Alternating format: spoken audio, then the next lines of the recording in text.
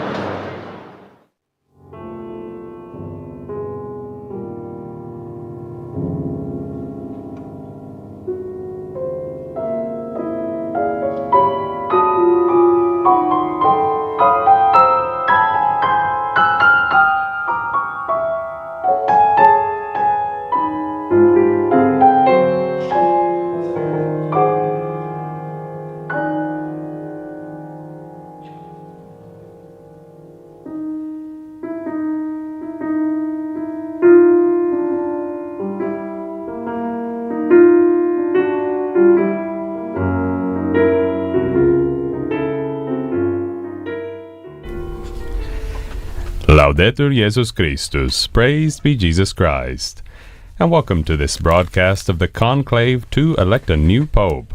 We're coming to you live from St. Peter's Square, where hundreds of pilgrims and curious tourists have come to see whether the smoke from the chimney of the Sistine Chapel this morning will be black or white.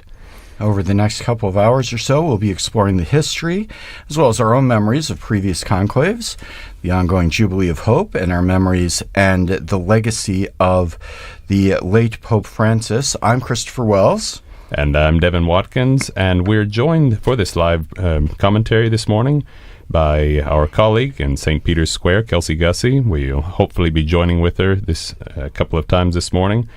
And three of our guests who have been in Rome for many decades, Paulist Father Greg Appercell, Joan Lewis, and Dr. Don Prudlow. And as you know, if you've seen the broadcast last night, of course, after a rather long and perhaps unexpectedly long wait, we did see the black smoke at right about 9 o'clock last night. I think everybody was expecting it a little earlier. I know the crowd in the square was a bit anxious at that point. There were several rounds of applause where I think people were encouraging the Cardinals, who of course can't hear anybody, to proceed with the election. As you probably know, there's one election after the Cardinals go into conclave. That event happened last night, or we showed that on Vatican Radio. And subsequently, we will be having two elections, if necessary, in the morning and two in the afternoon going forward. We are expecting smoke possibly at the first vote this morning. If that happens, it will signify a valid election and will be white. If not, instead of burning the ballots, if the election does not go through, they immediately proceed to a second scrutiny, as we call it. And after the second vote, there will certainly be smoke, either black or white. So we're in for 2 or 3 hours, perhaps, this morning. And we'll continue to bring you coverage and commentary on the papal election. And we thank you for joining us this Thursday morning of May 8th. Some of you may be following us on our various Vatican media channels, perhaps the Vatican News app or the Radio Vaticana app, the Vatican News web portal, or Vatican News English YouTube channel or Facebook Live feed. We also welcome all of you who are joining us through our partner broadcast stations. And as Chris was mentioning, this broadcast will last until we see the smoke rising from the chimney. And if we see black smoke, that means the Cardinals have not agreed on the next pope, and so we'll close the signal shortly afterwards. And of course, white smoke will mean that a pope has been elected. There are 133 cardinal electors, and a full 2/3 majority is necessary for the election. That means that to be elected, the next pope will have received at least 89 cardinal electors who have decided on the man that will lead the Catholic Church into the future. At that point, we will continue the broadcast until the Pope has appeared on the balcony. Perhaps some of you remember the last election or previous conclaves. There is a period of time between the white smoke and the appearance on the balcony of the new Pope. We'll continue our live broadcast throughout all of that, and then at least until the Urbi et Orbi blessing, the new Pope's first blessing of the city of Rome and of the whole world. And maybe we could get our guests to introduce themselves and tell us a little about your history here in Rome. Father Greg? I'm Father Greg Appercell. I'm the Vice Rector at St. Patrick's Church, San Patrizio, the Church for Catholic Americans here in Rome. I was the Vice Rector of Santa Susanna beginning in 1996, and then after 6 years took a break, went back to the States, and then came back in 2004 to be the Rector until our church closed in 2013. And eventually we moved into St. Patrick's Church, where I was the rector for a while, and at the invitation of Pope Francis himself to move to that church, as the Irish Augustinians were going back to Ireland. And in between that time, I was director of formation for the Paulus Seminary in Washington, D.C., and then came back here again in 2013 to support our new pastor, Father Matt. And so how many popes have you seen, Father Greg? How many popes have I seen? 3. 3, okay. Hopefully 4. All right. And Joan, tell us a little about yourself. Well, Joan Lewis. I've been in the Eternal City for over 4 decades, and part of that time I worked actually at the Vatican in the press office, Vatican Information Service for many years under Pope John Paul. But basically, a lot of my life has been dedicated in some way through the media to covering the Vatican, the Pope, and the Catholic Church. And after, shall we say, I retired from the Vatican, I did have a show here at Vatican Radio for 20 years called Joan Knows. And that was a huge joy. I have a similar radio show today for EWTN. I was the first bureau chief of EWTN in Rome. Came in 2005. We opened that office. And the popes that I have known, the first pope in whose presence I was John the 23rd. The subsequent popes are the ones I've spoke to and got to know, if you will, and cover. And that would be Paul VI and John Paul I. Actually, I was here for his election and first Mass. John, he, of course, was Pope for an extraordinarily brief time. When John Paul II was elected, I was in Cairo, Egypt. And then for Benedict, by that time, I was working for the Vatican, and so covered Francis for EWTN. So a lot of history with popes. Dr. Don, you've also been here a long time, so tell us a little bit about yourself and your background. Thanks. I am the Warren Professor of Catholic Studies at the University of Tulsa, and I've been coming to Rome for nearly a quarter century. I remember working with Vatican Media for the last conclave for the installation of Pope Francis. And I'm also a scholar, a medieval scholar. I work a lot at the Vatican Library. And we've been here so often. My son, who has a birthday in May, which is usually when we come, he's had more than half of his birthdays in Rome and not in the United States. So we're here quite often, and I'm very happy to help out my friends at Vatican Media. And in fact, Dr. Prudlow, perhaps we can start with you. You are a professor of history. I know you have written a number of books, but you also specialize in medieval history. There's certainly many centuries of history behind the papal conclaves. Perhaps you could give us a brief rundown of historically how have we elected popes? Well, we know that the first successors of St. Peter were appointed. When the Roman Church was small, each successor would appoint their next successor, and as the Church grew, as it grew massively in the 2nd and 3rd centuries, it became the prerogative of the Roman clergy. The people that knew the city the best, that knew the Church the best, would make that selection. The Roman clergy would meet, they would select a successor, and then he would be acclaimed by the people. He'd be presented to the people, and so this became the normal way of doing things for nearly 500 or 600 years. As the papacy became more powerful, as it became known that the influence that it had throughout the Church and beyond the Church, we started to see interference by secular officials, by kings and princes and emperors. And so there was a long struggle to secure the religious office of the papacy that eventually culminated in the creation of the conclave. And the election was reserved to a special subset of the clergy of Rome that came to be known as cardinals, in Latin, the hinges of the Roman Church. And even today, we retain this practice. We saw last Sunday each one of the cardinals go to their titular churches, the ones where they were the nominal pastors of, and they celebrated Mass, they met the people of that parish. And so their title to be electors of the Pope comes from that connection, comes from that deeply Roman connection.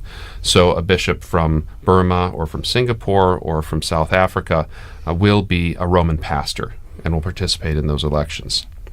Even after the reservation of the election to cardinals in 1059, there was still the problem of external interference, and sometimes this external influence led to serious deadlocks within the college, especially as the college got quite small in the 13th century. There was a famous conclave, the longest conclave, from 1268 to 1271, in the beautiful town of Viterbo, that really led to much frustration on the part of the broader church, and eventually led the people of Viterbo, the leaders of Viterbo, to putting the cardinals on bread and water, and eventually taking the roof off where they were meeting to introduce them to the elements and encourage, let's say, a more hasty, quicker decision. Following this, the next pope, Blessed Gregory the Tenth, issued the constitution Ubi Periculum, which prescribed the conclave in largely the form that we have it today. And his constitution has been modified slightly, but it retains most of its force. This reservation survived through the papal sojourn in Avignon, and when they returned to Rome, the first election in the Sistine Chapel being in 1492, a significant year. And then being in Rome for most of the rest of the time. The most recent conclave outside the city of Rome was in Venice during the Napoleonic period in the year 1800, 1799 to 1800. And so what we see through the 19th century is a shortening of conclaves. Conclaves used to be very long, sometimes 3 months, 6 months. And then following the reign of Pius IX and the increasing availability of communications, these conclaves were enabled to become shorter and shorter. And so we see the modern average. We're very used to quick conclaves today. I think Cardinals very sensitive to the media, to the way that they present themselves to the world, not wanting to be seen as divided. And so the conclave has averaged between 2 and 5 days over the last 150 years. But we can see that even today, that this exercises a fascination for Catholics and for those beyond the Church. And given the kind of tools that we have for outreach, for social media, for all of the different channels that we can offer these things to people, and people have responded. They see that this conclave, which is deeply, deeply rooted in history, is at the same time something that can draw people and show people the durability and the beauty of the Catholic Church. Thank you, Devin. Thank you, Don, for a brief overview of a really fascinating history of 2,000 years of determining who is going to lead the Church of Jesus Christ as the successor of St. Peter. Perhaps now might be a good time to talk a little bit about the process as it currently stands. Devin, how do we go through the process of electing a pope? Yeah, so Joan has seen more of these than most of us, and so maybe she could tell us a little bit about how about kind of the average of how many ballots it takes. Well, this is a fascinating study, and it covers like from 1903 to today. We have, on average, the Pope is elected on the third day after about 8 ballots. Now, we had 3 popes, Pius XII, John Paul I, and Benedict, who were elected on the second day. And the shortest number of ballots ever was Pius XII. That was 3 ballots. But the longest day was 5 days, as you mentioned. So Francis, of course, was 2 days and 5 ballots. So not really terribly lengthy. We don't have any Viterbo times in there, thank the Lord. And what about could you tell us a little bit about the process of the election, how they cast ballots? once the cardinals have entered into the Sistine Chapel and are locked therein, and only exit to go back, the cardinals residing, of course, now at the two Santa Marta residences, they are there and pretty much start balloting, voting right away when they get into there's a document, an amazing document, 1996, by Pope John Paul, called Universi Dominici Egregius. And it outlines absolutely, nothing is overlooked, from the death of a pope to the new pope coming out on the balcony with his name and wearing white. And when they voted yesterday, one vote, and today 2 in the morning, and then if we have to proceed on, as you said, what they have is a rectangular sheet of paper. At the top is written in Latin, "I elect as the Supreme Pontiff," and each cardinal then fills out below that the name of the person he wants to see. And what I love is that John Paul it is mentioned that he should write it so it's legible, but the writing should not be recognized as belonging to any particular person, because any one of those cardinals would have signed documents, their signatures would be available. And that's also why they burn the ballots, too, so that there's no record and like it was this cardinal voting for this one and this one got... And any notes, if some cardinal is sitting there making notes during a vote, a note for himself or whatever, all of those notes have to be destroyed along with the ballots. And so then each ballot is folded twice. It is brought up and put into a container that has a slot in the top. And then you have the 3 cardinals who are the scrutineers, and they count the ballots, the names are mentioned, they're mentioned a second time, they're checked 3 ways. And by the way, if there is a vote, and it seems that will be the case this time, if there is a cardinal who is too ill to get to the Sistine Chapel, the 3 scrutineers go to him. And they take the vote in the same way. He has the same piece of paper. He has written the name down. That goes in that little slot. Then they go back to the Sistine Chapel, and of course that vote is valid and is counted. And when you get to, as was mentioned just minutes ago, when in this particular conclave they get to the number 89, the percentage, the 2/3 needed, that is the time when obviously that name is announced, that person is welcomed, and there is some time that passes between the white smoke is there. Yeah. Okay, wow, Habemus Papam. And then the person, it might be 20 minutes of just congratulations. All of his brother cardinals coming up, and then you put the vestments on. You go to the room of tears and put the white papal vestments on. And in fact, when they do the balloting, all of this process is deliberately designed, as Joan mentioned. Every aspect of this is laid out in very precise detail, and it's precisely to ensure that there's no question about the validity and the conclusiveness of the election. Also, as Joan mentioned, when they do burn the ballots, they also burn all of the notes. However, a record is kept of the vote, which will go into a secret archive, which is only accessible to the popes, or if they choose to release that information. But we do keep a record so that when we do get the 89 votes, they will continue so that every vote is counted. That final vote is annotated and sealed. There's a whole process for that as well, where they bring in proto-notaries and other officials to certify and ensure the validity of the election. That's sealed up.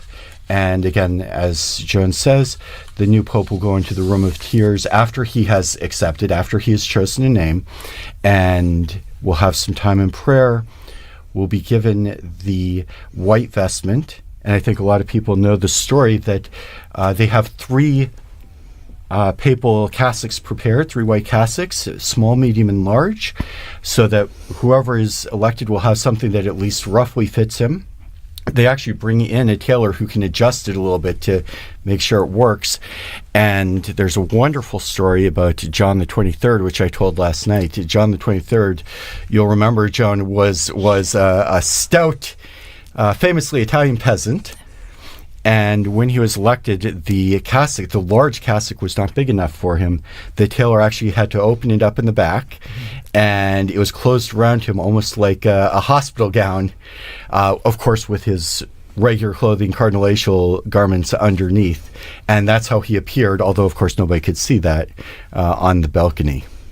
Actually, if you go to our social media, our Instagram, you will see the images. We've got a couple of photos, and we've got a video of these 3 papal vestments that are white, sitting in the Room of Tears. You can actually see the Room of Tears if you go to our Instagram account at Vatican News. And we have our correspondent in the square, Kelsey Gussie. You can see on your screen if you're following on television. If you're not on radio, I'll tell you about it. We see the seagulls who have famously appeared. They're like locusts we're with in Vatican Rome. News, so I don't know if we're... So what we're going to do is we're going to go to Kelsey Gussie, our correspondent in the square. So Kelsey, how are you? I'm good. Thanks so much for having me, guys. So what could you give us a feel for what's going on in the square this morning? Honestly, it's pretty packed. You can feel the excitement from a lot of people. There's tour groups that keep filing into the square, and you see them taking pictures of the Sistine Chapel, just waiting for that smoke to come out, which probably won't be for a couple of hours, but everyone's very excited just to see where the smoke will come out of. And have you talked to any of the pilgrims yet this morning? I have, yes, and actually it's funny because a lot of people are here, right, from all around the world, even some that have come to study and then just happen to be here during this period. And I actually spoke to one priest, and he was saying how the Pope, the election of the Pope, is not just special for Catholics. He was saying how for Christians, non-Catholics, everyone, this is just a historic moment because when the Pope speaks, people listen. And so he said it was a good example of the universality of not just the Church, but then the importance of this election and how it'll impact the rest of the world. Thank you, Kelsey. Is there anything else that you'd want to tell us about the square and the preparations there? There's security to get in, I imagine? Yes, there's actually quite a lot of policemen, the Italian carabinieri, and everyone. Like, there's a lot of security to get into the square, and you can just tell it's filling up very quickly, so I imagine over the next couple of hours it'll get even more packed. And I was in the square last night doing their live connections with the studio, and there were... one thing you have to say about the Italian civil authorities, whenever there is a major event in the Vatican, everything works like clockwork. You can't say anything bad about them because they are very professional, and the security was guaranteed. You remember the funeral mass. There were, over 200,000 or 400,000 in the area, and there were no incidents. There were over 80 heads of state and government. And there was serious concentration on the part of this Italian civil authorities to guarantee the security for everyone. And now we could... so thank you, Kelsey. We'll be coming back to you again soon. Last night when I was in the square, I spoke to several people, but one of them was a layman, a guy from Scotland who had come in just precisely for the conclave. And he remembers when he was... he doesn't remember, but when he was John Paul II went to Scotland, his father lifted him onto the shoulders of John Paul II. And so here's a little clip of my interview with him last night. My name's Patrick Grady, and I'm here from Glasgow in Scotland. What brings you here to Rome? Well, one of my earliest memories is as a young boy being put on my dad's shoulders to see John Paul II when he visited Edinburgh in 1982. And my dad passed away earlier this year, so I kind of thought it would be quite a nice thing to come when this opportunity presents itself to see the new Pope, the next generation. So it's a bit of a whim, it's a bit of a risk, but I think like everybody else in the square, I'm quite excited to see what happens over the next couple of days. So what are your hopes for the future of the Church as we move into a new era? Well, I think the world will benefit from a Pope who can be a steady and guiding hand, who can continue to speak out in the same way that Pope Francis did on the big issues facing the world today, of climate change, of migration, of the need for justice and peace, but who also perhaps brings some of the experience, if you like, and the different perspectives that his two predecessors also brought, John Paul and Benedict. I think someone that can combine all the best things of the three popes of my life so far, I think is really what the Church and the world would like right now. And so that was a young man named Patrick Grady from Scotland coming just for the conclave. I was at dinner yesterday evening, and I ran into another man who had come in from Munich, Germany, and he came in specifically for the conclave. He said as soon as he heard the news about the death of Pope Francis, he did his calculations, and he knew that the conclave would be this week. And so he came, he booked his tickets, he got a place on the Borgo, and was here. And so there are a lot of people who have come just for this historic event. I mean, it doesn't happen very often. We hope it happens as little as possible. And so maybe we could go back to a little bit to the proceedings. We were speaking about the Room of Tears, and Joan was mentioning the 3 boxes. Oh, yes, what I found astonishing, because we in the media all got the pictures, the 9 or so of the Room of Tears. And I noticed on a table some small square boxes. I don't know what would be in those, but there were 3 boxes the exact same size a shoes come in. So how do you, I can understand vestments, but how do you pick the size of shoes? So that'll be interesting, because they don't want the prelate to go out with whatever he's wearing. They want I'm guessing, papal red shoes. So we shall see. Well, it was papal red shoes, and then Pope Francis changed that. He came out with his black shoes. One thing about it, we probably won't know his shoe attire, because there's the tapestry. At least the first night, there's the tapestry on the balcony, and so you probably can't see his shoes. Sure. But Father Greg, maybe you could tell us about a change that Pope Francis brought in. I had heard that there was a particular store in Rome named Gamarelli's who has traditionally made the white robes for the Pope. And Pope Francis has said, what happens to the ones that were rejected? Why can't we keep those and reuse them, or not reuse them, but use them for the first time to save money and to also and make use of beautiful vestments that were made. And in fact, while we're still on the topic of proceedings and different possibilities, I think one of the very interesting possibilities that we might see, although very, very unlikely, I think everybody would agree, is the possibility of someone being chosen who's not actually in the room. It's, as many people know, the only requirement for a pope is that it be a man who can be made a bishop. Historically, we've even seen bishops, not popes, but we've seen bishops who were not even Christian when they were elected bishop, and they had to go through baptism and ordination to all the minor orders, to the diaconate, to the priesthood, and then to the episcopacy. Universi Dominici Gregis, the document that controls conclaves, talks about the possibility of someone who's not a bishop being elected. I believe there's one cardinal in the conclave who is not a bishop. He's able to do that with a dispensation from Pope Francis. And if he were to be elected the Pope, the first thing you have to do after he accepts, the very first thing, it's very explicit, is you have to ordain him to the episcopate. But the interesting part of that is if someone is elected who is not a cardinal elector, and in that case we might see an older cardinal. Paul VI restricted the voting cardinals to cardinals under the age of 80, but there's certainly some cardinals with very strong personalities, pastoral records, who might be considered.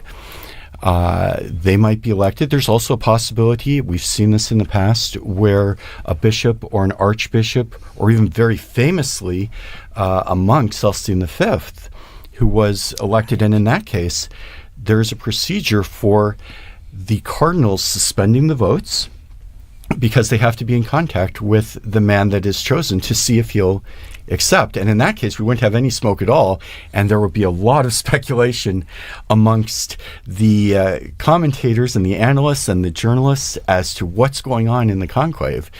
And there's a lot of interesting possibilities for how do you contact someone who's chosen? How do you get him to Rome if he's not in the city? Even if he's here, how do you get him into the conclave? And we mentioned Pope Celestine V, whose name has come up more recently because he was one of the few popes to resign. And maybe, Joan, would you like to talk about maybe very recently we saw the resignation of Pope Benedict, which is a little change in the a very significant change in the history of the papacy.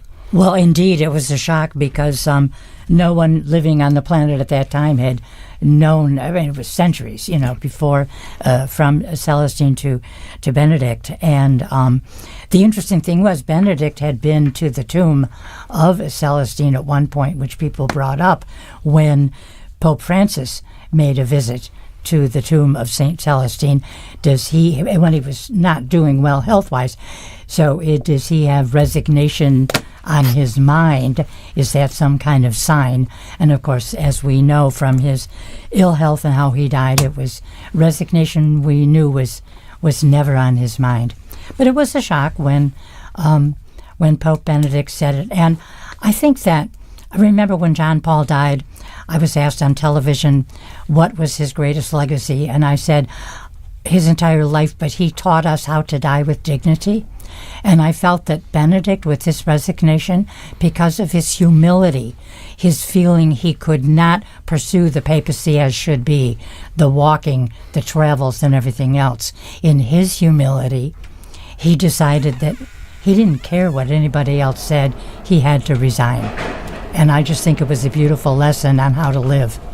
So with John Paul, how to die in dignity, and Benedict, how to live in dignity. And the interesting thing about Benedict's resignation is that on a theological level, it could be said, and he was an eminent theologian, he knew what he was doing. He knew that he was stepping back and resigning and following something that hadn't happened in 700 years.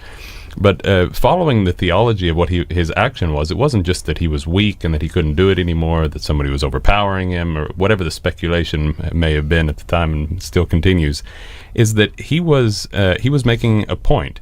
He was saying the papacy is the power of the papacy is personal, but it's an office. It's not an elected. He is an elected monarch. He's one of the few absolute monarchs left in the world. But his office is just that. And so if he divests himself, as Benedict the 16th did, he's saying, I freely let this go. And so theologically, it puts the papacy in a little bit of perspective from that. And interestingly, Celestine V was not the first pope to resign, probably. The early history of the popes is not always clear. Anyone who's studied a little bit of history knows that what we know about the past is very conditioned by the sources that we have, and even by the act of telling history over many, many centuries.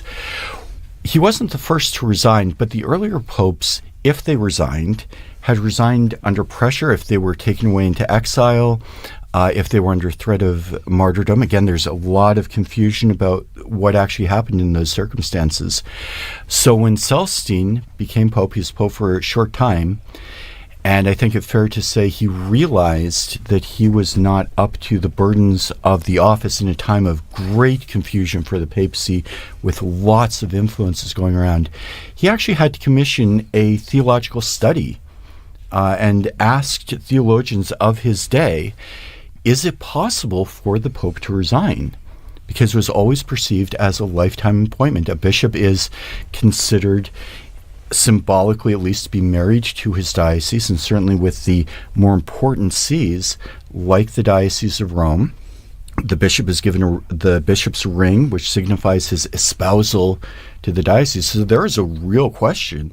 Just as you cannot divorce your partner while they're still alive, can a pope symbolically divorce his church? And of course, they decided that clearly. Celestine was told, yes, it is possible for the pope to renounce or resign the papacy, and did so.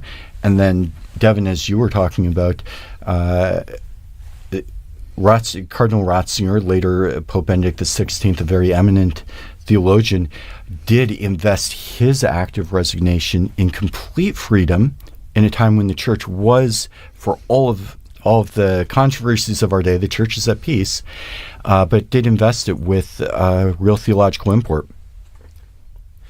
And we're sticking with the history, and so maybe we could go. We have a program put together by our colleague Lisa Zengarini, who will take us through a little bit from the The conclave and the form that we know, the one that started yesterday, is the 76th under this form, and this goes back to the Middle Ages, as we've said.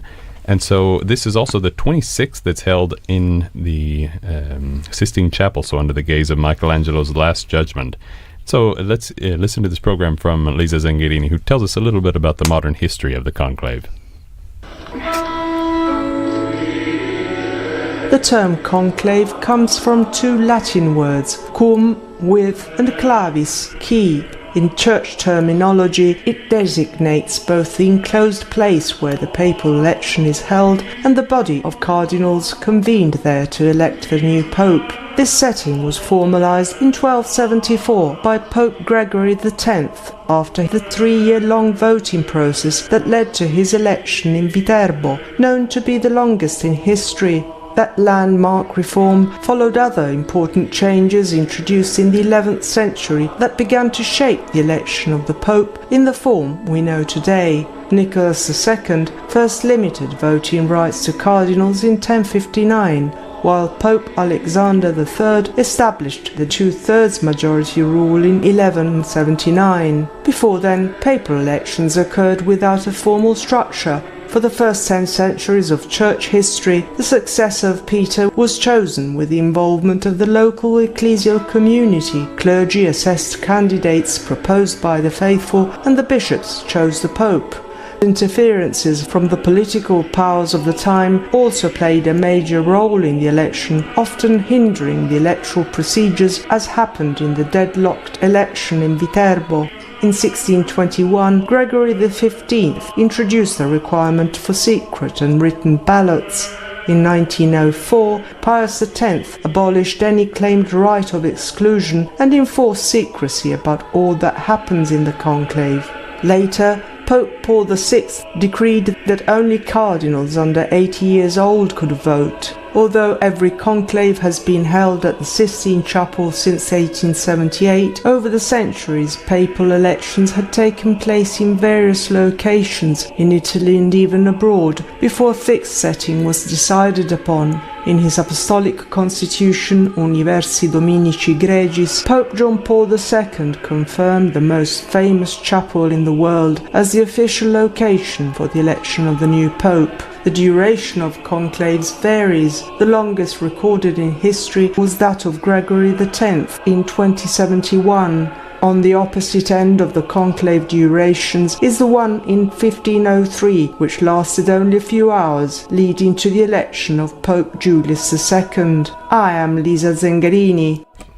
And as we all know, that this year is the Jubilee of 2025, and what we're witnessing is a sede vacante, an interregnum period, a vacancy, and a conclave in expectation of a new pope. But this isn't the first time such an historic occurrence of events has unfolded. The Jubilee year of 1700 also saw the death of the Pope, the Innocent XII, in September of that year.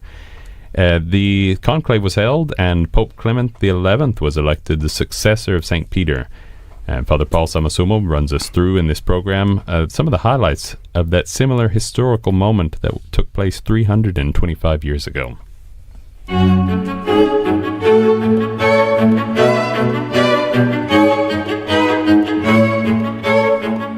The sede vacante during the 2025 Holy Year evokes the historical parallels with the year 1700.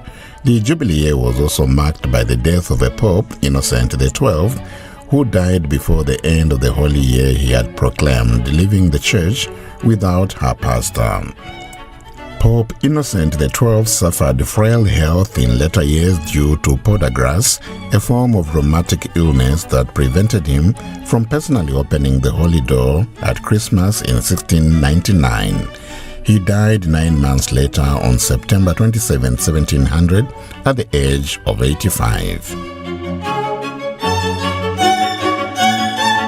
His death ushered in a nearly 2 months period of sede vacante before the election of his successor, Pope Clement XI, on November 23. During that interregnum period, the Vatican's numismatic office minted a coin to commemorate the nearly 2 months of vacancy in the chair of Peter. That coin from 1700 is now on display in the medal collection of the Vatican's Apostolic Library. On its reverse, the coin depicts the dove as the Holy Spirit with the Latin verse from the Gospel of John, Non vos relinquam orphans, meaning, I will not leave you orphans. Professor Eleonora Gianpiccolo, director of the Numismatics Department of the Vatican Library, said the saying refers to the death of Innocent XII, but also conveys a clear message of hope for the conclave that was about to begin.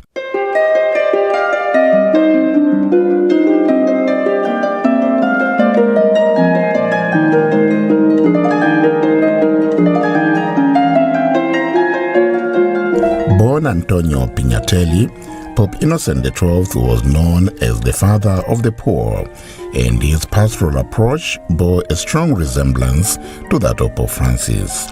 He is remembered for his care for the poor and the marginalized. The pontificate initiated projects to help the orphans and the homeless. For example, he founded an institution in the Lateran Palace to house young Roman orphans and to teach them trades. Yet the similarities between the two popes don't end here. Upon his death, Innocent XII donated all his possessions to the poor.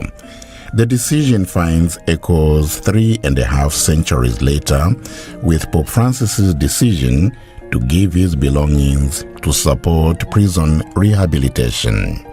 After the year 1700, the dove of the Holy Spirit became a typical symbol of the sede vacante, since it expresses divine guidance in the selection of the new pope. Unlike the Jubilee begun by Pope Francis this past Christmas Eve, the ritual opening of the 1700 Holy Year, traditionally performed with the 3 hammer strikes, was not presided by Innocent XII due to his severe illness. Due to his advanced illness, the cardinals were forced to choose a substitute to open the holy door in his stead. The Camerlengo, the Vice-Chancellor, and the Dean of the College of Cardinals met and decided to allow the Vice-Dean, Cardinal de Bouillon, to open the door. When the annual medal of 1700 was issued, the engraver chose not to depict the cardinal who had broken open the wall replacing the Pope, but instead portrayed the holy door already open and being crossed by a procession of the faithful.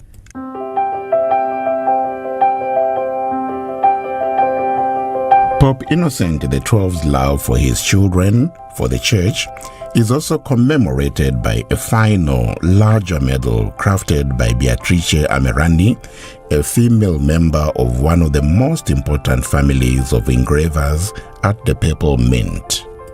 On the reverse, a pelican is shown tearing open its chest to feed its young with its blood, an image of Christ's sacrifice and his love for humanity, especially in times when his church on earth lacks her pastor.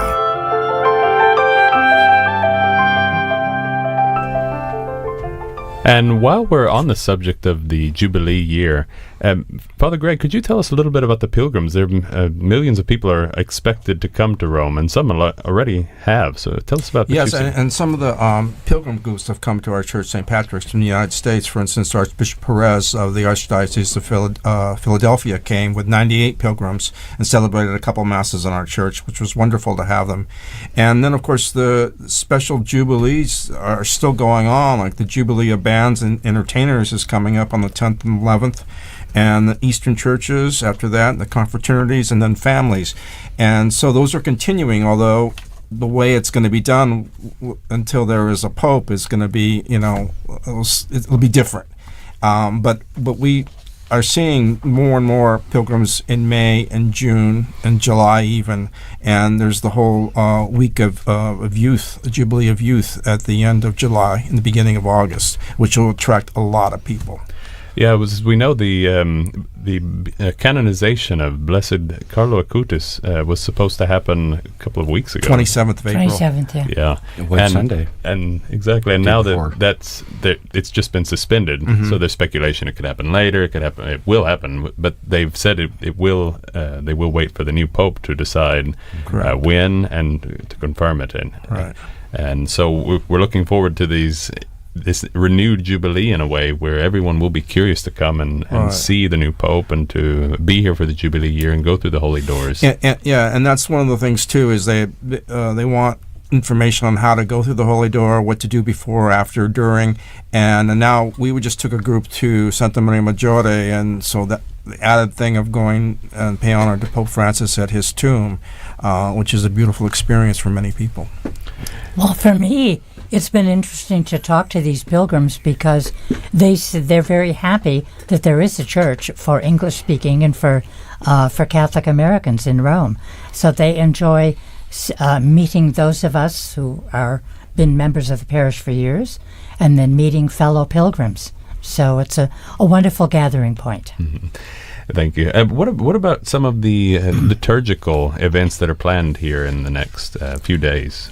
Well, what would always be on a papal schedule, as it is every bishop in the world, you're going to have the Ascension, of course, has to be celebrated. That is on Thursday, May 29th. Pentecost is on June 6th. And then you've got Corpus Christi on June 22nd. And that's always a very special event in Rome. So the new pope will be looking at a liturgical schedule and a jubilee schedule, lots of events as Father Greg outlined. Many months of events, but the liturgical would be right now, May and June, for sure. And one of the things that all of the cardinals, as Dr. Don Prodlos mentioned earlier, is every cardinal has a titular church, and St. Patrick's, Father Greg, is the titular church of one of the cardinals in the conclave right now. Cardinal Thomas Collins, he's the Metropolitan Archbishop Emeritus of Toronto, Canada, and he came to our church on Sunday, celebrated the 10:30 Mass, and gave a wonderful homily, which Joan can tell you about, and was very well received by the people. And we had a baptism of a child at that Mass, too, which was nice. No, that was truly, truly wonderful. But the great thing, Cardinal Collins has a wonderful personality. He laced his terrific homily with a good dosage of humor. But what he did was so beautiful. He had 3 readings, as we do every Sunday, 2 readings at Mass, and you have the Gospel. He took each of those readings, expounded on it briefly, and then named a quality associated with that reading, first reading, courage, and said this is a quality that a pope must have. The second reading, the quality was vision. A pope must have vision. And then the Gospel, which is the Gospel, of course, of Simon Peter being asked by the Lord, do you love me? And Simon Peter reaffirming strongly 3 times, you know, Lord, I love you. And Jesus says, go feed my sheep. And so the point being in the Gospel, a pope must have great closeness every moment of his day to Christ. So that was just beautiful. And I think to emphasize really what Greg said, the cardinal made it very clear the cardinals are electing the successor, the vicar of Christ. Yeah. And so Cardinal Collins was mentioning that he's the successor of Peter, right? Right. He's not the successor of Pope Francis. He's the successor of St. Peter. Exactly. And one of the things Cardinal Collins said during his homily was that this baptism that was taking place at the Mass was, he said, there are 2 important events that are taking place in the coming days. One is this baptism that's about to happen, and then the other is the election of the Pope. He said this election, in a way, the election, this new member's entry into the family of God, into the Christian family, that's an act of God, he said. And he said this conclave that's happening, this election of the Pope, that's an act of men. We are electing the Pope under the guidance of the Holy Spirit, but it's an election. It's we choose, and then God kind of confirms this choice and gives His grace of the Holy Spirit to the man who will lead the church. And as we pass the 11 o'clock hour, I would like to greet once again all those of you who may be joining us. Thanks also to our partners throughout the world, our partner stations. And a reminder that you can follow the conclave on our Radio Vatican app, the Vatican News web portal, or our YouTube or Facebook live links. We are at a point now in the morning where if a pope, where very likely the cardinals have proceeded to the first morning ballot. If a pope is elected, we would see white smoke, but if a pope is not elected, then we would go immediately to the second vote and wait until after that to get the smoke.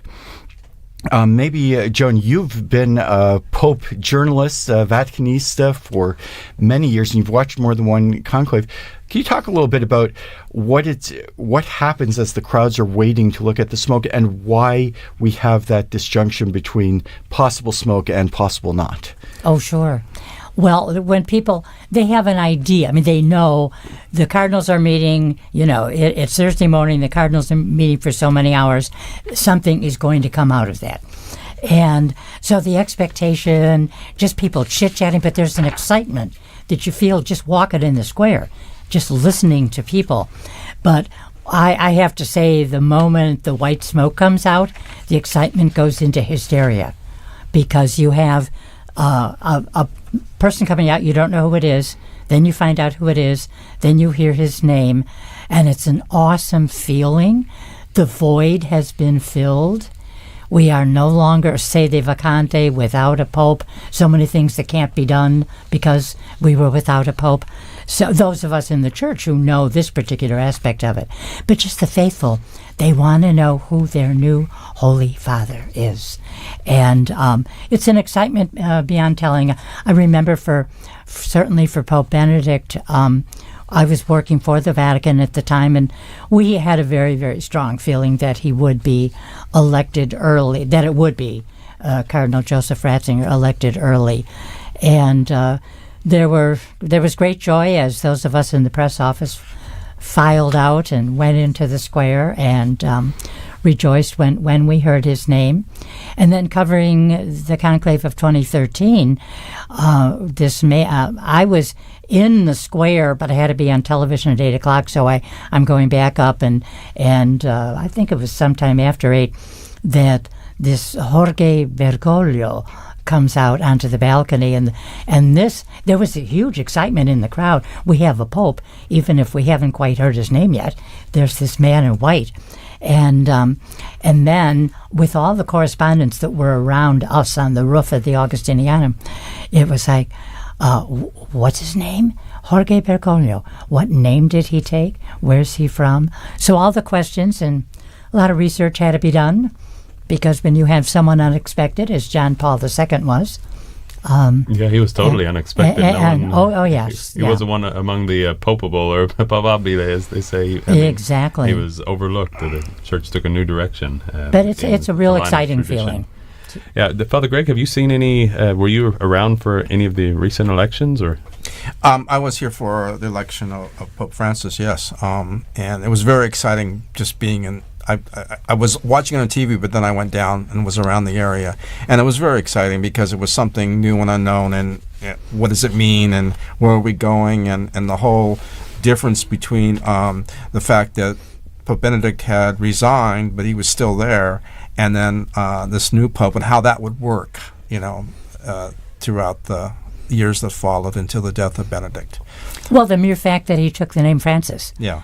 And journalists had to discover very quickly that you could not call him Francis the First, because a pope doesn't become the first until there is a second.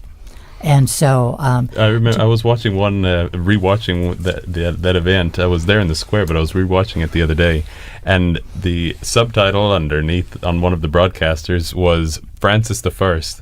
And then later in the broadcast, somebody did a little bit of deeper research, and then they took out the first part. And curiously enough, the first in centuries was John Paul I, And when he was announced as John Paul I. Yeah. Precisely because it hadn't happened in so long. There was a little question of what was most appropriate, and no one really got to delve too deeply into that in the, I believe it was 33 or 34 days of the John Paul I papacy. But when Francis was elected and chosen and became the first pope in centuries, except for John Paul I, to choose an entirely new name, they did do a little bit more study and decision-making, and Francis made the decision, yes, I am Francis. Ego sum Francis. And that, of course, is how he signed his documents, Francis. And what's on his tomb. It's interesting to think about what names have never been used. Augustine, Thomas Aquinas, not Thomas the And there's no founder. Peter II or III. No, and there's Only not Peter. And in fact, that was one of the reasons for the custom of changing your name when you became pope to a different name, was the idea that it would not be appropriate to have a Peter II. So the first popes kept their own names. One of the various early ones to change had been named Mercurius, and he felt that the pope should not have the name of a pagan god.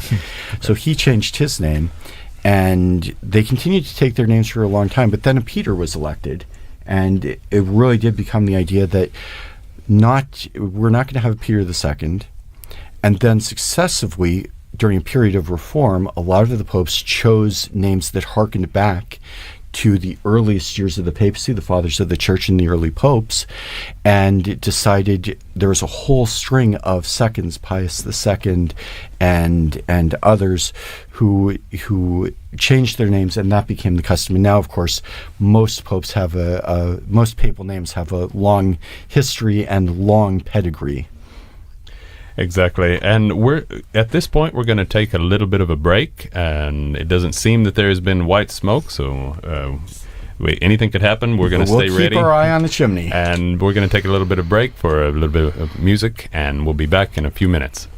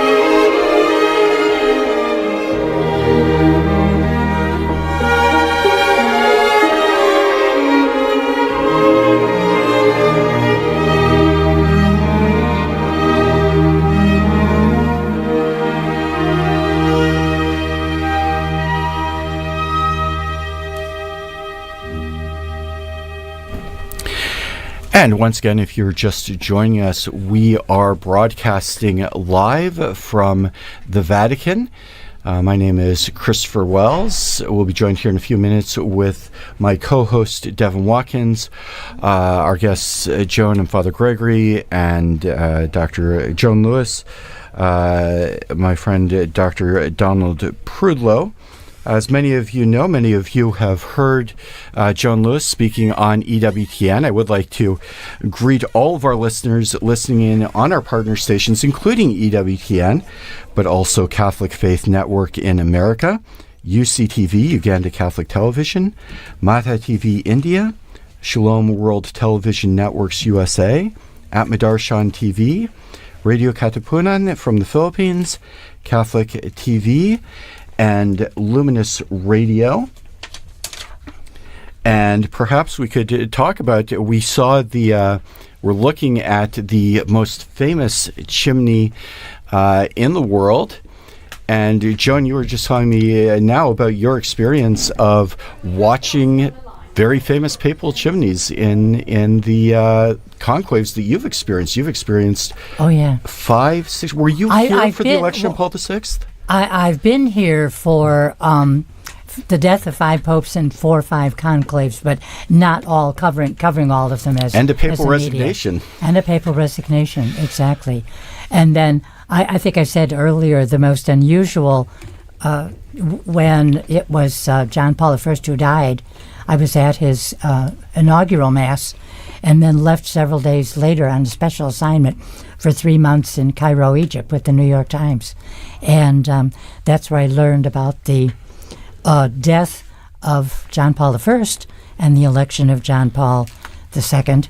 And exciting times to come back here then to a new pope, leave Rome, be away for a couple months, and have the third pope, of course, of 1978, John Paul II. And Joan Lewis, our special guest. We also have Paulist Father Greg Appercell. Welcome back. I was just thinking of the fall of 1978 and the year of the 3 popes. That was when I entered the Paulist novitiate. So it's sort of like the beginning of my religious life. Not sort of. It was the beginning of my religious life, and it was such a huge event, a huge series of events in our Catholic Church.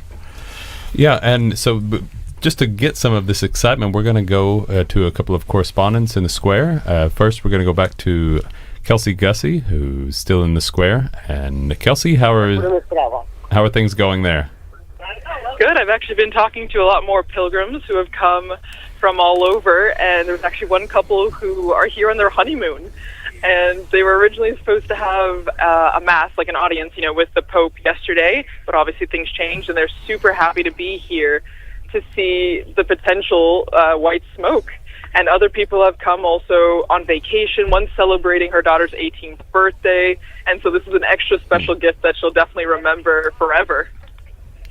And have you've seen the seagulls? Everybody's been noticing the seagulls. I think they're getting their own page on X, and right now most of our images are just of the smoke, the chimney. It doesn't seem to have any particular fauna around, but has anyone been discussing the the natural phenomena that occur around there? About the seagull? Yes. Well, the seagulls have been a topic of discussion for sure. It's definitely like a signal to people to see whether the white smoke will be happening or not. And I think a lot of people have joked that the seagulls know more than we do, but we'll just have to wait and see. Oh, thank you, Kelsey. And in fact, Kelsey, I was very happy to hear your story about the newlyweds here in Rome. It reminds me of a story from the election of Benedict the 16th. And I had 2 friends here in Rome, a fellow from New York and his wife from Germany. And when they were married here. They met here in Rome and were married here in Rome. And what many people perhaps don't know is it's possible to get married in St. Peter's Basilica. So my friends asked to be married in St. Peter's Basilica. They were given one of the side chapels. You don't get married at the high altar, Chapel obviously. Of the choir. The chapel of the choir. Yes, exactly. And so they had a very beautiful ceremony, and they actually asked a bishop that they knew to celebrate the wedding for them. And that bishop, the bride's friend, was Cardinal Joseph Ratzinger. Mm-hmm. And very shortly after that, he became Pope. So they were in the square doing stand-up interviews with journalists, and they had a picture of themselves in their wedding outfits with the new Pope who had celebrated their wedding. So there's so many of these stories. Father, I'm sure you can tell. I used to do, countless tales. in my early days, I did celebrate 25 weddings a year in the chapel of the choir. And I remember when Pope John Paul II died in 2005, we had 4 weddings scheduled during the time that he was laid out for viewing. Laying in state. And so they, at the time, I don't know if they would do it today, they said, you can have those weddings still. You can go in the back door, we'll close the curtain, and no music. Or they can come back to our Church of Santa Susana. All 4 couples decided to do it that way. Wow. And it was, there's a huge long line of people streaming up to pay homage to Pope John Paul II, and we were doing these little weddings in the chapel choir. In fact, that speaks to the pastoral role of St. Peter's Basilica, where they have not only weddings, they also have baptisms. Have you done baptisms in the Basilica? No, because they do them on Sundays, and it was hard for me to get away from the parish. I did 2.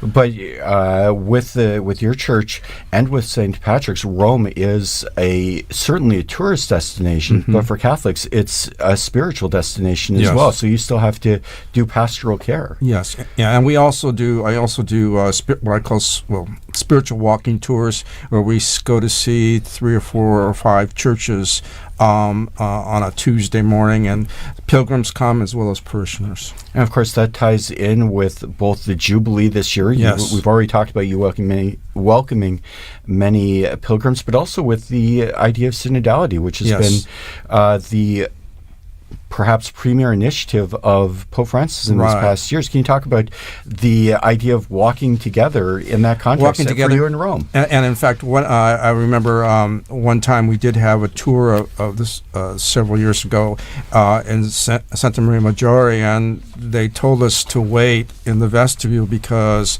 there was a special guest coming through. They turned all the lights on, and we turned, and Pope Francis walked right out of the sacristy to go to the icon to pray before a trip that he was taking to Mexico. And so people said, who are you going to have next week on your tour? Surprise guest. Wonderful. But they loved it. It was a great experience. And we're going to go back to the square right now. We've got our other colleague, Eduardo Giribaldi, who's there in the square. Eduardo? Hi, Devin. Hi, everybody. And how are things seeming on your end? Oh, well, the atmosphere is really electric here, and it's surprising because it's filled with young people. I've actually interviewed a few of them, and the most striking thing is that many of them came here on purpose just to see the smoke. And that's really surprising because they told me that they had to organize and pack their stuff and come here in just a few days. But they are here. They've been here since 7 a.m. in the morning because they still didn't know about the smoke times. But they are still here, and the weather is pretty warm right now, so it's even a nice view of the square filled with people. They are making connections, so it's really a nice atmosphere. It's really good to be here now, and we're waiting, of course, for the new Pope. Exactly. Yesterday, when I was in the square, there was some young people who started a conga line, and they were dancing through, and it was getting a little bit raucous in the square as everyone waited for the smoke to come out in the evening.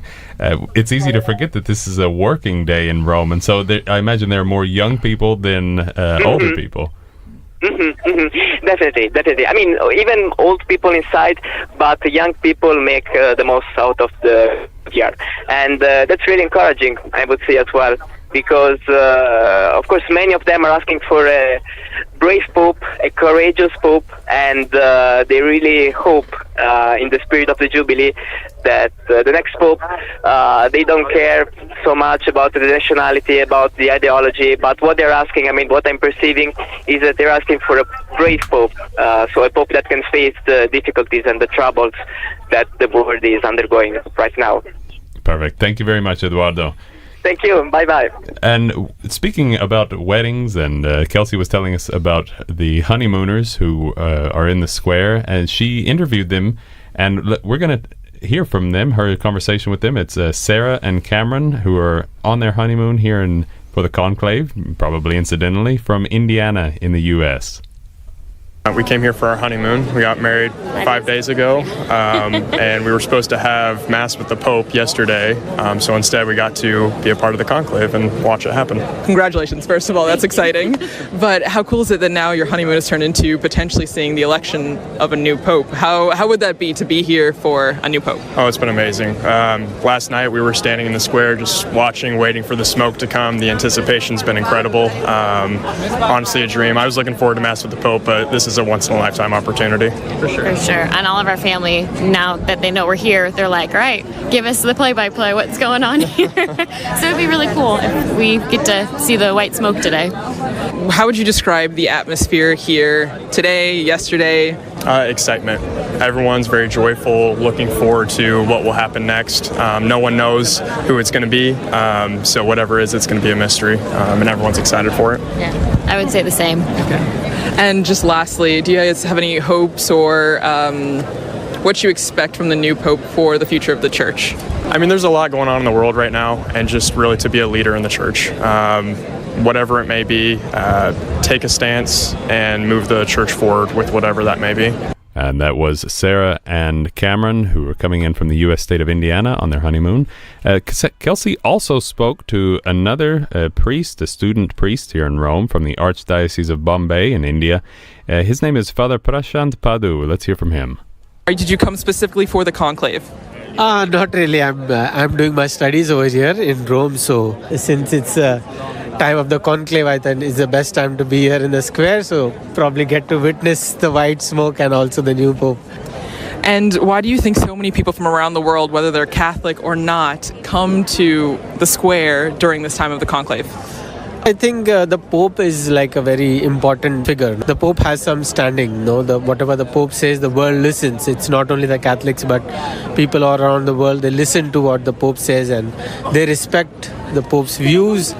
And therefore, you see that there's a lot of respect for the authority of the Pope, and that's why people come here. And I think the Church has had a wonderful tradition of having very good popes who have led the Church and even given guidance to the world, in their pontificate. And therefore, to witness this historic event will be a blessing for all of them also, and that's why they come over here. And that was Father Prashant Padu, a student priest here in Rome from the Archdiocese of Bombay. And now we've been talking about about the conclave. We've been discussing the intricacies of it and what goes on behind the scenes, what goes on ahead of it. And now let's get into what everybody is downloading and watching, Conclave the movie. So the film that just came out was released a couple of months ago, I'm sure by pure chance, commercial chance. And so Father Greg is from Los Angeles. He's also a film critic. He's done some programs for us here at Vatican Radio over the years, even as far back as the 90s, helping us out, helping us understand the pop culture, the popular culture surrounding church events. So Father, what's your take on Conclave the movie? Okay, this is my take. It's, when you know something about whatever the topic is, whether you're a doctor or a nurse or you're a teacher or you're in the government or you know about the monarchy, and they make a film or television show about that, you see all the mistakes and flaws. But usually movies like that aren't really about what they say they're about. Conclave, to me, is a movie about the main character, Cardinal Lawrence, played by Ralph Fiennes, and his crisis of faith. And it's his journey through that faith with the accoutrements of the conclave. The facts of how it's done they're off, but you can't do a documentary in 2 hours and have everything that's in that movie is for dramatic effect, and it relates to the crisis of faith that this man's going through. So you can't use it as a factual basis of what's going on inside that Sistine Chapel right now. It's not a battle between conservatives and liberals, although there's some aspects to it, I'm sure, and it's not about the flaws of each individual cardinal, which I'm sure people are thinking.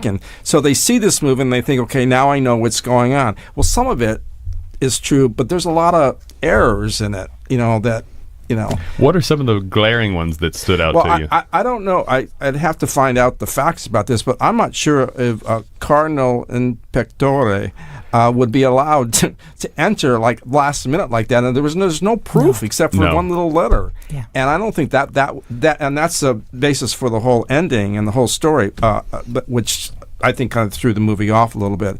On that point, that's exactly right, because it was made precise that no Cardinal Inspectore, who's been named in secret, as anybody who's follows it knows that there was in the chest, and so he's keeping his cards close to the chest.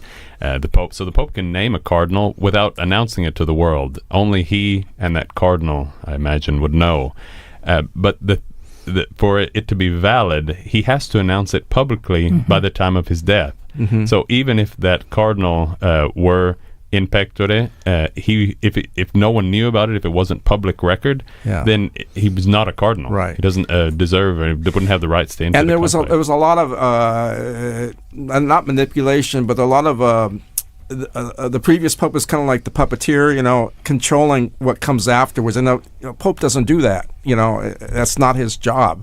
And there was the secret report of Cardinal Tremblay, the John Lithgow character, and what he was doing. And then he gets Lawrence gets the sister Isabella Rossellini to Xerox it 108 times or whatever it is.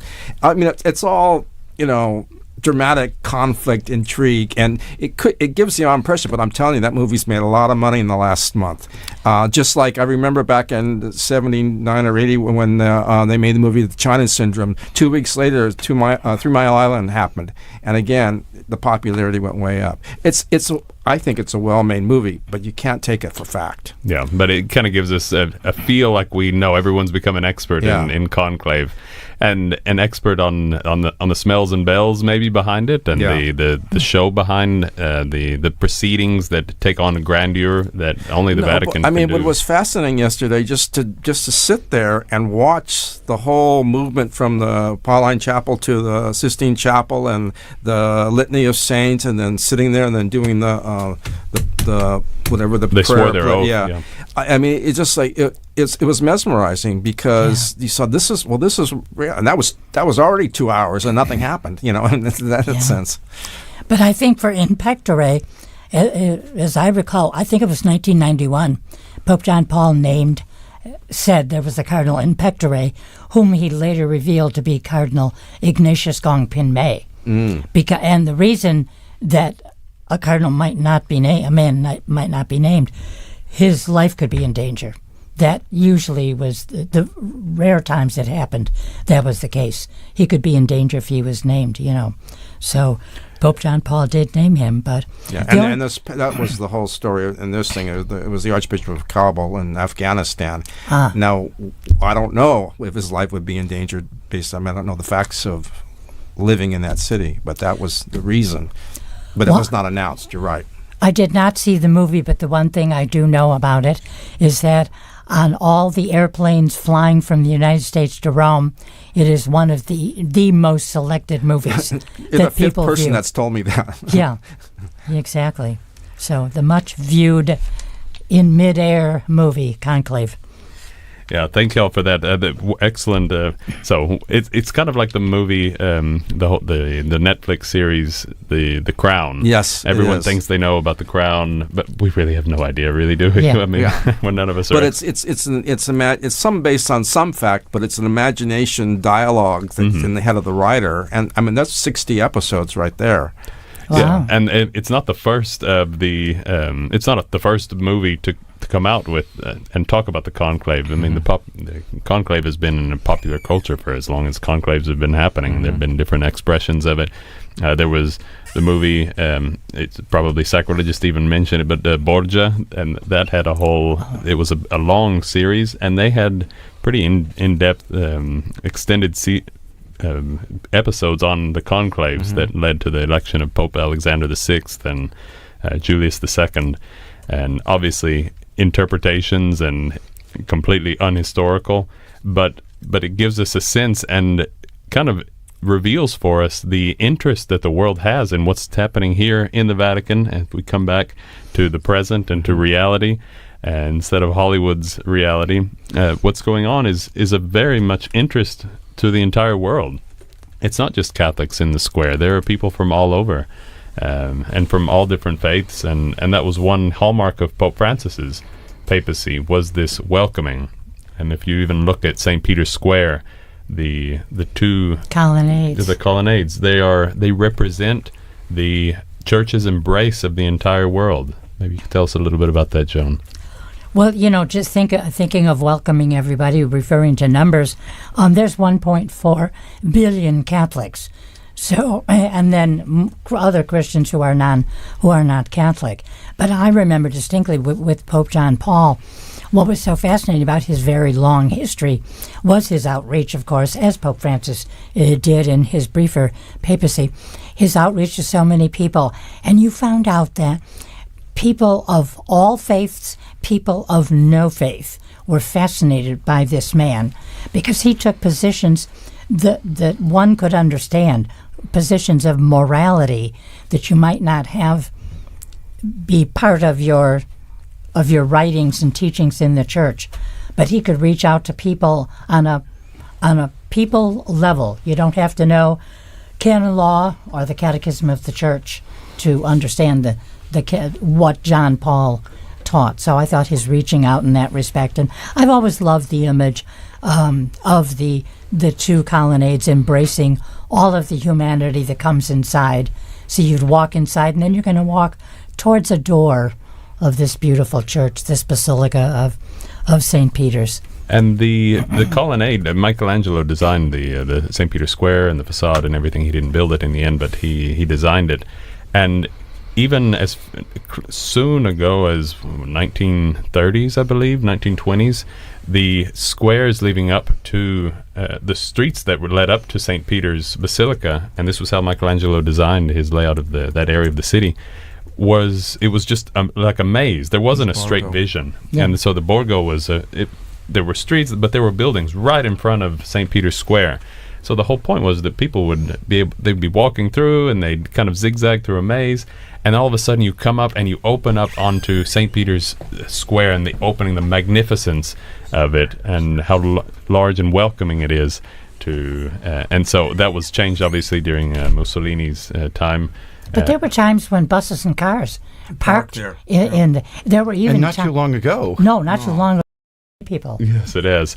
And going back to the College of Cardinals, so the actual conclave, the reality of what's going on, let's move now and talk a little bit about the makeup of the College of Cardinals. So the Cardinals there's 133 electors, but the whole college is 252. And 52, thank you, Joan.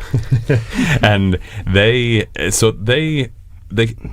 makeup has changed greatly during Pope Francis's papacy. Yes, in fact, as a lot of people have noted, this is the largest conclave number of cardinals. We've had more cardinals. We've had more cardinals eligible to enter the conclave, but this is the first that's been more than the 120 limit that was set by Paul VI.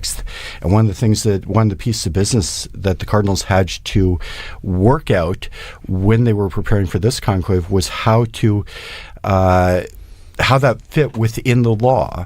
And they determined that Pope Francis, by creating more cardinals, had tacitly dispensed from the 120 limit, so that all 135 cardinals who are eligible could enter the conclave and vote. In fact, we have 133 cardinal electors in the Sistine Chapel, even as we speak. One thing that struck me as kind of curious, Father, your titular cardinal is Cardinal Collins from Toronto. Now is one of the very few times when we have two archbishops of Toronto in the conclave, the emeritus Cardinal Collins, as well as the new, very young Cardinal Frank Leo. But overall, we have 135 cardinal electors, 133 actually in the conclave, from 71 different countries. More than 3/4 of them, 108, were appointed by Pope Francis. About 22 were created by Benedict XVI. And there are still 5 cardinals who were created by John Paul II. So it created more than almost 20 years ago. And so a wide variety, Certainly, since the mid-20th century, there's been a very strong effort on the part of the popes to increase the representation, ensuring that there are cardinals from around the world, from traditionally Catholic countries, from Catholics with very small Catholic populations, from large traditional elector countries like Italy and France to places that have never had a cardinal before. I think there's something like 16. One of the very curious numbers, we can talk a little bit more about that, is the number of Eastern Cardinals. I believe there are 4 or 5 Eastern Cardinals. 5 of them, exactly. 5 Eastern Cardinals. And I know, Don, you could perhaps talk about, there was a length of time, although most cardinals now had come from Europe for a very, very long time, and our Latin cardinals, there was a run of Greek and Syriac cardinals in the early Middle Ages. There were Greek cardinals that were, as a result of the Church's attempt to reconnect with Constantinople after the schism, but we tend to forget how diverse the early papacy was as well. There's a period in the 6th and 7th century where we have a number of Greek, Syriac, and even North African popes. Popes like Gelasius were Latin North African. But today we have Eastern Rite cardinals too, and this is a result of the reaffiliation of many churches with their own rites under papal leadership. There are 23 sui juris churches besides the Latin Church, and there are 5 cardinal electors today that are in the conclave from representing the Eastern rites. There's patriarch. One patriarch, Louis Sacco of the Chaldean Church in Baghdad, Basileus Clemis, who is Syro-Malankara from India, Bernhan Jesus Surafiel, who is from the Ethiopian Church, Mykola Bishok, who is a Ukrainian, very young Ukrainian, is 44, I believe, one of the younger cardinals, and George Kuvakad from the Syro-Malabar Church. And if you were watching the entrance into the conclave, one of the things you note in that very impressive and moving ceremony, you see all the cardinals walking in. Almost all of them are in the familiar red cassocks of the Latin Church. But the 5 Eastern cardinals stood out for, they all designed their own cardinalatial robes that reflected the traditions of their churches. Absolutely. It's interesting to see how they work the red, the scarlet into their outfits, into their traditional outfits of their rite, and their traditional choir. And it's clearly the important, but it's also an oddity because these 5 cardinals are electing the head of the Latin Rite as well. It's an interesting extension to see how universal the Church is. You have these Eastern cardinals participating in the election of the Patriarch of the West, and that's something that's different to consider. And they also stand out for their headdress. Yeah, because it's not the typical red zucchetto. Yeah, exactly.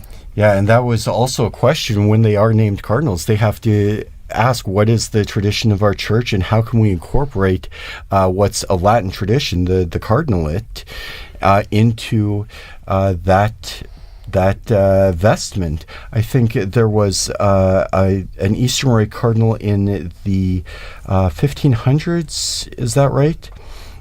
During one of the periodic attempts at reunion between the East and West. Bessarion. Cardinal Bessarion, yes. Remind me, where is he from? He was from Constantinople. He was from the clergy of Constantinople, from the party that was supportive of both the Renaissance and a renewed dialogue with the Latins.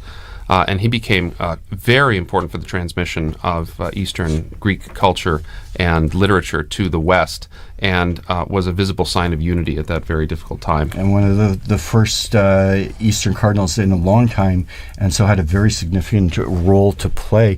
You mentioned, too, Ukrainian-born Mykola Bishok is aged 45. I believe he is, in fact, the youngest cardinal in the college. The oldest taking part is Spaniard Carlos Osora Sierra, who is aged 79. It's interesting, too, there are a couple of cardinals who have just turned 80 very recently and had the conclave come a little bit earlier, they would have been allowed to enter. In fact, I remember when Benedict made his resignation, the timing of when the resignation went into effect, there was a consideration for the cardinals who were right on the edge there, and they did get everybody in. And yet, because of the circumstances of the time for that election, the number was still under the 120 limit. There was one of the Syro Malabar, one of the Eastern cardinals, just missed it by a week, I believe, and others like Cardinal Sarah, I think, would have expired in 2 weeks. As long as they're under 80 on the date the conclave starts, they're entitled to enter the conclave. I think it's the day that the Pope dies. In fact, there's actually some question about that.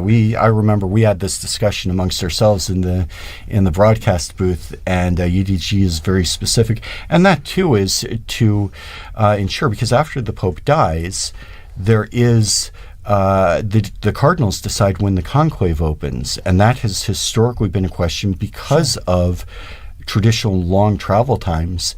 And in previous eras where there was a lot of politicking amongst the cardinalate, that could have been an option to exclude someone. So they did change it so that it was from the moment the Pope died, and then it is very much in God's hands who is going to participate in the election. Speaking of age, a few more facts about the cardinals taking part in the conclave. 6 cardinals were actually born in the 70s. Including Cardinal Baldassare Reina, the vicar of the Diocese of Rome, Canadian Cardinal Frank Leo, whom we mentioned, Lithuanian Cardinal Rolandas Makrikas, the coadjutor archpriest of the Basilica of St. Mary Major. He was involved very closely. We have closely. smoke. And we do have smoke. Thank you, Don. Well done. It does look like the black smoke is coming out, signaling the conclusion of the second vote, and I think a little earlier than we were expecting. Exactly. We weren't expecting this until about 12, at least, to 12:30. I believe we have Kelsey in the square. No, sorry about that. We do not. We're going to try to get her on the line here shortly to get this reactions.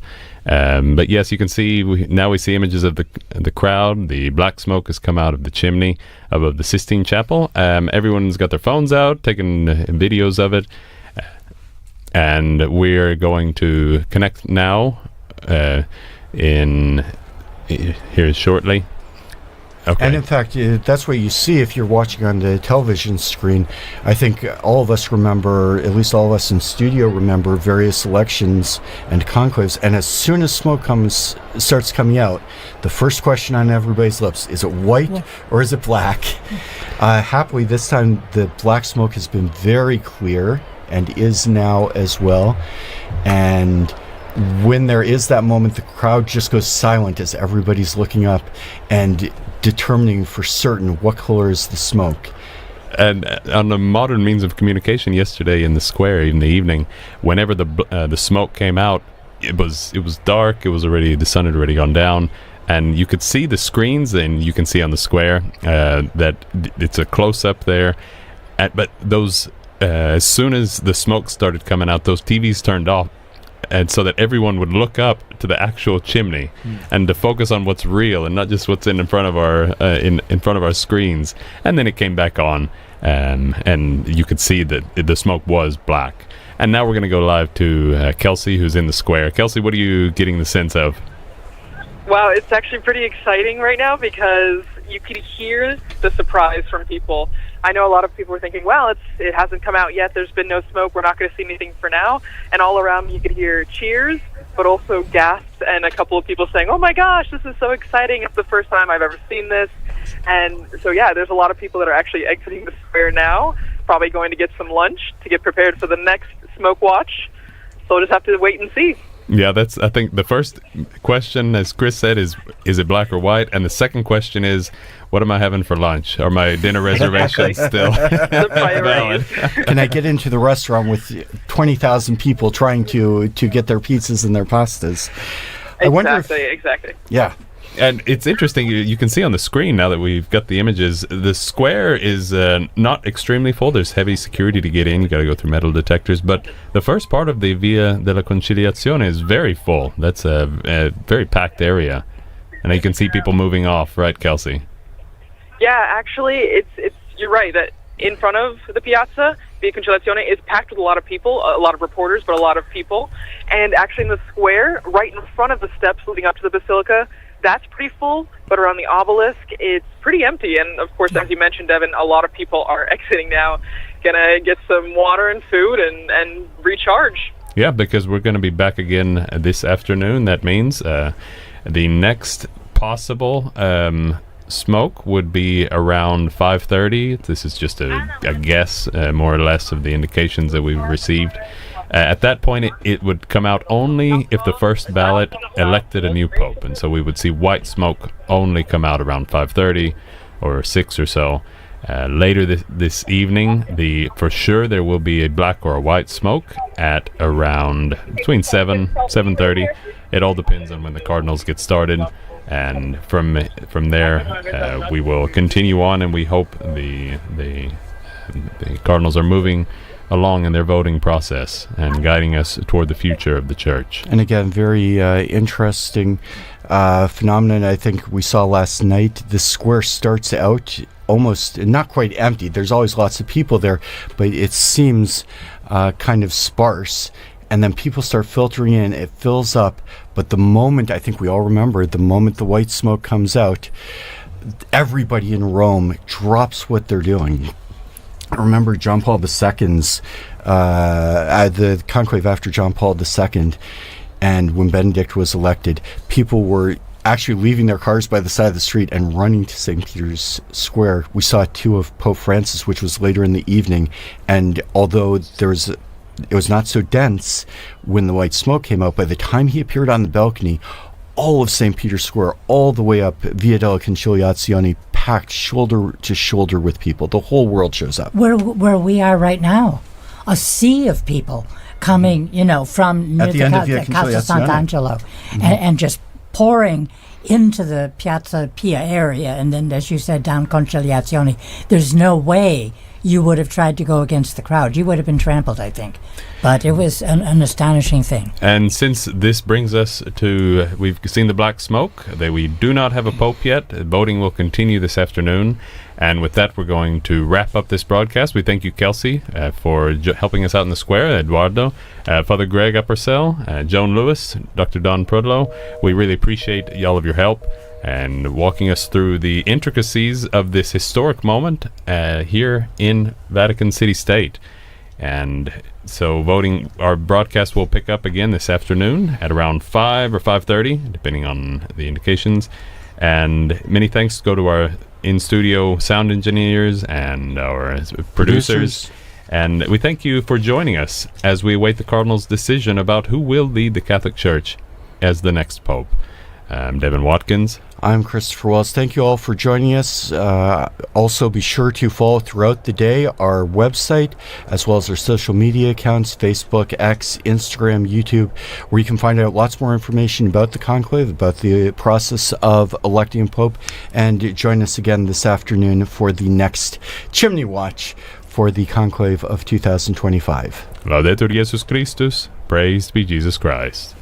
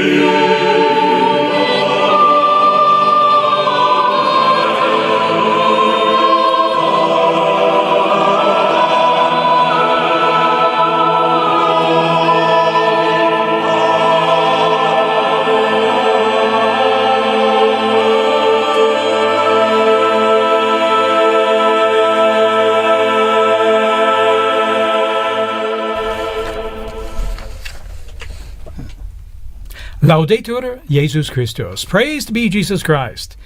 Welcome to all of you to our live broadcast, coming to you here from the Vatican on this, the second day of the conclave to elect the 267th Pope.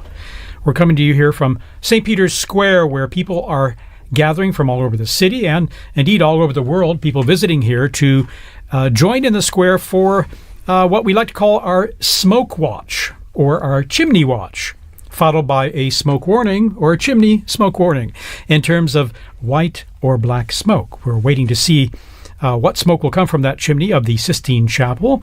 And if it's black, of course, that means that the cardinal electors have not yet found the candidate whom they've elected to be Pope. If it's white, of course, that means we'll have a new Pope. We'll be with you, accompanying you all throughout this time to give you the latest. And we'll also be going into the square there with some of our own reporters and staff on our English team here at Vatican News to talk to some of the people in the square there.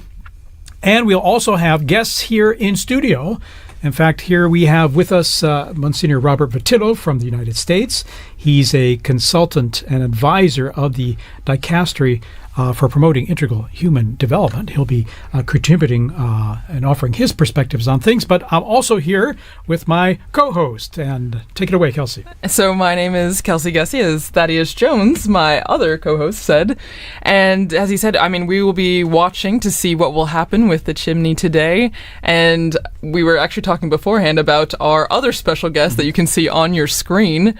And what did you call him, TJ? What did you call him, Thaddeus? He's our friendly seagull, and I think loves being on camera all the time. It must be a relative of previous conclaves as well, because the seagull appearing there near the chimney or on top of the roof of the Sistine Chapel is almost like a fixture of every conclave. He seems to know more than we do. Maybe he knows, He or she Bob might. seems to be shaking his head. Who knows? We don't know, but we'll find out soon. Yeah, hopefully today we will see smoke. We just have to wait and see what the ballot says with the cardinals. 133 of them are now in the Sistine Chapel, and they're deliberating, praying, and trying to see, what the Holy Spirit is telling them or inspiring them. And I don't know, maybe we can start with that. What's going on right now in the Sistine Chapel, in the sense that obviously we don't know the inner workings, but there's a system, there's a process to what's going on. Absolutely. Well, yesterday the first, the procession into the Sistine Chapel and the opening mass for the conclave as well for the election of the Roman Pontiff took place, so it was quite an incredible moment if you think about it in terms of the momentous occasion and the excitement that there is, and today we're here. They're proceeding into the Sistine Chapel in the morning and in the afternoons now, as they discern whom they believe and will be the next Pope, and who would fit that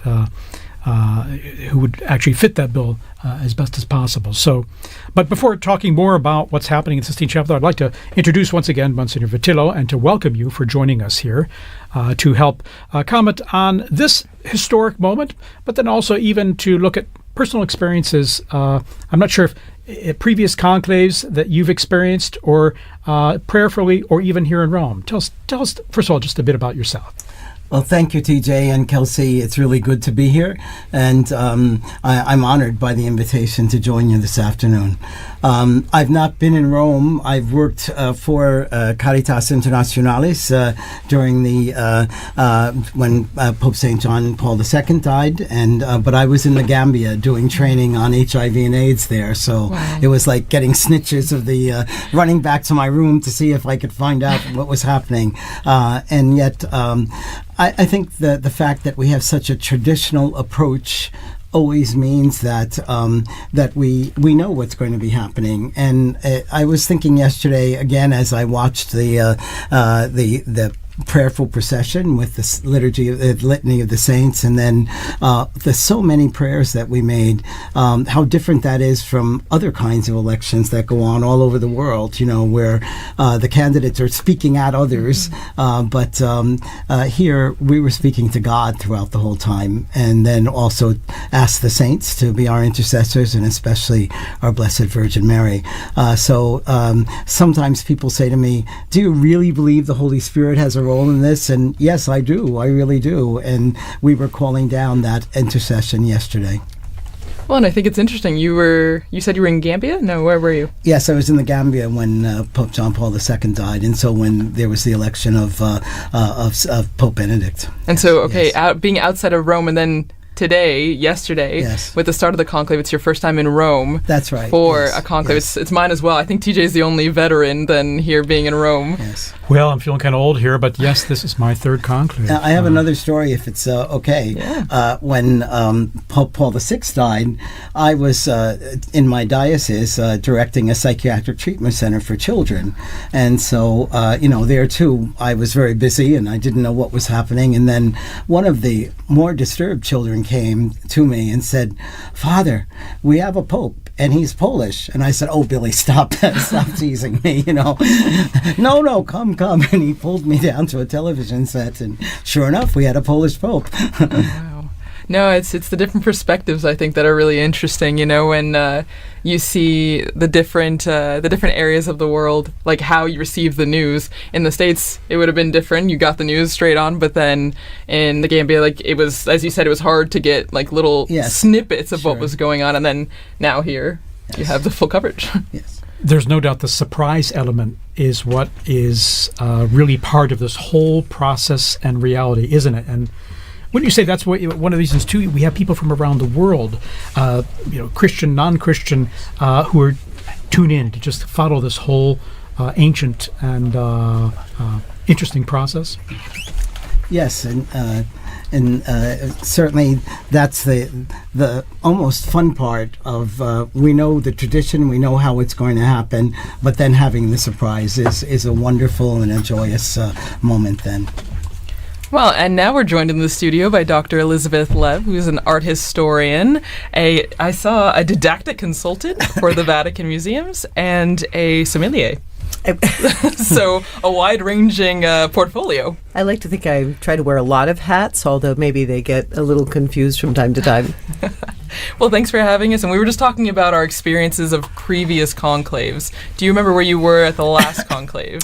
This is my third conclave here, and in all three cases I was working with MSNBC, so I was up on the rooftops.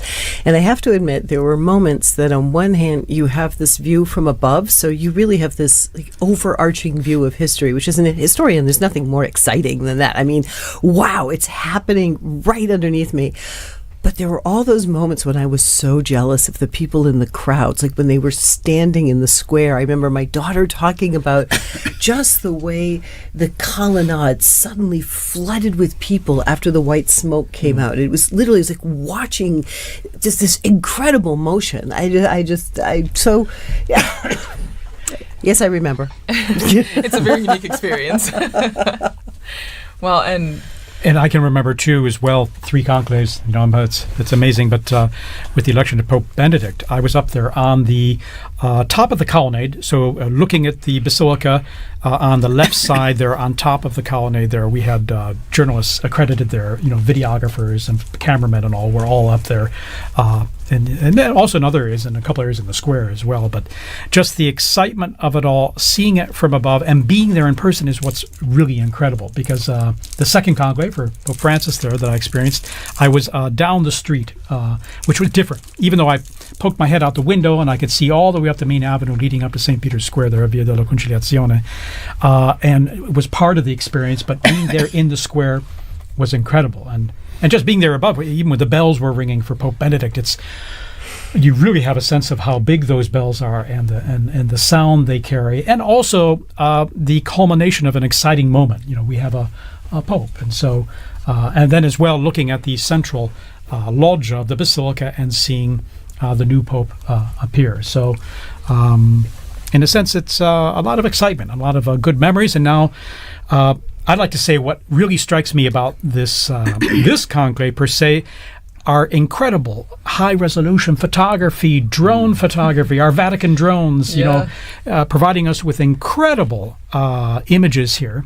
And the super-duper high resolution. I mean, you can even see the little bits of cement and speckle, maybe some patches need to be fixed there on the, on the roof of the Sistine Chapel, but it's providing us with almost an experience. You feel like you're there, even though you may not be right there physically.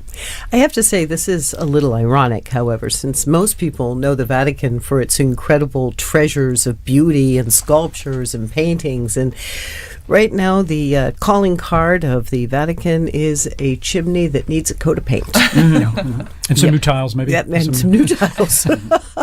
The least aesthetic thing we've got is what the world is looking at. Wow, that's like at least I see it as like an old and new coming together, maybe? I mean, we don't see the new, but I guess the new is the symbolic new pope being elected. But you're right, it's definitely in need of a little extra loving, a little TLC. I was thinking more of it like a metaphor. Like between everybody gets very lost in all the glitz and glamour and look at the gold and the marble and the paint and the color.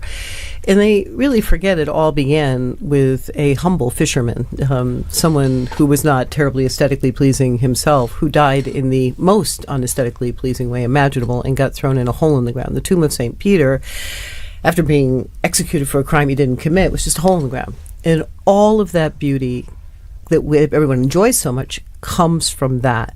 And so here we are looking at a humble little chimney, and in a little while, or today or tomorrow, whenever it's going to be, a little smoke is going to come out, and it's an opportunity of more beauty as we have a new Holy Father. So I'll put up with it. Indeed, yesterday, the procession going into the Sistine Chapel, and they begin in the Pauline Chapel there, and you have Michelangelo's fresco of the crucifixion of Peter. I mean, isn't that a powerful moment to live and experience for them, and reminding them of the origins of where this is, what it's all about, and the origins of the first Pope Peter, and also how he gave his life in the whole mission of proclaiming the gospel, and indeed right here in this place as well. That's where he suffered martyrdom.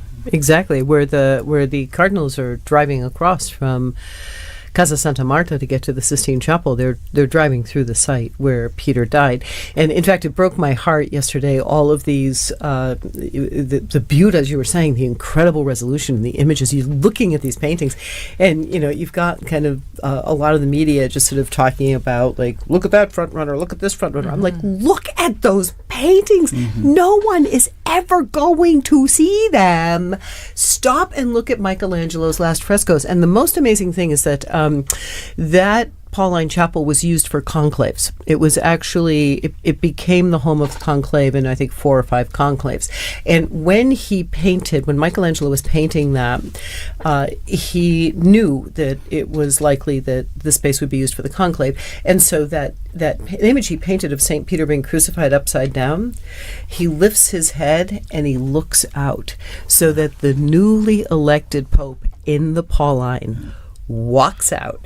And all the way out, there's Peter looking at him, telling him, this is the job description. Oh, wow. A very, very powerful imagery. Yeah. And again, those high-resolution images are just, even without my glasses, I can see so clearly the incredible power and that they communicate. And then, of course, the procession going into the Sistine Chapel and the beautiful chant, the beautiful the choir, the Sistine Chapel choir. It's just incredible how it just creates an incredibly spiritual moment, a solemn moment, but also one of beauty and one of, I'd like to think, hope as well, of course. Well, and I think it's interesting that you were talking, Dr. Lev, about in the Pauline Chapel where they start the procession, where they start, the beginning of the conclave, and then when they enter into the Sistine Chapel, I can't help but thinking about all of the imagery that they have to reflect on as they're doing this massive, impactful vote. No, you can't be in the Sistine Chapel and not be influenced at all by the images, by the scripture verses that it evokes. No, and so I don't know. Do you have any specific imagery or paintings or frescoes that are in the Sistine Chapel that you would think are really impacting these 133 cardinal electors? Well, I think there are a lot of specific images that do impact, or at least I hope are impacting the cardinal electors. But I think you started by talking about the Sistine Chapel choir, which we all had that opportunity. Again, the people at home, I'm like, guys, you're talking about secret this. They actually opened the door and they let you see, look and listen. So we have this choir which sings incredibly beautiful music, summoning the saints, calling down the Holy Spirit. We have this very solemn organization towards the Gospels, which are open on the altar for the vow, and then we have paintings all around us. And I think the first and foremost thing is, after all the noise and the cameras and the opinions and the dinner parties and the salons and the stuff that's been sort of coming in at them, what a perfect place for prayer. And then as they collect themselves, and I think now on the second day, sort of beginning to get accustomed to the space and accustomed to the routine, the painting that will probably come to the fore is the Last Judgment. It's the work that they must stand in front of, and each must stand alone, as we're all going to have to do it too, so it's not just them. But each must stand alone as he takes that vote. He's holding it, and he puts it into the urn before the image of Christ the Judge, and at the same time the image of Mary right next to him. And so this reminder that he is accountable. Each one of these men is accountable, but also each one of these men is going to be key in helping us access Christ's mercy, and so he must take care of her church. I mean, it's the church. Yeah. And I don't know, Father Bob, maybe, do you have you visited the Sistine Chapel, I'm sure, yes, many times. Is there an image that also resonates with you? Maybe not being one of the cardinal electors, but just when you're visiting the Sistine Chapel? Well, I think the fact that there's also humanity out in this as well. So you have the divine and the human. And the fact is that the church lives within humanity, but it's helping us to be a mediator to relate to God in a different way.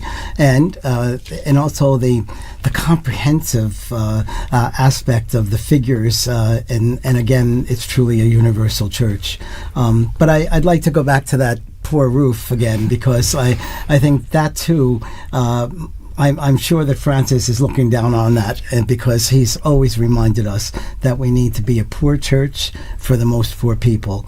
And so this is very fitting that we'll be looking at this afternoon as well. Yeah, the simplicity of it does strike you. And by the way, our camera work there, we're fixated, so to speak, on that chimney, because we could have smoke billowing there very soon, or maybe not. We shall see. Depends on how the voting goes, okay? So obviously at the end of today, maybe around 7-ish or 8 p.m., we'll see. Rome time, that is.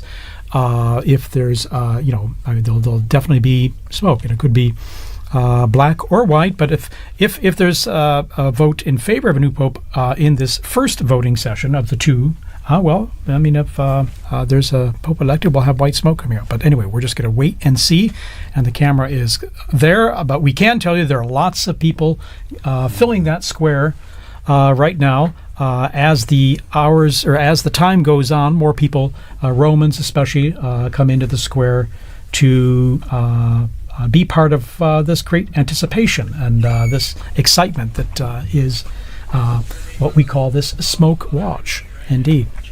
Well, and it's something that Thaddeus, we were talking about before, and focusing on the chimney, the smoke signals are definitely something that have been a tradition for many years to signal the election or waiting for the new pope, but it's something that is still like a continuity in our faith, and in the faith, in the conclave. I don't know exactly where that started. I don't know if Father Bob or Dr. Lev, you know where the symbology or the nature of using the smoke came from. The gradual, obviously the smokestack is proper to the Sistine Chapel chimney, which was used for the very first time in 1492 for the conclave. But one of the interesting things to be thinking about, especially since we talk so much about this unprecedented conclave with the extraordinary number of electors and the extraordinary number of people is that the process of the conclave has been evolving over the course of 1,000 years. I mean, the election of the Pope, almost 2,000, but the process of this conclave has been evolving over. So the idea was to find a way to minimize the contact that the cardinals have with the outside world. And so eventually in the construction of this building, which was constructed specifically, I mean, already it was constructed to have one entrance and one exit to be closed with a key, con clave. So these considerations, the smokestack was actually added later. You'll see there's no chimney in the there's no a stove within the chapel. It had to be brought in. But as the process refined itself over the years, and they thought of better ways of communicating, especially because there were a lot of bookies making bets, so they wanted to make sure everybody found out at the same time so that they couldn't hedge bets. They developed the system of the chimney. So betting is also an ancient tradition that we have. Oh, I believe it was an excommunicable offense until something like 1918. Yeah. Pretty recent. Also, the technology has come in now because before they would throw in a bit of wet straw if it was black smoke, but that didn't always work, and so you'd have white smoke coming up at times. And so now they are using some chemicals that we'll see. There still might be a mistake, but they seem more certain now that we'll see black. That did actually happen in 2005. Do you remember? Remember the first? Remember the first ballot? It was gray. That's right. And there I was confusion. next to the Telemundo tent, and they were screaming "Papa, Papa, Papa, Papa," and everybody was like, and it was utter confusion. So I'm telling you, it's a work in progress. They've just figured out the chemicals. There we go. And no matter what anyone says, I want smoke signals. It's so cool. If you think about it, really, in terms of a way to communicate to the world with an ancient method.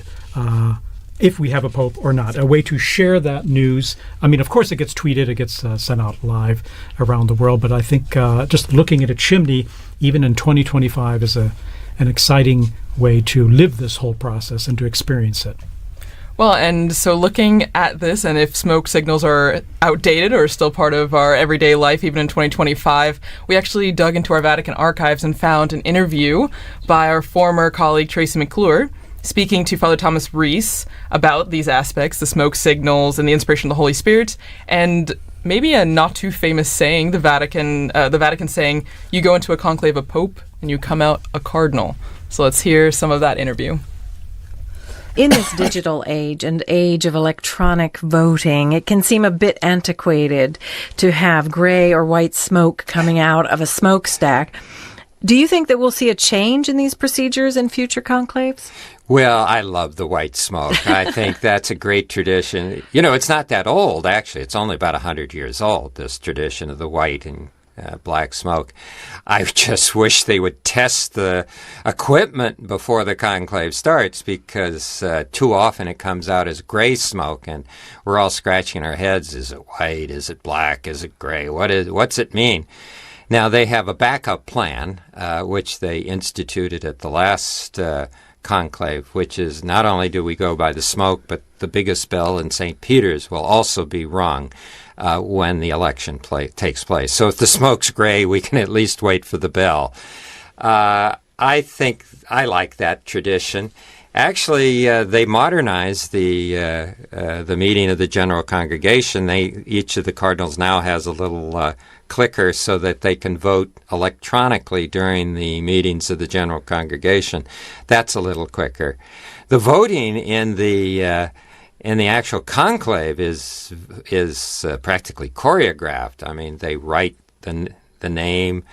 Each cardinal writes the name of his choice on a small piece of paper, folds it, and then they march up one at a time to place their ballots into the container.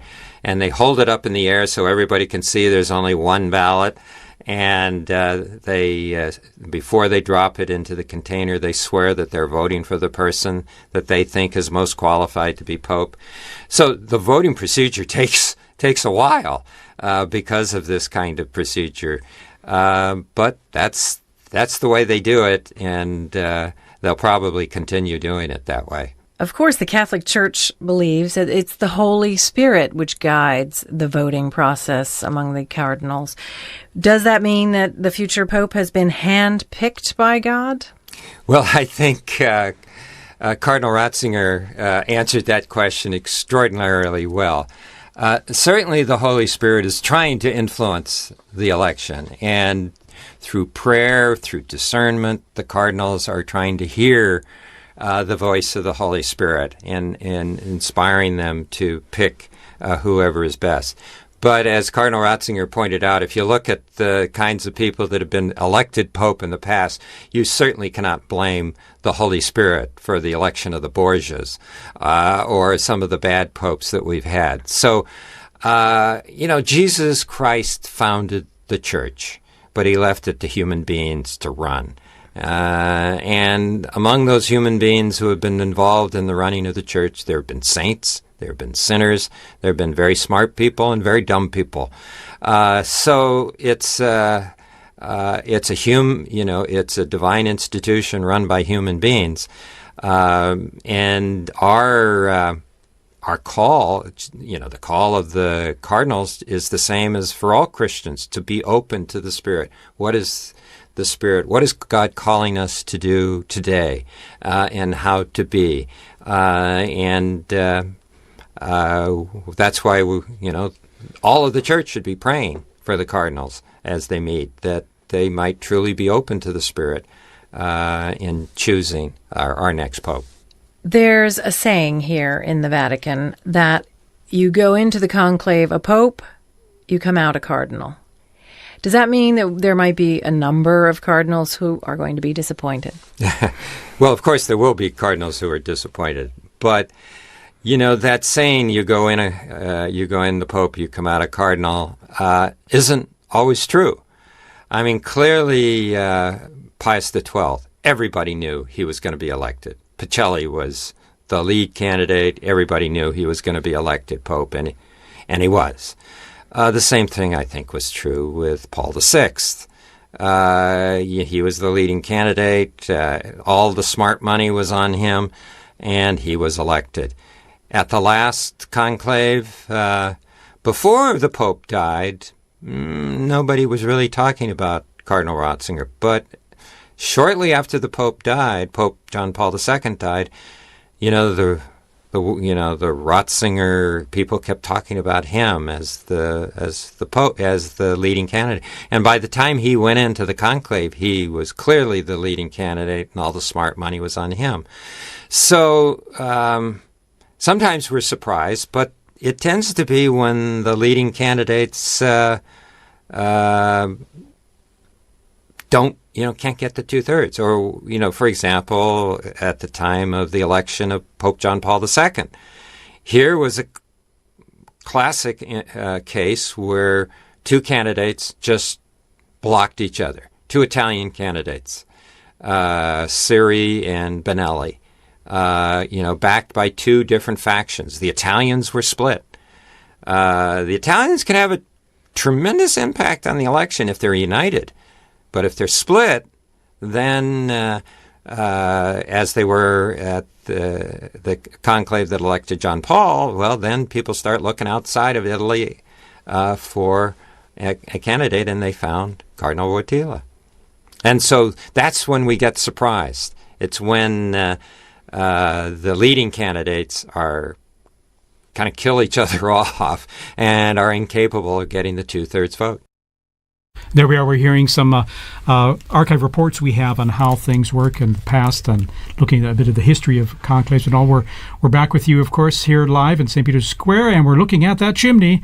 Nothing yet right now, but we're going to go into the square to talk to our own Joseph Tulloch there, who's going to tell us a bit about the atmosphere with those in the square. Okay, we're probably going to go to him shortly, all right? We're not going to go to him right away.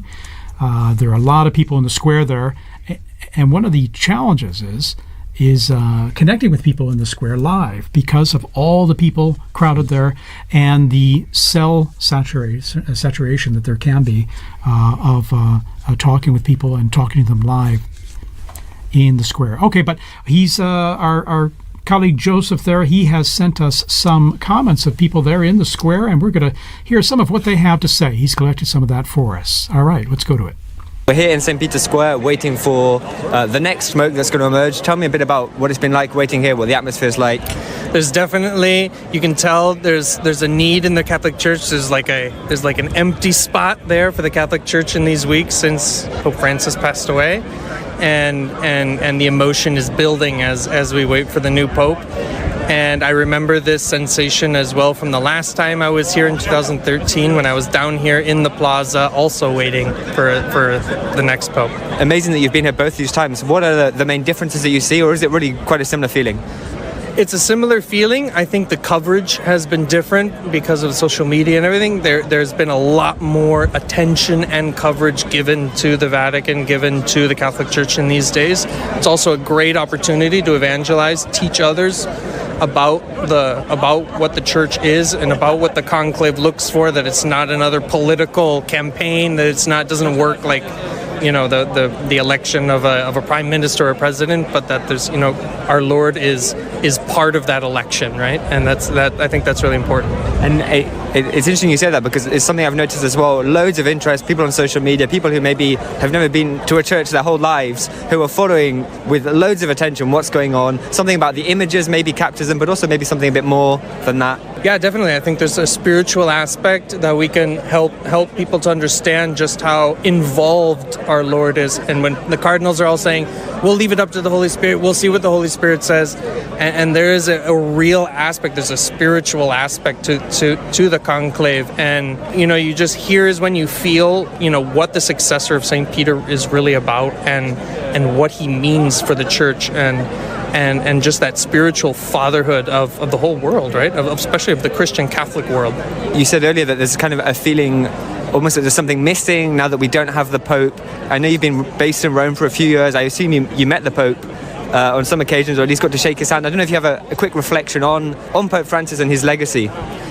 Yeah, Pope Francis, his humanity was really touched us. I remember standing here in the plaza on a Wednesday audience with my grandmother, who was 86 years old. She's Christian Protestant, and the Pope came down to say hello to everyone who was in a wheelchair, and he said hello to my grandmother. And I remember my grandmother was just really touched by that and that experience, and how Pope Francis really was a pope of everyone, right? And you could see in the past couple of weeks, in the past week or so, the Champions League, the football matches, how they've been doing like a minute of silence for the Pope, wearing the black bands out of mourning for the Pope, and the respect for Pope Francis around the world in places that are not, specifically Catholic at all, right?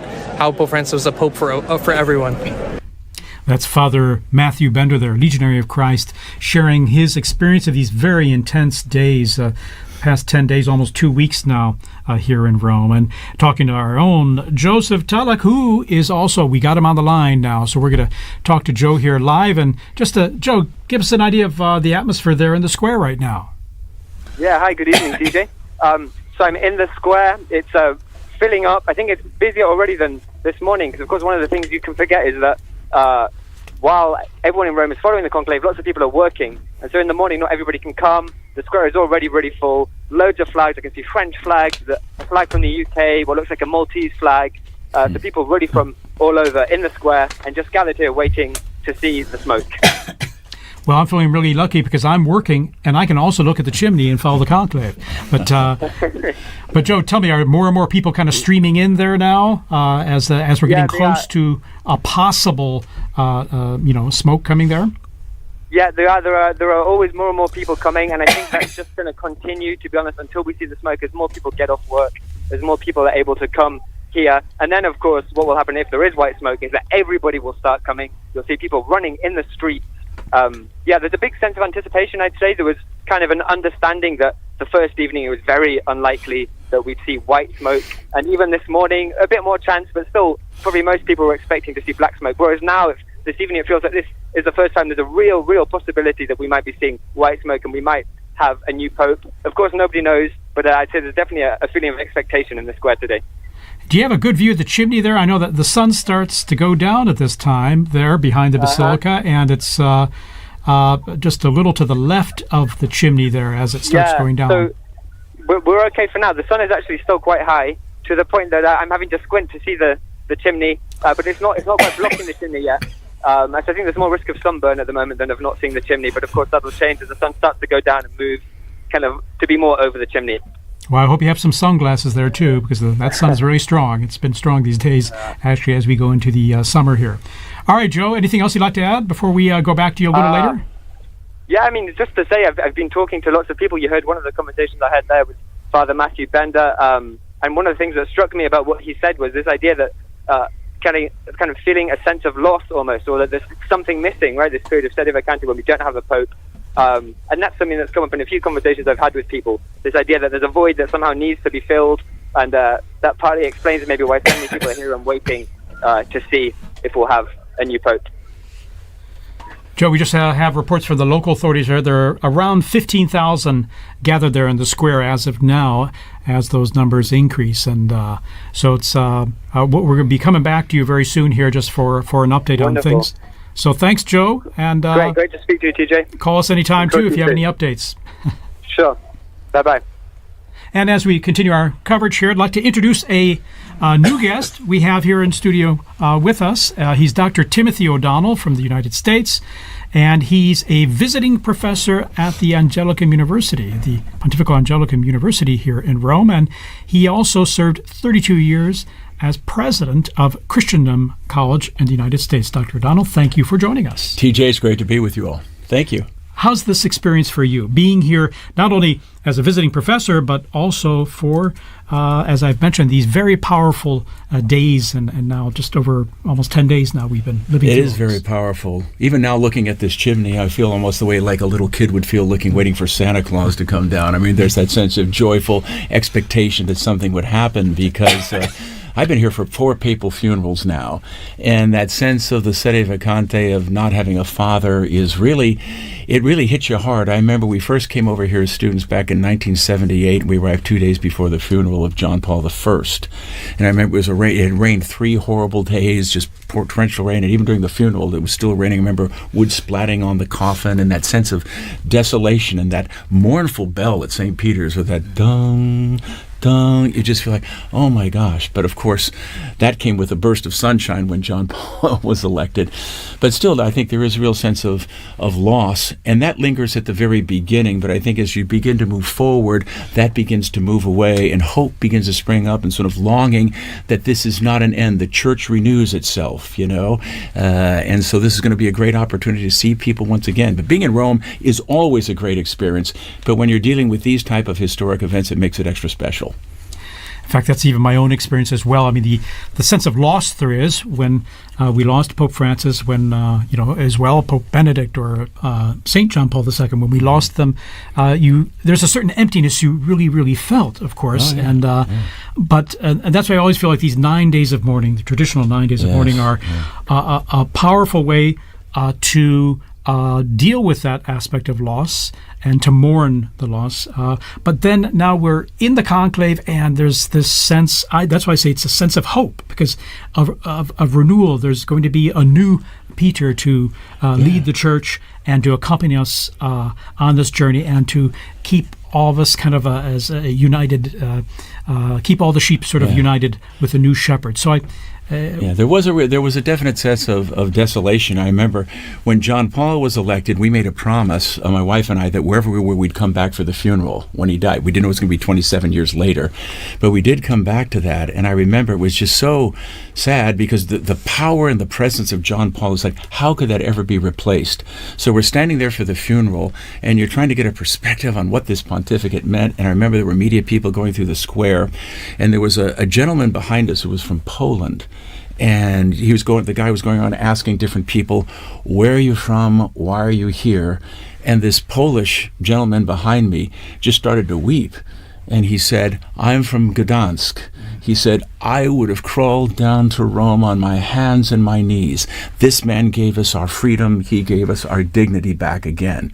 And that's when I began to think, how can we possibly replace this Pope? So it was consoling to think how great, but it even added to that. But then, of course, God has his way, and then when Pope Benedict XVI comes out, you say, oh, thank you, Jesus. In other words, it goes on, and it sort of encapsulates the whole rhythm of life, and I think that's why people are really looking to Rome right now, because everything's sort of a soundbite. We're suffering from sort of like what I think Benedict called a cultural amnesia. We don't remember who we are, we're confused about our identity, and oftentimes we're looking at things and we don't know who we are. But what's happening right now, you see something that is permanent, something that has not changed. Even the antiquity of smoke coming up from a little chimney signifying a transition. People are hungry to know who they are and to understand the meaning of the past. And a lot of times we neglect history nowadays. I think it's something like 75% of college graduates in the United States graduate from college without ever taking a history course. That's devastating. So when you actually see this type of living history, I think people are naturally attracted to that. And that's why I think it is a great time for catechesis to talk about the longevity of the church, the beauty of the church, and the beauty and the richness of these traditions. And Dr. Lev, what would you say in terms of if you had your own students right now and trying to help, especially students maybe who aren't as familiar with the Catholic Church or these how these processes work, how would you contextualize what's happening here to them? Well, I agree with you, Tim. It's such an incredible moment to show the students living history. I mean, one of the things about the Catholic Church that I think maybe we take for granted, but is baffling to the rest of the world and incomprehensible at times to students, is that the man that we are waiting for will be the 267th Pope in a direct line. Where do you find stability? Where do you find a groundedness, a rootedness that continues over the course of centuries through political situations, geopolitical transformations, natural disasters, you name it, and yet we are still here waiting for that next successor. And that, since I'm an art historian, for what that builds into is when you look at a building like St. Peter's that starts with the hole of the ground where they buried St. Peter, you are looking at something that shows a series of monuments, one placed on top of the other in a direct line, all the way up to the top of Michelangelo's dome. And so the beauty stems from that continuity. It's this incredible story, this incredible lineage of the popes. It forms almost like the invisible scaffolding around which all of this beauty can be arranged. I think there's a theological message in all of this too, because all of the everything that we know and we believe in starts with Jesus, and he suffered and he died and he rose again from the dead, and that's the basic message of our church, and we've stayed faithful to that message. There may be debates about certain pieces, but that's the center of our church. And I was thinking a great deal about how prophetic it was that Pope Francis chose hope, Pilgrims of Hope, as the theme of this Jubilee. And shortly before he went to the hospital on February 11th, he released the World Day of the Message for the Sick, the Day of the Sick. And the themes he touched in that are the very things that Doctor was talking about, and you're talking about, Doctor, as well, that suffering is part of our humanity.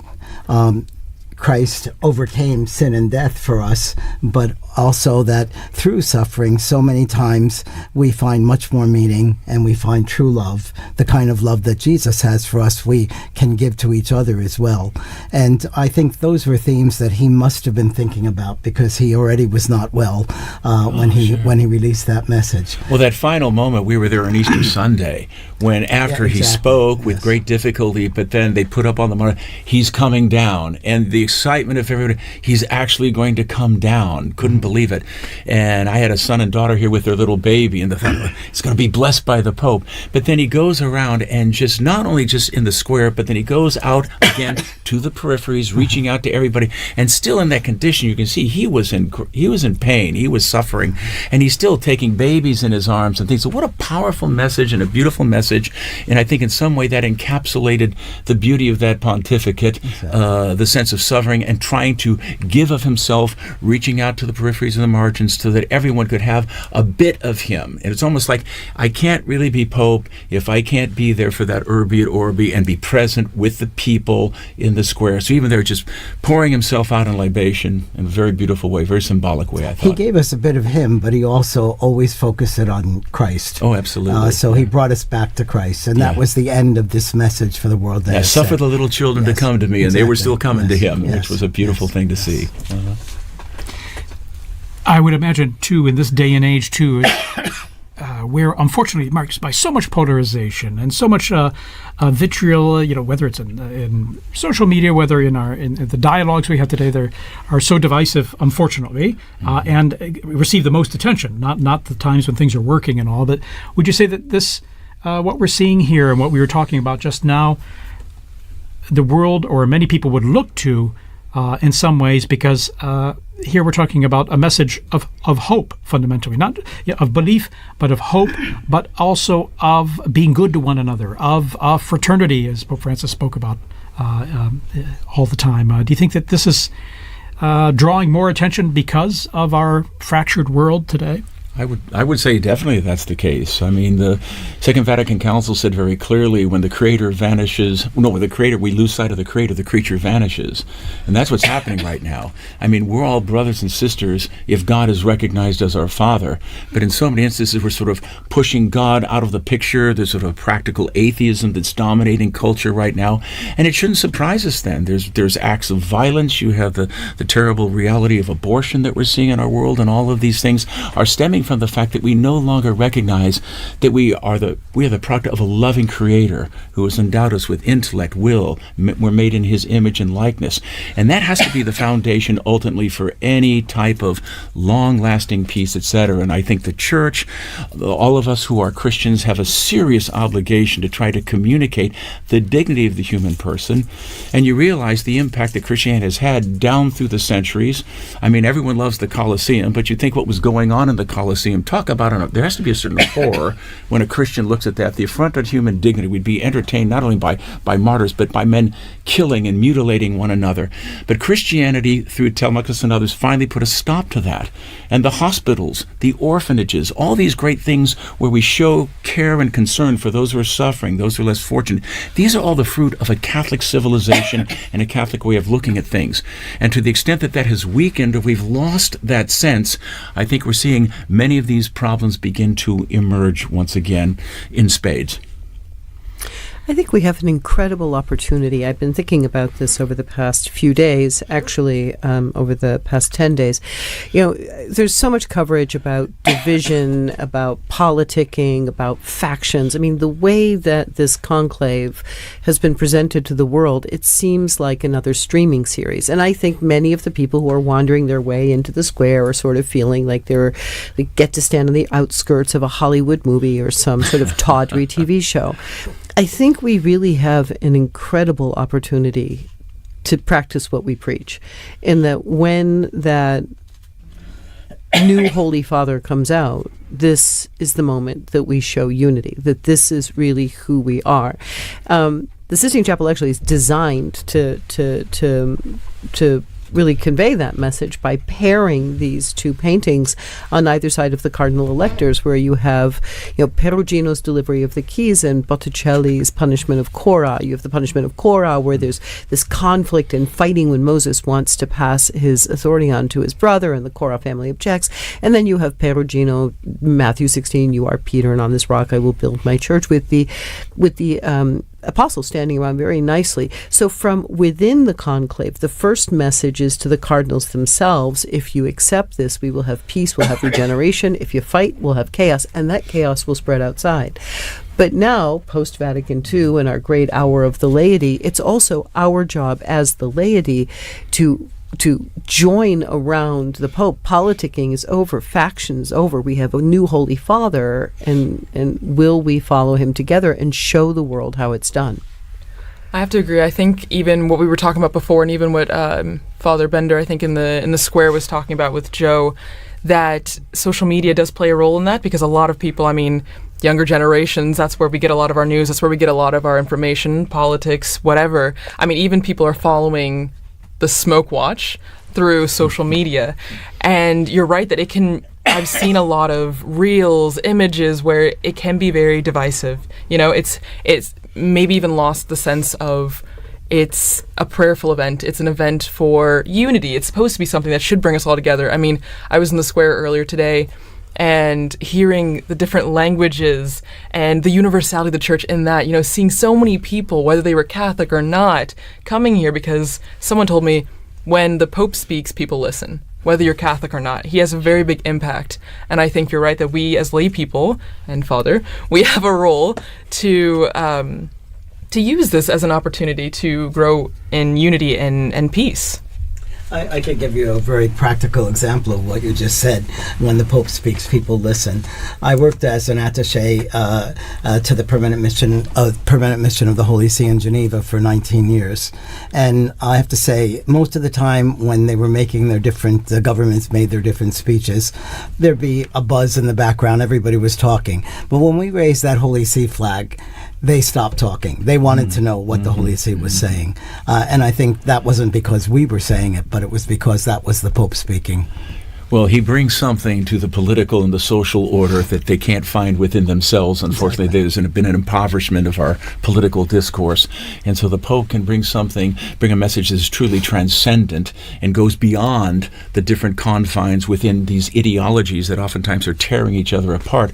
And I think we're at a point now where people are really tired of those ideologies. We think about, Russia and Ukraine and the horrible things going on there, what's going on in Gaza, but to have a voice that is able to communicate a higher purpose and say we need to rise and appeal to the better angels of ourselves. I mean, this is an important thing, and we really need. So whoever gets elected, I think there will be an outpouring of goodwill. There generally is, and I think it'll be a great chance to build unity in all of us because, as Catherine of Siena said, he's our sweet Christ on earth. That's the way we should approach this and rally around him. It could be a great opportunity for we as a church to do what we're supposed to do in bringing the message of the gospel and the salvation and the peace and the joy that is really part of that to a troubled world.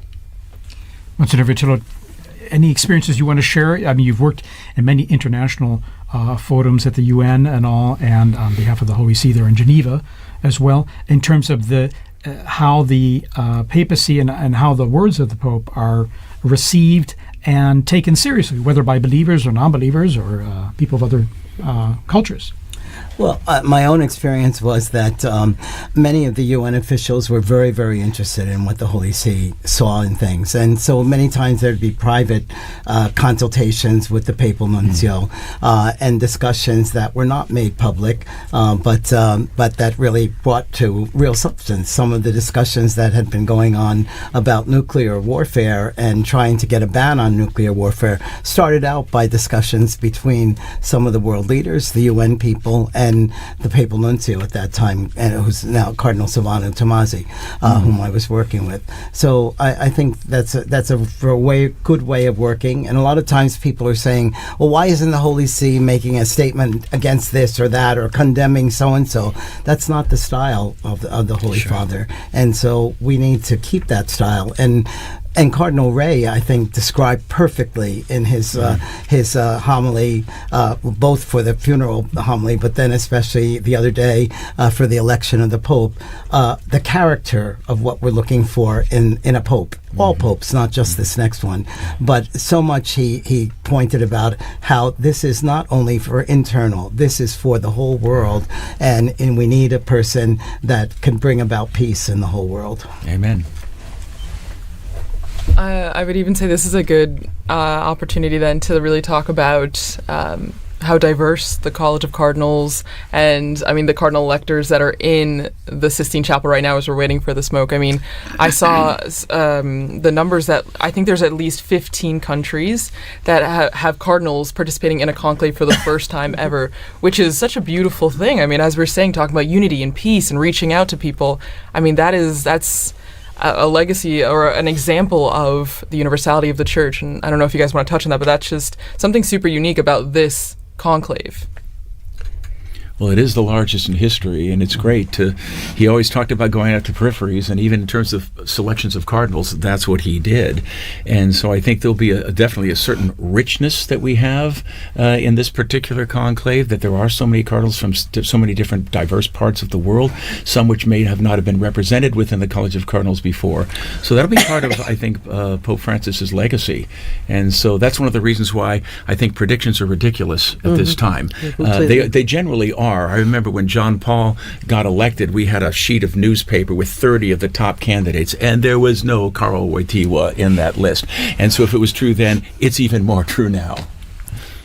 Yes, the scorecard is the scorecard mentality, but it's an old one. It's been around in Rome forever. I think this there are a couple of things, both when you were describing earlier the last days of Pope Francis, that really paralleled the last days of Pope John Paul II, where you really did see the Pope pouring himself out. There's this idea of the Pope as libation and this extraordinary. I mean, Pope Francis, the whole pontificate was really. He would go to audience and then get in the ambulance, and go to the hospital. I mean, he was quite a man.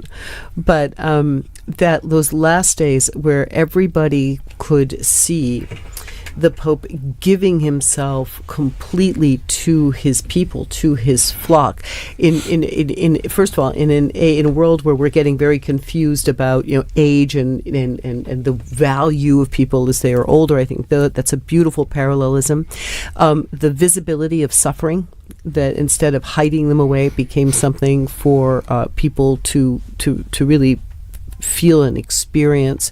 And I think also there's a continuity in this growth of the College of the Cardinals. I mean, we have been watching the representation of the College of the Cardinals, the growth of the Universal Church throughout the 20th century get larger and larger and larger. Now we've hit this really exciting new point where we have we've hit 15 new countries represented.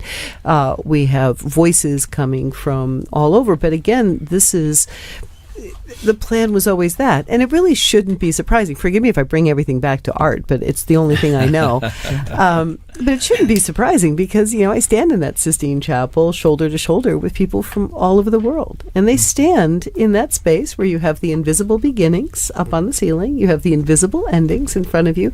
It's always been meant to be that. Even in the painting of the Sibyls, you have Africa, Asia, Europe.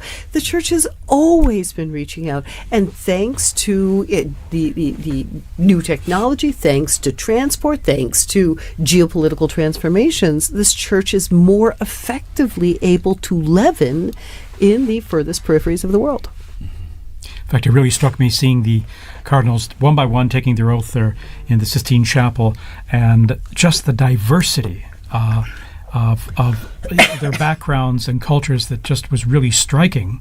And what struck me too, just watching them one by one, in some ways they look like ordinary people in beautiful vestments and all, but one of them will be wearing white, most likely following this vote. And it's amazing how they can kind of take on, or the office takes a hold of them in a sense, or that they become, I don't want to say new people, but there's almost the ministry and the role they've accepted and are taking on becomes part of who they are, and it's almost like they take on a new and living personality, isn't it? Historically, that's true. There have been a number of elections where they picked men that they thought would be transitional for a short time, and then they get in there. Of course, the whole church is praying for them at every Mass, so you have tons of prayer coming in, but they are energized by that. And some of the most dynamic popes that we had, they thought were going to be very short. I mean, Pius V was supposed to be a very short reign.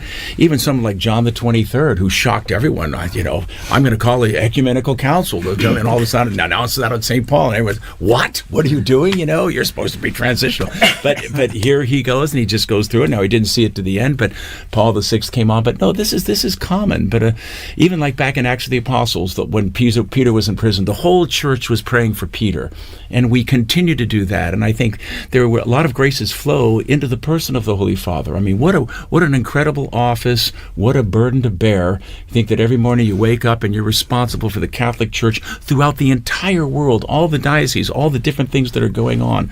That's why it's really crucial, whoever gets elected, we immediately need to be praying fervently for him, for his strength, for his insight, for his courage, and that he will have a successful pontificate in the full spiritual sense of what we mean by success. I really do think, though, I mean, he does leave himself behind. I mean, it's exactly what you said. He will not be the same man who goes into the room of tears when he comes out. He will have a new name.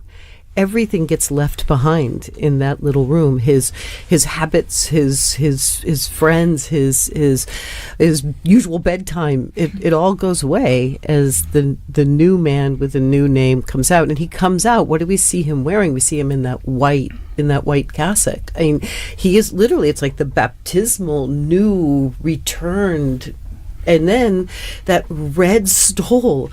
That it's just this heavy red stole. I always see people looking at it like, oh, well, if you sold that thing, you could probably blah blah blah blah blah. But I mean, look at it. It's not an accident. They got plenty of light polyester stoles. You've got this brocade blood red. This is the burden. This is what he has to carry. So we see him walk out there, not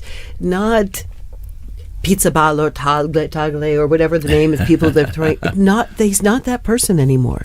He's someone new. And in that transformation, I think that's also, while terrifying for him, it's also liberating, because he can. It just allows him to be the servant of God. Let's remember that that Jesus prepared Peter for that, and also all the apostles, the bishops, by teaching them service at that Last Supper and showing them service by washing their feet. And here you had this this kind of rough and tumble Peter who said, no, you're not going to wash my feet. Oh no, well then if you say you have to do it then why don't you wash my head too? And yet he was showing them what it was to be of service. And I think that we have to connect with the papal vocation. It is of service, and it's service to everyone in the world, and that all the more that Pope needs our prayers to be strong in all of that. Yeah, Gregory the Great was the first one to use it. Servus servorum Dei, the servant of the servants of God. Yes, exactly. Beautiful expression. And the challenge for any pope, because no pope can be everything to everyone. Everyone has expectations, and some say, well, I like this about this pope and this about that pope, but no pope can be everything to everyone. They've got to have their own personality, which is transformed, as we say, not only the personality, but their being is transformed by taking on the office. But at the same time, we have to look forward to what their own strengths are, and then also be conscious of the incredibly complex, delicate role of being Pope and holding this church together, which is so diverse and so global. Well, and I think, actually, Dr. Liz, you brought up a couple times, right, that art, it all comes back to art, and I think it's really true, because even just you guys talking about the moment when the newly elected Pope goes to the Room of Tears and then eventually comes out to that loggia, the balcony, right, and in St. Peter's Basilica, and right under that, if I'm not wrong, there's a relief that shows Jesus giving the keys to Peter, which then symbolizes, the entire thing. He starts his pontificate with that right under him, remembering that is his call. And those keys are pretty big. Yeah. They're pretty heavy. Yeah. And those keys were to forgive sins. Exactly.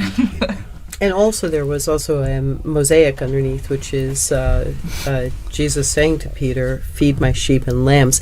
And that reminds me of, again, new technology, which gives us views of things that we didn't have before.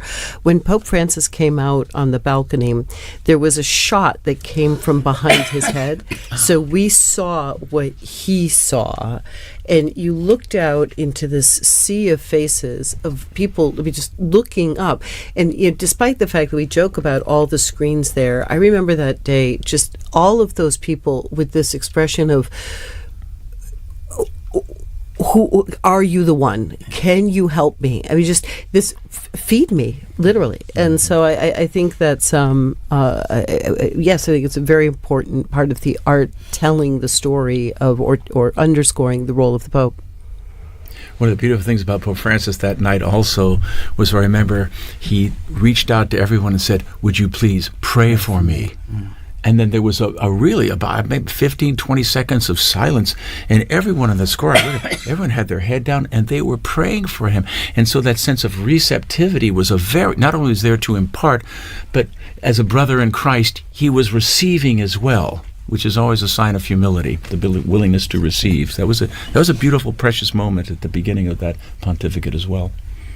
In fact, the weight of the office itself must be frightening. And so when we speak of the room of tears, where the new pope who's accepted the election and to take on that role has time to pray and to let it soak in, it's got to be, I imagine the weight, the burden of it, even if sustained by grace, and it must be immense and massive, especially as they peer out on the central balcony of St. Peter's Basilica there and seeing the crowds and seeing what all this entails.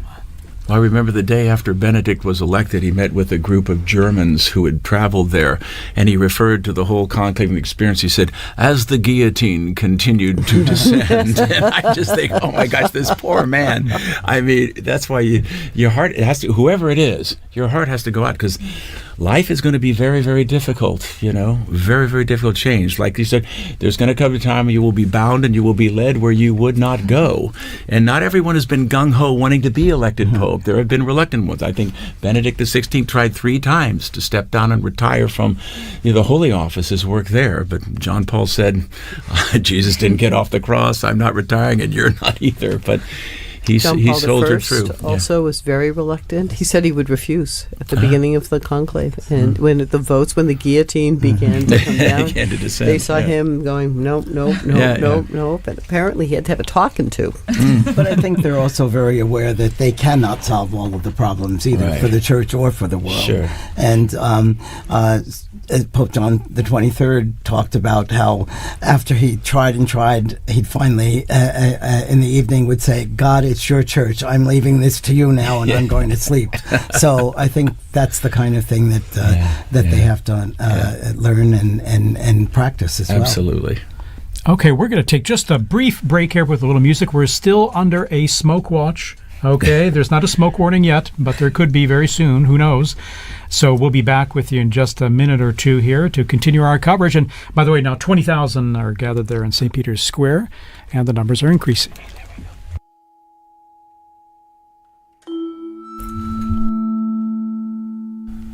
Before saying goodbye, we just want to also thank Dr. O'Donnell for joining us today, because he's going to be with his students from Christendom College to see whatever smoke comes out. So thank you so much. A joy to be with you. God bless you all. Thank you so for the much. great work you're doing here. Appreciate it very much.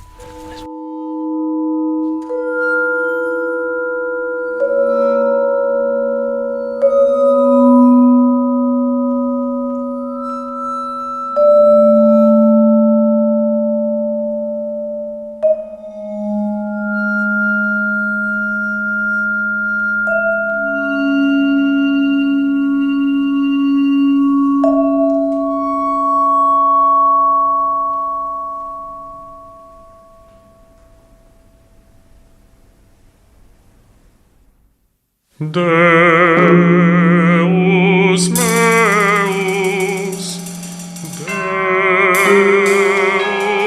meus, ut quid de reliquisti me?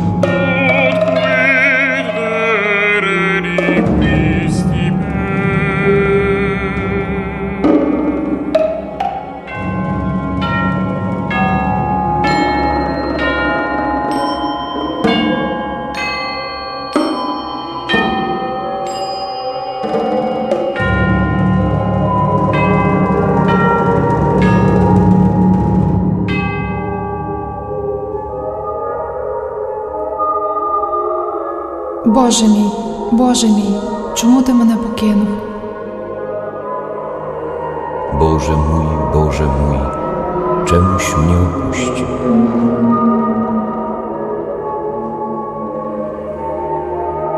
Dio mio, perché mi hai abbandonato?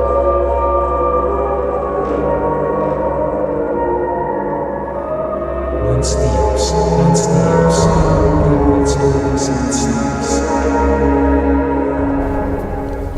So after that wonderful little music break, we have information that the numbers in the square continue to rise, and just looking back, I want us to think about where we were the last conclave or the last couple of conclaves, because as we were talking about before, times have changed, but the smoke remains the same, the chimney remains the same. But do you guys all remember where you were? Let's say for the conclave that elected John Paul II, because maybe people remember Benedict XVI. But John Paul II, I was not born yet, so. Ouch. I just have no memories. I read in 1978. I was an age that was not good at outward contemplation and much more into perhaps who was the most interesting pop band of the time. So I just sort of found out at school. Also, I mean, to the social media question, these were things that the information was not as instantaneous. I mean, it really was sitting at the edge of your seat. There was something going on in Rome, in Chestnut Hill, Massachusetts. I still had my homework and had to go home and go to soccer practice or all the different things. And so I think there's much less of a sense of where I was because I was really so far away from it. Mm-hmm. I was going to say, we take for granted today instant communication, instant everything. And I find difficulty sometimes trying to say, well, what was it like before we had that sort of instant communication, high-res, super high-res, instant images? And so it was a different time than, of course, I was kind of, maybe 8th grade or something. And so I don't remember too much of that conclave. But at the same time, it was a different time, of course, as you mentioned, because the media and instant communication wasn't what it is today. I'm 78 years old, so I wasn't in high school at that time. I was a priest in my diocese and also going to social work school, but I was also directing a psychiatric treatment center for children. And so it was there that I was working, and I was in my office doing clinical records and things like that when one of the young children who was with us came to tell me that we had a pope. And then I think I mentioned earlier that he also told me that the Pope was Polish, and I said, "Oh, Billy, don't be spreading those rumors around, And then he dragged me to the television set and showed me, yes, indeed, the Pope is Polish, and I didn't have the time to go sit and watch television in those days, day or night, but it was a wonderful experience to know that we now had a Pope. But even to ask, how about a month before that? When because there was an election just before that as well. You were talking about John Paul II getting, and then John Paul I. John Paul I. Though. If I can rewind even a little more. Yes, with John Paul I. Well, first of all, it was one of our child care workers. One of our child care workers called me late at night to tell me that the Pope had died, and I said, "Oh, I think you're thinking a month ago." So we have a Pope now, and of course it was very true. And then it was when John Paul II was elected that I was telling this story. Yes. Well, and so we'll go back deep into the archives of Vatican Radio, and we'll look at a conclave that none of us, I think, were around for. But before we do that, we want to say a special thank you to Dr. Liz Lev for being here and sharing such amazing insight into art history, and how that plays a role in the conclave even today.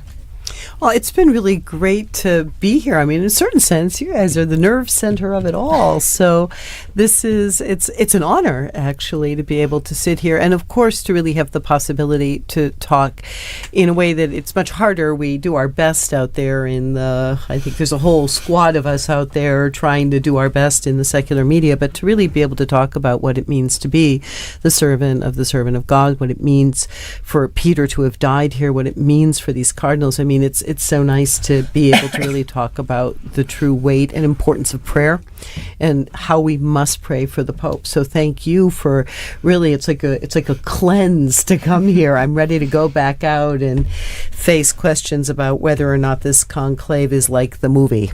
Yeah. Oh, yeah. The hot topic of the day.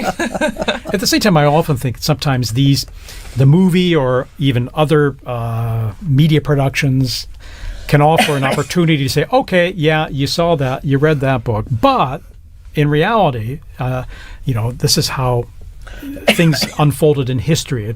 So sometimes I'd like to look at it as like, okay, we can use it as an opportunity to say, well, it's not exactly that way, but at the same time, some elements are true, some are not, but this is how it works. It's and it's created certainly helped generate interest, I would say, and so I guess we have to be grateful for that. So, returning to the question of art one last time, that is the joy of the Catholic imagination. The Catholic imagination can see through to the potential of almost anything. And so, even though this is a tawdry story or it's an incorrect story, the Catholic imagination can find that pearl that is beautiful, good, and true, and bring it out and turn it into something fruitful and wonderful. So, yeah. Beautiful. Wonderful. Thank you so much for being with us here. And so we will launch into this old interview that we have from our former colleague, Veronica Skarsbrick, with Father Martin Nolan, the one-time prior general of the Augustinian Order, who was actually in St. Peter's Square when Cardinal Angelo Roncalli was elected to the See of Peter on the 28th of October, 1958. You're listening to Vatican Radio. I'm Veronica Skarsbrick.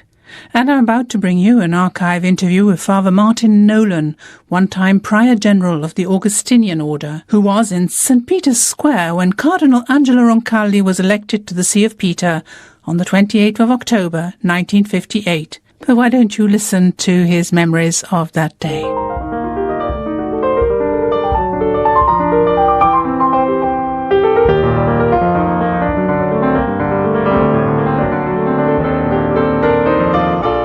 I think that really it's a memory of contrasts because Pius XII, as you know, was a man who greatly impressed the people by, I suppose, his isolation as well as everything else. It was very hard to get a private audience with him or to meet him personally, and so people, especially in Rome, adulated him as they saw him carried in on the Sedia Gestatoria at that time. So that when eventually he died, there was great mourning and regret. He died in Casa Gandolfo, and I remember well the day.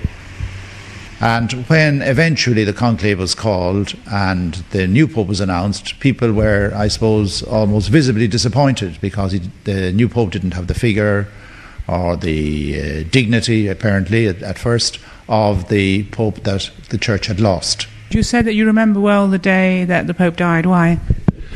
Well, because there was a great amount of hoopla in the press.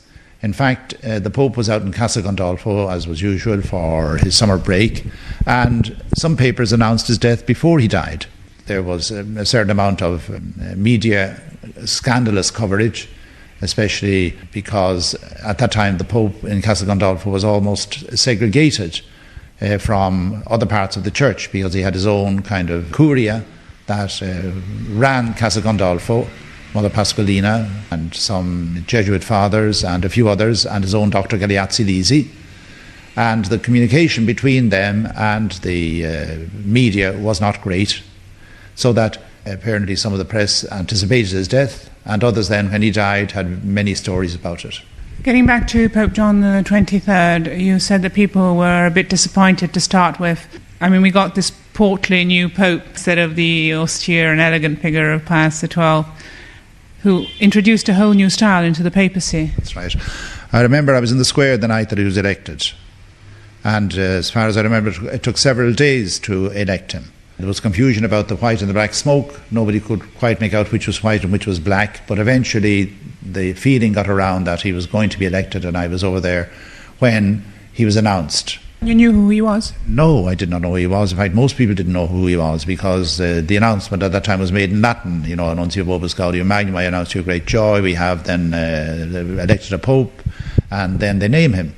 But the people around me were saying, who is this man? Who is he? We have never heard of him before. And when eventually he arrived on the loggia and they saw this tiny figure barely able to look over the parapet, they were saying, White. We have smoke in St. Peter's Square now. So we will come back and it looks to be white. We look have look at that smoke streaming out. This is good. This is incredible news here, coming up here on 6:08 p.m. here in Rome at the Vatican, and we have white smoke streaming out.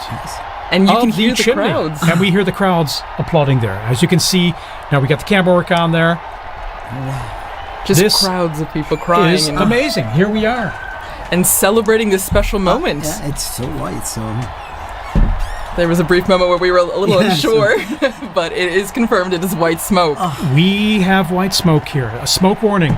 A smoke warning. We're no white longer smoke. watching. Oh my goodness, I was walking out the door. We're back with Dr. Lizette. I'm still out of breath from racing up here. Yeah. I can't believe it. I'm actually flabbergasted. surprised Honestly. as well, because given the complexity of the reality we were talking about, Exactly. and the many issues and the diversity, but here we are, and look at our drone footage there. We're just cruising over the roof of the Sistine Chapel. Wow. We see the crowds. The bell's ringing. The bells are ringing. It is 100% white smoke. The white smoke. And I mean, as we were talking about before, the crowds are... it's the square's packed. Yes. It's incredible. And that's probably small compared to what's coming in now. And that smoke just scared away our seagulls there, the little family there that was just relaxing on Sistine Chapel roof there.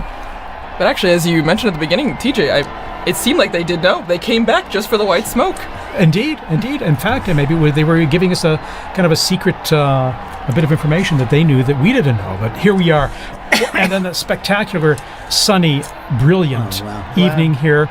And you can even see from the perspective of the crowds there in St. Peter's Square, the white smoke billowing from the chimney, even as the sun starts going down behind the dome of St. Peter's there. Well, thanks be to God. Honestly. And this smoke will last at least about 6 minutes, 6.5 minutes. And with a light breeze there in the square, we can see it billowing down towards the square. And we've got now basically about, it's going to be 45 minutes to at least an hour at least before the new Pope, just elected, So before we will know who... to greet everyone. And so there's huge anticipation, naturally, of who will the new successor of St. Peter be. Well, and I mean, as we were talking about before, you see the crowds filling the squares, but also the different people who have come. I mean, you can see the flags waving, people smiling. It's a big sign of, the universality of the church, but then also just how supportive people are in sense of being here for this moment. And now we're going to have an invasion of Romans. They're going to be coming in. Yes. And no, it's only natural and normal. I mean, you live here, so those who can he's their will be. bishop too. What's that? He's their bishop too. Of course, he's their bishop. There you go. And so they're going to be streaming into the square now. It's going to be filling up. It will make for some interesting traffic around my house because if my recollection is correct, when they couldn't get any further, they just left their cars in the road. There you go. So there you are. They were just there. Just stop the cars in the road. But my goodness. There's nowhere else to go. That's except true. for here. So. That's true. Look at that billowing, thick white smoke there. Oh wow! All the different flags. I love the people ready with their flags just in case. Yes. My daughter said that the election of Pope Benedict XVI, her closest friend, they went to school right around the corner here, and her closest friend was German. And they went running out into the square, and out comes Joseph Ratzinger. She said her friend had this teeny tiny little, teenage girl purse. She pulled out of this purse this flag, this enormous flag. It was suddenly waving in German. Oh my goodness! So apparently, a lot of people come prepared. Yeah, that's the thing, because you just never know. I mean, when I was in the square earlier, people thought, oh no, it might be a longer time. It could take, days. Yes, You just don't know. You just don't know. Yeah, you just don't know. In fact, I didn't know what to expect. At the same time, it's a wonderful surprise here to see the white smoke billowing there. And so after just, day and a half, basically. Yeah. And here we are. It does make you feel like there's a wonderful sense of the noise stopped, the cameras went off, they went into the chapel, they prayed, and the Holy Spirit spoke. I mean, it just really gives us a great sense of confidence. 100%. And indeed, this hope that's being realized, that we have a new shepherd, so to speak, someone to take on the reins there and to accompany us on this journey of our life journey, and it will be fascinating to see. As I say, you see the central lodge of St. Peter's Basilica. You see that's where the new pope will be appearing, as he traditionally does, to be announced that Habemus Papam, that we have a pope, and then the big surprise will be as he proceeds towards the central loggia, and we see who that cardinal is, now dressed in white. Well, and for many people, they might be thinking, okay, why is there this long wait, as you mentioned, Thaddeus? Why is there this long wait in between when we see the white smoke and when the new pope, comes out into the loggia? And it's because there's a process that's going on right now. There is a very long process, which will be the oath of allegiance of the cardinals, of which there are 132 now. And we saw how long it took for the oath to be, for the oath of for the conclave. I'm imagining it will take about that length for the oath of allegiance. Well, and also, Liz, you had mentioned before, way before in our discussion, the Room of Tears, which has become very essential right now. After so right now the new pope would have gone, or is it after? I would think that the ballots are burned after. I think he's already, and I think that's one of the reasons why this is kind of a funny later, hour. Yeah. Right. As it got to be past 5, I was thinking, well, I guess now we have to wait until 7. But I think this must have been the time that he spent in that Room of Tears thinking about or preparing himself for what is look at that square, and that square is just, it's a microcosm of the millions, if not billions, who are watching, all of them fixed to see, some of them already Christians, Catholics, but other people who are really searching. And there is so much searching going on in the world. I don't know how many of the people that I've been working with in the secular media circles who talk about, well, I used to be Catholic, or I went to Catholic school, or I was an altar boy, or I was this. But they somehow feel this moment as still their own. It's a funny thing about those sacraments, right, Father? It's like hard to get rid of those.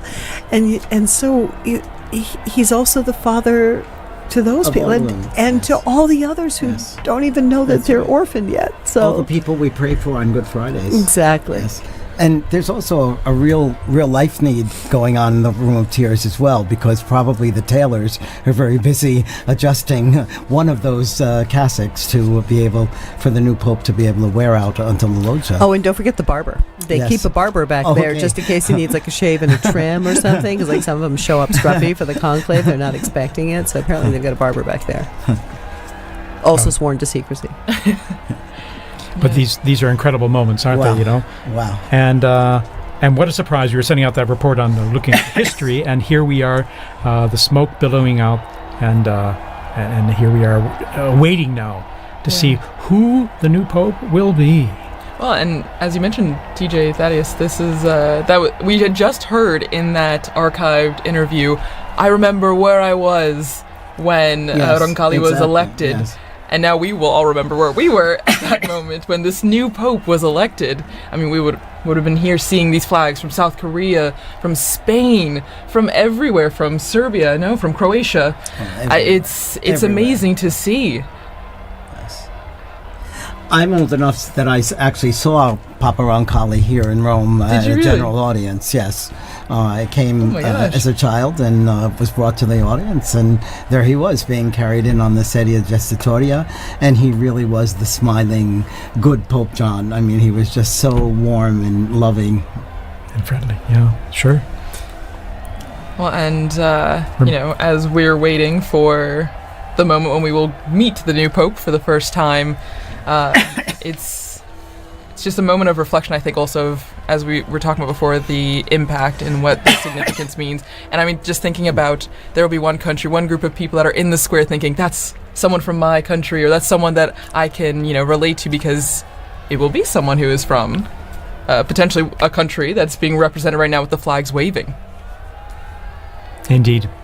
And the process begins when the official announcement in Latin is made that we have a new pope, and he appears on the balcony, offers his own words. Okay, we're going to go straight away here to Joe Tulloch, our co-worker and colleague here in the square. Joe, tell us about what it's like down there in the square. You're there among the crowds. Yeah, it's crazy. It's a lot harder to hear you than it was last time when you called me. A lot more noise. Immediately, as soon as we saw that white smoke, a huge cheer went up. Huge cheer. So much noise. So many people already arriving. I can't see them obviously, but I know that they're running. They're screaming towards the piazza from all over. Yeah, huge atmosphere, huge sense of expectation, and more people arriving every second. Was there a moment where you heard gasps? Was there a lot of surprise? Did you feel like people were shocked that the smoke happened right now? Yeah, I think so. I was not surprised, but it's after, we think, probably 4 votes, right, or maximum 5 votes. So it's definitely a fairly quick election. People overjoyed, people surprised, all kinds of emotions. How about yourself? Where were you when that smoke started coming out? Because I think many people were assuming it would be a little later when the smoke would come, whether white or black. Yeah, that's right. So I was here on my phone trying to send back some of these interviews I've been doing, and I wasn't very successful at sending them back because the internet here is so slow, and so that was kind of what was on my mind, and suddenly I see the white smoke and nothing matters anymore, so it came as a surprise for me as well for that reason. What a moment. You can really feel it in the crowd here. Huge moment. Well, amazing. And I mean, as you mentioned, there's still people running to the square, and there will be probably for a long time, Joe. I mean, because people will be flocking to see the new pope coming.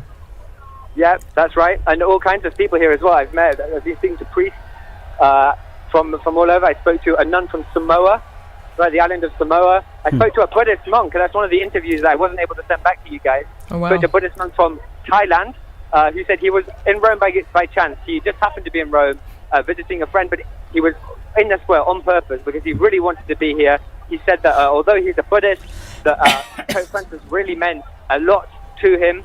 And he said he was really hoping to see the successor. And so that was really nice. And he said he described it as a gesture of interreligious friendship. That's what he said to me. A gesture of interreligious friendship, solidarity. That's why he wanted to be here from Thailand, a Buddhist monk. Beautiful. And our camera work here, we were just zooming in on that balcony from where the new pope will appear. Joe, tell us about, when you're explaining to people in the square, what's next, what's going to happen? I'm sure people are asking you, so what happens? The pope's new elected. That's right, yeah. So I've been explaining to people exactly. So we know that right now the pope is, he's got a few things to do before he appears on the loggia. So we'll have the Cardinal Proto-Deacon will come out, unless of course it's the Cardinal Proto-Deacon that's been elected. And he will give the Habemus Papam, the announcement in Latin. We'll hear said in Latin the name of whoever's been elected Pope, and people will be listening very carefully, trying to see if they can catch that name. And if they can't catch it, they'll see the Pope a moment afterwards, because the Proto-Deacon will leave the balcony, and the Pope will come out and he'll greet the people. He'll speak probably in Italian, he'll probably say a prayer and deliver his first address, and that's what everybody here now is waiting for, that moment when they see the new Pope for the first time. And Joe, how about yourself? You're going to be there for us, aren't you? You're going to be staying there in the square. Yeah, that's right. No, of course. I mean, CJ, there's nowhere else I would rather be in the world right now than right here in the square. So yeah, you couldn't move me from here if you tried. I'll be here. Fantastic. And you'll be telling all your friends about this experience you're having here right now in the future, I'm sure. Well, thanks so much, Joe. Cheers, CJ. Thank you, Joe. We're going to be back with you very soon for more update on all happening in the square there. So, Monsignor Vitilla, tell us a bit about this experience for you now. I mean, this experiencing it live, the smoke coming out here, and now our great sense of anticipation for who the next pope will be. Well, it's just such a privilege to be here in Rome at this time, but also I probably felt closest to Pope Francis because I've served him in different ways, both as the in my work at Caritas Internationalis and then also at the Secretary General of the International Catholic Migration Commission. I always used to say he's the best guru you could ever have to do public relations on migrants and refugees, and I don't have to pay him a thing, you know. So and there were many times when I was able to meet him, and it was so beautiful an experience each time. So the emotions are more now than they were other times because I loved the popes, but they were strange to me. I didn't know them so well. I met Pope John Paul II a couple times, but not as closely as working with Pope Francis. It's wonderful. It's exciting. And then it's a real privilege to be here at Vatican Radio and to have been part of our smoke watching together. It's now smoke warning, of course. So, and a severe smoke warning. Exactly. And white smoke, that's makes it even more severe, so to speak. But it's severe good news, I like to joke and say. But I think it's going to be very nice. I'm very happy that I was here. And just when I was walking out the door, and I just thought, I don't want to be alone in this moment. Yes. This is a moment of ecclesia. This is the moment of people gathered together. I'm going to run back upstairs and knock on the door and see if they'll help me back. I'm so happy to be able to share this moment, and I love this view of the square and all of these people who are gathering together in really a tremendous sense of rejoicing. This is after our 9 days of mourning, after the shock of Pope Francis's death. We are rejoicing again, and that is very lovely for a beautiful, beautiful day in Rome. Yes. Yeah, stunning. Actually, perfect weather, and I like to jokingly call this kind of weather severe good weather. It's just wonderful. It's sunny and brilliant, and of course, I remember in 2013 when Pope Francis was elected. It was during the evening. It was dark out, and it was still cold. It rather was cold and wet and rainy.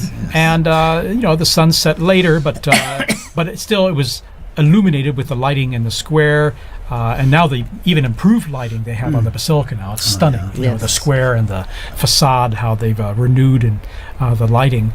But then it was illuminated by all the phones being held up and all. But here we have the brilliant sunlight illuminating all the people there in the square and growing in number. And now, Dr. Lev, tell us a bit about, I was thinking, the central loggia of the basilica there. And even the history behind it of the popes appearing from that loggia, from that balcony, and giving their most solemn blessing, Urbi et Orbi, which the new pope will impart after he greets the crowds there, that solemn blessing to the city, in Latin, to the city and the world.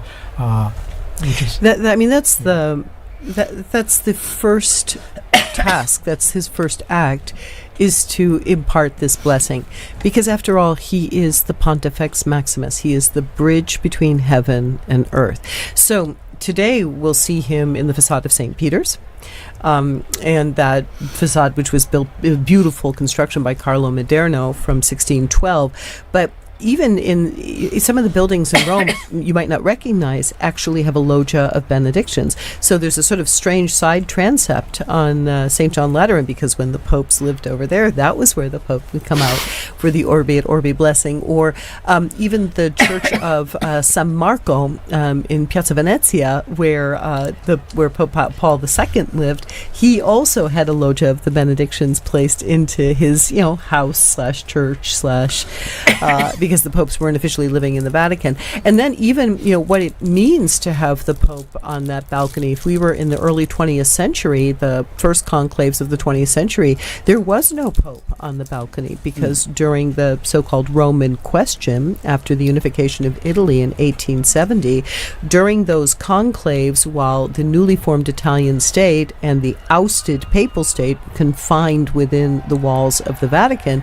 their tensions between the two of them meant that they would hold the conclave, send out some smoke, but you had to wait. You would not see the Pope appear in the square. And so when Pius XI appeared in that loggia, it was already a statement that things were about to change. So it's a very, very, very exciting moment. I remember, I think it was 2005, all the cardinals, when they first started to have lots and lots of cardinals, they were all trying to fit out on those openings of the balcony, and you were kind of looking at a couple of them like, that looks a little precarious. Yes. So let's hope they've worked out kind the of placement, limit that now, yes. the placement out on the balconies this time. Absolutely. Here we're seeing a long shot there and crowds coming down the main avenue, Via della Conciliazione.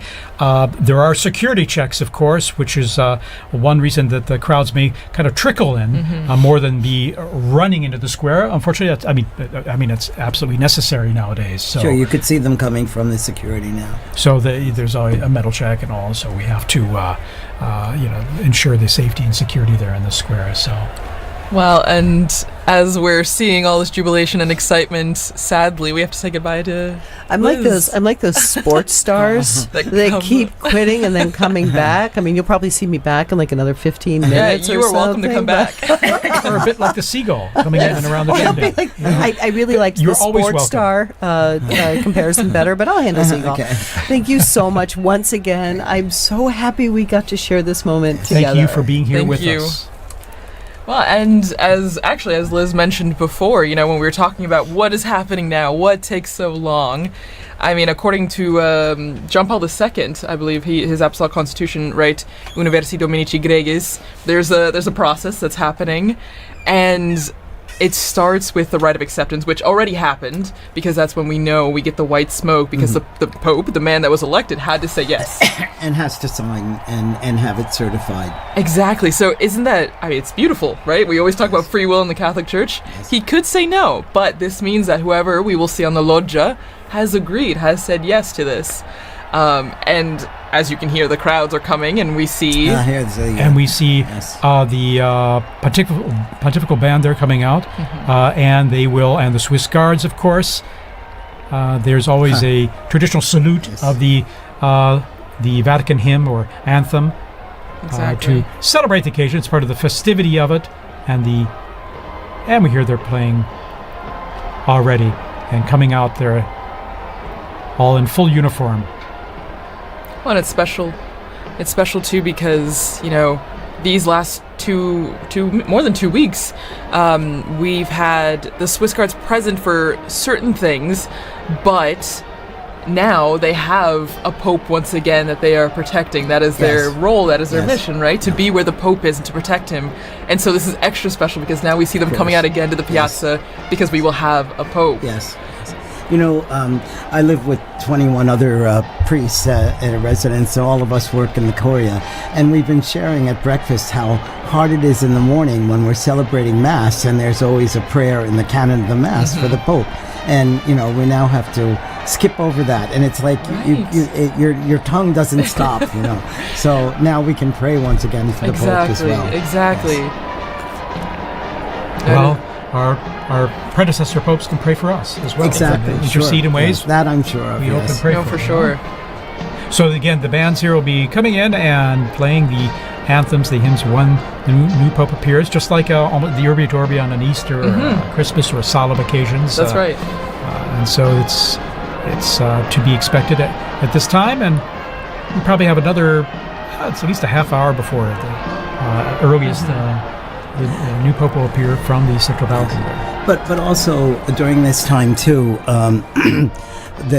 there will be prayer too, and certainly the new Pope will be praying, but also the cardinals will be praying with him too. And we will all be praying as well. Yes, everyone in the square will be praying. Yes, exactly. Around the world, all of you watching and listening from home, we join in prayer as well for this moment. We do indeed.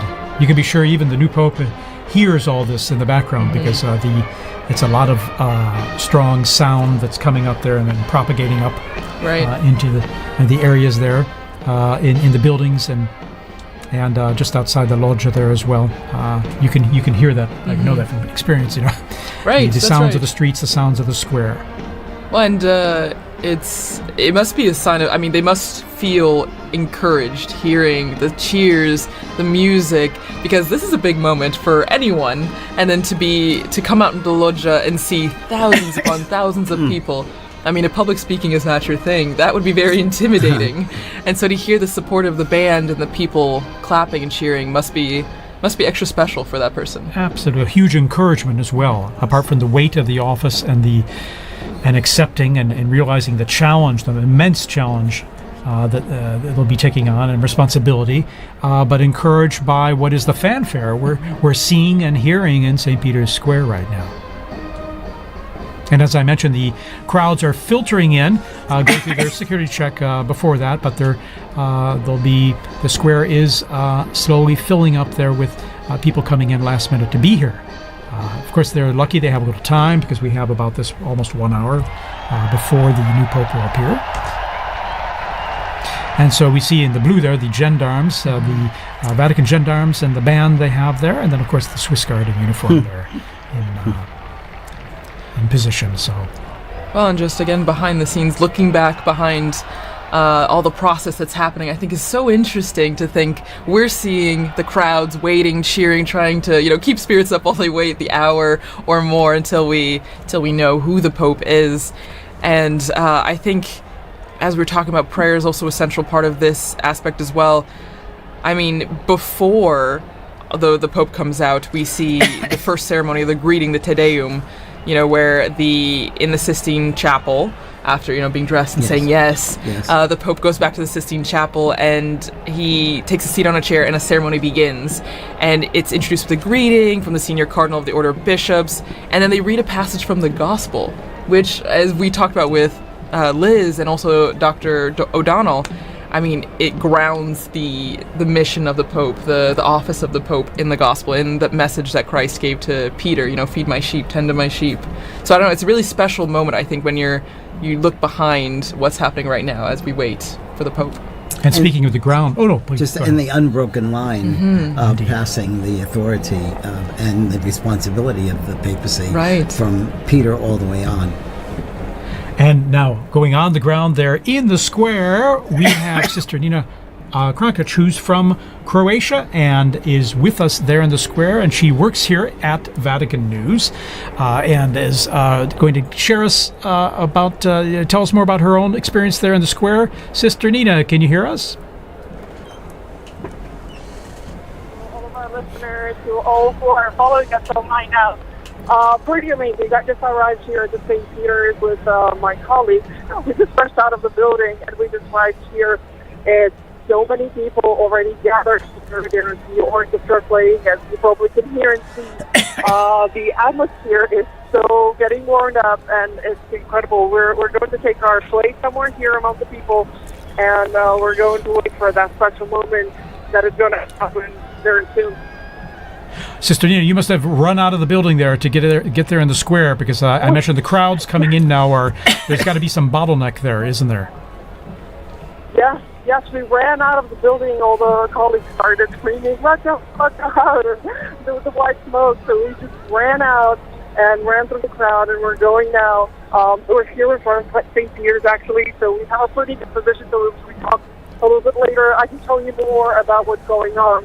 But you actually cannot arrive at the square now because there's so many people from all around all parts of the home gatherings here. So it's really hard to even enter the square at this moment. There's so many journalists. Everybody's doing directions and interviewing people all around. So pretty amazing to see. So it must feel like a big party almost. I imagine in some ways, doesn't it? Now the Italians are the biggest party that I would ever add. That's for sure. That's for sure. And we can hear the bands there. We see the Italian Carabinieri band that's coming into the square as well. So I imagine it's adding to the festive atmosphere you're living there, isn't it? It's very festive atmosphere, and even the Swiss guards are all here, and the music, the people, very festive, very, very beautiful, something beautiful to see. All right, Sister Nina, thanks for giving us that update there, and we look forward to connecting with you there again when possible. We know how it's a little tough with the cell signal there, given all the people communicating live on their cell phones and the networks there being a bit saturated. But thank you. Yeah, and I hope to talk to you soon, and you can still make it, people, if you're somewhere around, if you're somewhere close, you can still make it. So try to get on the square and don't miss this special moment. Wonderful. in time. And if you're watching in direct, don't stay with us and wait for that moment that's falling. And Sister Nina, by the way, this is your first experience of this type, isn't it? Your first conclave, and Yes. so it must be extra my first special for you. conclave. Oh, amazing. You know what, but even seeing that live, it's something so special, and seeing that many people. As we were coming here from the dicastery, from our building, I've actually seen people cry and screaming, HABEMUS PAPAM, and which was so touching, people running and crying, and, you feel that it's like special moment in the history of the church and of the world. So it's something that it's just once in a lifetime. So I'm really grateful to be here now. Wonderful. All righty, Sister Nina, thank you so much for sharing that with us, and we hope to touch base with you there shortly, okay? Thank you for calling me. All right, in the And meantime, talk good to you luck getting in the soon. square Bye-bye. there. Bye-bye. Thank you. Bye-bye. All right. Well, and continuing, as we mentioned before, the atmosphere, but also what we're seeing. You see the bands, Father, as you mentioned, the Italians as well, coming up the stairs that we often saw the Pope Mobile drive up for general audiences. And shortly, we're not sure exactly when, but when the Pope comes out, there's a formula that is said in Latin, and for many of us, we might not have studied Latin in school. I mean, my Latin is quite rusty, so I don't know if maybe, Father, you know a bit more about what's going to be said, and for those who might not know, what is the formula? What is said? Well, it says the proto-deacon, and it's Cardinal Momberti is the proto-deacon right now, will come out and say, I have an announcement of great joy, and then he says, we have a pope, HABEMUS PAPAM. I saw some signs there, and they didn't have the correct conjugation of papa, but that's okay. The fact is, the news is and it's almost universal language now in terms of communicating the fact that we now have a pope. And then after that, he announces the name that he's taken. Yes, in Latin. Yeah. And so I'll tell you a funny story of that too. A friend of mine was in the square when Paul VI was elected. And he was standing. He's from the U.S. He was a student at the North American College. Oh, yeah. And no, it was when John Paul II was elected, and he was standing next to an Italian woman, and they announced that the Pope was from Polonia, and this Italian woman crossed herself and said, "Grazie a Dio da Bologna." Da Bologna. That guy from Bologna. Yes. She didn't hear Polonia in Italian, meaning Poland. Yes. Yeah, it's tricky. If you don't know Italian or Latin, it might be a bit confusing. But no, it's extra special, and as you mentioned, I mean, I remember watching with some of my colleagues here at the start of this week some of the compilations from the HABEMUS PAPAMs that we have video or audio of, which is only in the last, just over 100 years that we have video, and it's been really interesting because whether you know Latin or not, you know that phrase and you know what it means, and so it's a big signal to a new chapter in the church. And I'm thinking that the last announcement was by Cardinal Jean-Louis Touron, whom I worked with a great deal. Oh, wow. And he made that announcement, and it was so good. And he's gone home to heaven, but I'm sure he's now rejoicing once again tonight. That's right. I remember him very well when he announced introduced Pope Francis, and I remember even hearing his name. I was wondering who, and then I looked it up very quickly because as always, it's a surprise. Right. It's a surprise, and you don't know, because we have such a list of people, and as we've said throughout this entire Smoke Watch, that it's the Holy Spirit that guides the decision, and so we don't know till that moment. Here we see a formation of the Italian military bands, Yes. Wow. Guardia Finanza, Carabinieri, and then of course the gendarmes, the Vatican Gendarmerie, their own band, and then we have the Swiss Guards all in position there. We see the usually at a point after the Pope appears, so there'll be a mutual salute of both national anthems and hymns. the retired papal preacher, and also then there's Cardinal Raniero Cantalamessa looking at his phone there. We see technology, and then Capuchin Cardinal there, and also Cardinal Sean from Boston. Exactly. O'Malley. Exactly. Sean O'Malley. Yes, yeah. Mm-hmm. So here we are. The bands are playing. And we have an introduction here to the Vatican anthem. Oh no, the Italian anthem. Sorry about that. That's true. So the hymns, the songs will be going on until we hear that famous line, "Habemus Papam," and we see the Pope come out on the balcony. So we're hearing notes from the Italian national anthem, Fratelli d'Italia.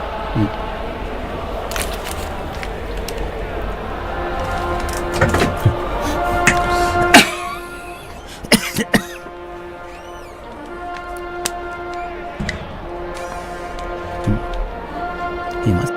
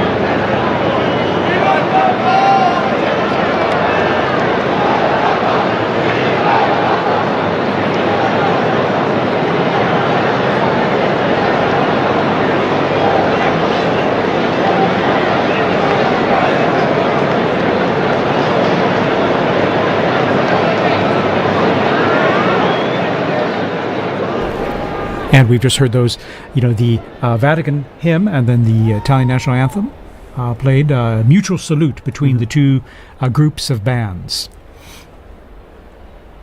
And now the mutual salute and greeting of both. This is just like when we see at Easter and at Christmas, the Urbi et Orbi. During the Urbi et Orbi, when the Pope gives his blessing to the city and to the world.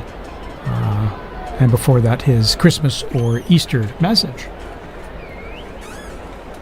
So the bands are lined up there as we await the curtains to be pulled back there from the central loggia of St. Peter's Basilica there. And even though the Holy See is a separate country, it's important for Italy to be involved in this too, because he's also the Bishop of Rome. So it's his flock is in Rome as well.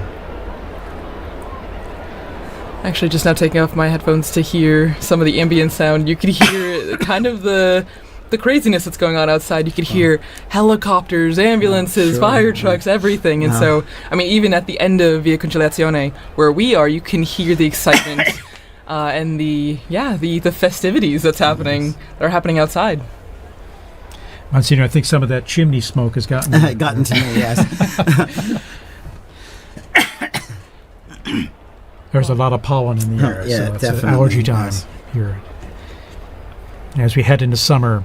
But what a stunning view there. We have the sun just going down behind the facade of St. Peter's. It's always stunning, when it comes time to sunset there with the facade facing east, but then when you're looking at the basilica and the sun going down behind it, it's always so beautiful. So beautiful, yeah. But everybody's eyes are on this. Everybody's looking up, waiting for the doors to open and then the white curtains to be pulled back. Well, and there's actually a story about what's happening right now. Again, the Room of Tears, the Pope, the new Pope getting dressed, and we know that there are 3 sizes of the white cassocks because you don't know who's going to be elected, but you have to be prepared. And actually, one of our colleagues, Christopher Wells, who was on this morning actually on the Smoke Watch, was talking about Pope John the 23rd, and he was that to let out. Yes. And actually, since it didn't fit, they had to tie it like a medical garment. Exactly. And so it's a funny little anecdote to just remember that. No one knows, and so everyone's prepared. But that's what's going on right now. They're trying on the garments, and they're seeing what's fitting. And of course, they have different sizes available to start with, Yes. but Yeah. sometimes 3 they might need different, adjusting depending. Exactly. We're all made in God's image and likeness in different Yes. sizes. So there you go. See all those flags representing the different nations present. Also, it is the Jubilee of Hope, and so we have pilgrims here for Jubilee events over these days as well. I think I read about 15,000 for currently in Rome just for the Jubilee themed events.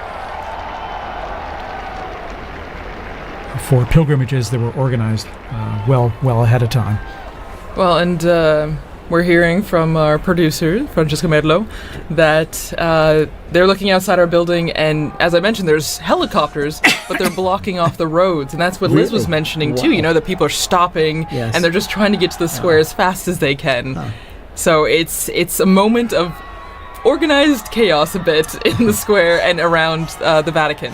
We have reports that there are people literally running to get into the square. And they will eventually, as they go through the checks and controls there. They do an extraordinary job of the crowd control as well, with these many people coming into St. Peter's Square and avoiding any potential problems or issues due to that. So, well, and that is, you have to think that, I mean, maybe everything has a purpose, right? Everything has a reason, because we have this time in between the white smoke and the HABEMUS PAPAM, maybe also for everyone to get to the square. You know, it's a dual-edged sword. The new pope is being prepared and ready to go to the loggia, but it's also to let everyone who can get to the square to be there for that special moment. And we're seeing it with our Vati drone footage here, as I'd like to call it. And you can see the square there. It's just wonderful. You can get a sense of the crowds, and then on the people kind of streaming in from the main avenue, Via della Conciliazione, and some of the side streets there.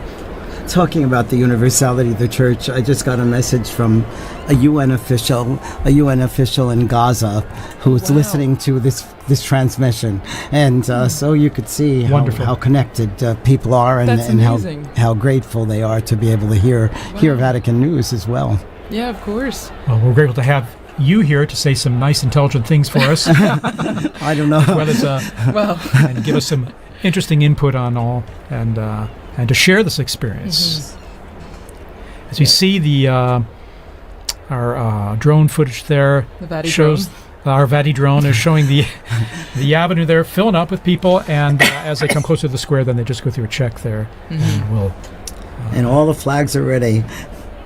And Thaddeus, because since you've been, this is your third conclave in Rome. In Rome, yes. And so I haven't been a conclave elsewhere. No, but you've been in Rome. Yes. Oh, yeah. But have you ever had the opportunity, because I know working here, we're always pretty much in here, but have you ever had the chance to run out to the square or see the excitement? For Pope Benedict, I was up there on the colonnade there. If you're looking here on the footage here, you can see here on the left side there on that colonnade there where the statues are, on top of the Charlemagne wing of the colonnade. I was up there and able to just view from that position where all the photographers, videographers were, or most of them anyway, accredited, to see him come out and greet the crowds and give his blessing. And I remember, this is a strange thing, but after that event, going back into the Vatican and running into Cardinal Jorge Bergoglio. Oh my gosh! This is long after probably about an hour after the blessing was given at the end of the. And I remember it distinctly because I knew the faces of all the cardinals, and so it was a. Little did you know. Little did I know. Little did I know. And then when there we see some of the cardinals there. There's Cardinal. I think that's Cardinal Whirl, and we see, and then. Canta Mesa, Canta la Mesa, and then. O'Malley. The cardinal non-electors. Yeah, exactly. They're over 80, and so there's they're non-electors. Sister Petrina, yes, the head of the Governatorato now. And that's Archbishop Fisichella as well, I think. And we see the secretary of the dicastery for communication there, Monsignor Lucio Ruiz, as well. Anyway. Well, and so was it, I mean, obviously it's very different being inside here, but the excitement is still pretty much the same, being on the braccio, the colonnade, and being very here. much so, because you're seeing things up close, and not only into the bells I was mentioning earlier that you hear very clearly and loudly, but then seeing from a unique angle, almost at below the level of the central loggia, but higher up from down in the square. In 2013, then I remember I was down the street on the Conciliazione looking out the window at the crowds on Via della Conciliazione, and I could see the central loggia from which Pope Francis appeared then in 2013. So that was my other experience, per se, and a unique one at that. And now here in our studio here, right close to the action there. Exactly. It's a third privileged experience. And again, what's really... you really feel is the excitement of it, and the joy of having a new pope, but then also the expectation: who's it going to be? Right. And I remember with Pope Benedict, it was a bit the weather was a bit cloudy and cool then. I mean, this is a day of just brilliant sunshine, mild temps. Of course, we're in May, and so things warm up here quite a bit and pretty quickly. When Pope Francis was elected, I was helping out at an English-speaking parish in Geneva, in addition to my other work. And the pastor had asked me to give a talk to the parents of the First Communion children. And we got the news just as I was ready to start the talk. So I knew tonight I'm not going to get anything else done of this. Wow. So you've gotten the announcement in different places all around the world. Yes. No, that's amazing. And every time just a tad different. And we have joining us Father Paul Samasumo, who's from Zambia, and he's head of the English Africa section here at Vatican News and the Dicastery for Communication. Father Samasumo, good to have you here. Many of our listeners who listen to the liturgies will recognize your voice as well as you do the commentaries for the papal events. How's this experience for you now? Thanks, TJ. Actually, I've been here all day. And then I went outside to meet someone, and you won't believe I got blocked. I could hardly come in. I've been trying to come back for the last 10 minutes, but fortunately the security forces allowed me when I showed my badge, and people are just running into the square. It's amazing. It's my first conclave. I've never... I came in just after Pope Francis had been elected. Wow. So this is quite an experience for you. It is an experience for me as well, yeah. Absolutely. Amazing. Even just the moments leading up to this experience. I live in a house where some of the cardinals also were staying before they moved to Santa Marta. Of course, they had their own little tables, and sometimes we just provoke them. They had some secrecy, of course, confidentiality, but it was so wonderful, and the dedication of them going to the congregations, the meetings, and even the non-electors, some of them live there permanently in our house. And we have some of the staff who have been helping. They had to also do the swearing in, so that they would be... some of them couldn't go because they're small children and they wanted to stay next to their children. So it has been a great experience, even from that point of view. Well, and also, since you're from Zambia, how do you think people in Africa, the African continent, are taking this moment? I mean, we have viewers, listeners from all around the world, but your experience in watching the conclave and being prepared for this Habemus Papam moment, what do you think is the atmosphere, the environment of people watching in Africa? It's a great moment. I can tell you already I've received about 5 or 6 calls just within the space of 10 minutes as I was coming in. Wow. From some of my colleagues who are in the media. And I think the most, the call that I really enjoyed was from my uncle. My uncle is 82, and usually we talk to him through my aunt because he has a problem of hearing. But he's so excited, so everybody's following. They're following on various channels there, the national television stations, on radio and so forth. It's a great moment. And knowing Africa, they've always been fascinated by the popes. I remember even from a time when I was a young boy myself in catechism, we used to to be taught the anthem, the papal anthem. Really? Yeah. So that was very familiar for you to hear. Not this one, but there's an old one that was translated in our languages. Oh, wonderful! Translated in your language. Yes, yeah. In your language or languages? Exactly. And what are your languages, by the way? Just out of.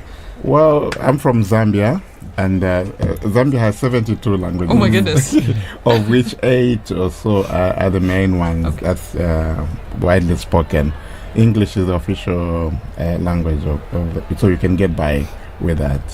Fantastic. And I imagine people tune in even to our live streams, even if it's in Italian, Latin, or with your translation in English. I imagine it's a way to connect people. Tune in the same, even if they don't understand what's being said. It is, and some directors of some of our Catholic radio stations. I'll give you an example. In Kenya alone, there are about 11 Catholic radio stations. Wow. So they've been asking, what time is the smoke? Why are we having the smoke? Yeah.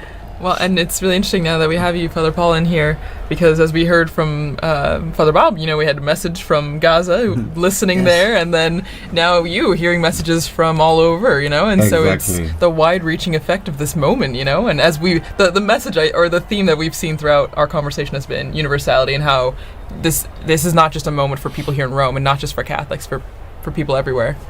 In fact, I'd like to thank people around the globe tuning into our live stream here. Maybe you're watching on a local or a national network, local Catholic radio, wherever you're listening. Thanks for joining us here.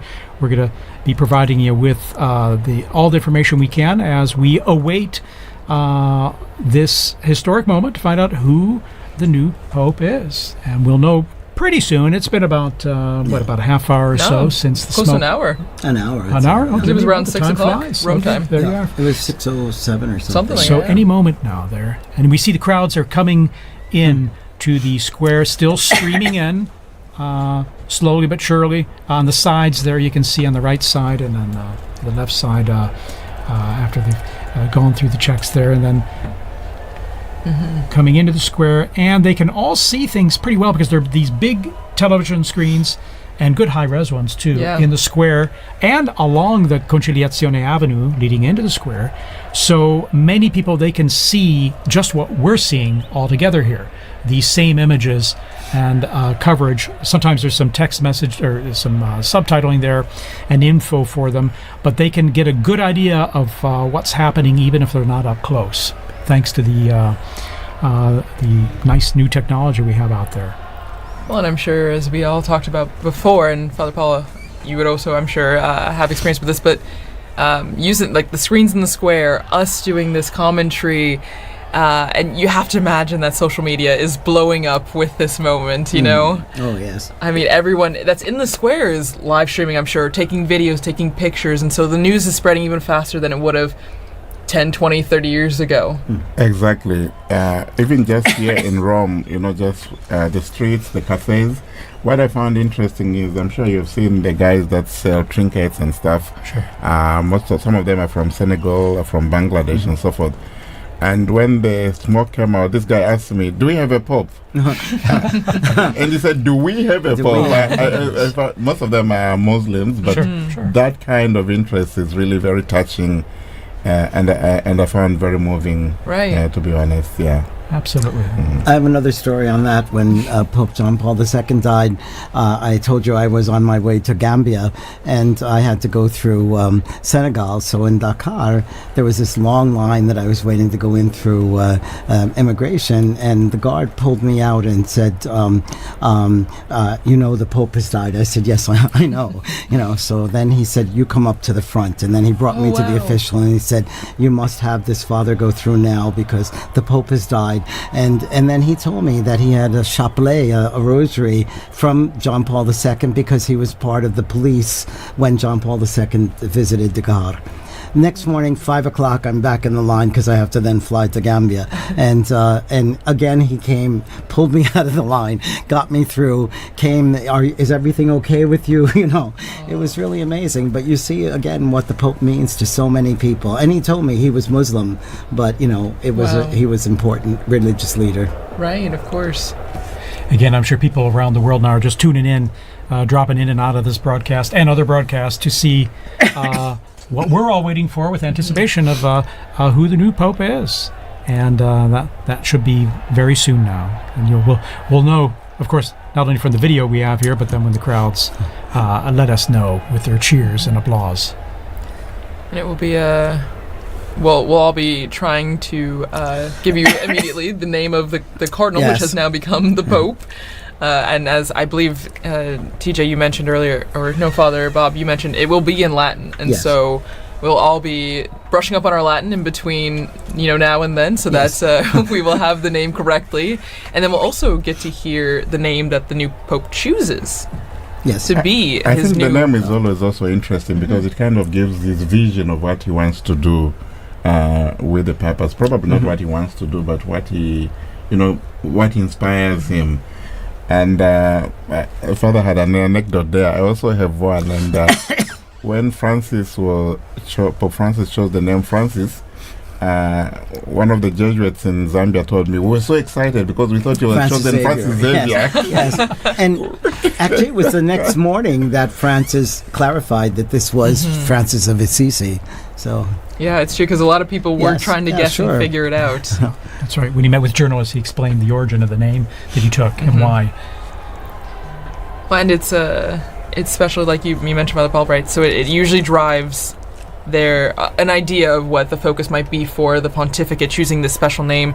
And we had mentioned earlier, right, that the person, I think it was Liz that mentioned, the person becomes a new person in that sense. The Pope is a new man because he gets rid of the old name, takes on this new name, and he's no longer just cardinal whoever. He's the Pope of the Universal Church, the Pope that is the symbol of the Catholic Church around the world. Not only because he is known as the Pope, but also because of his white cassock that is widely recognizable.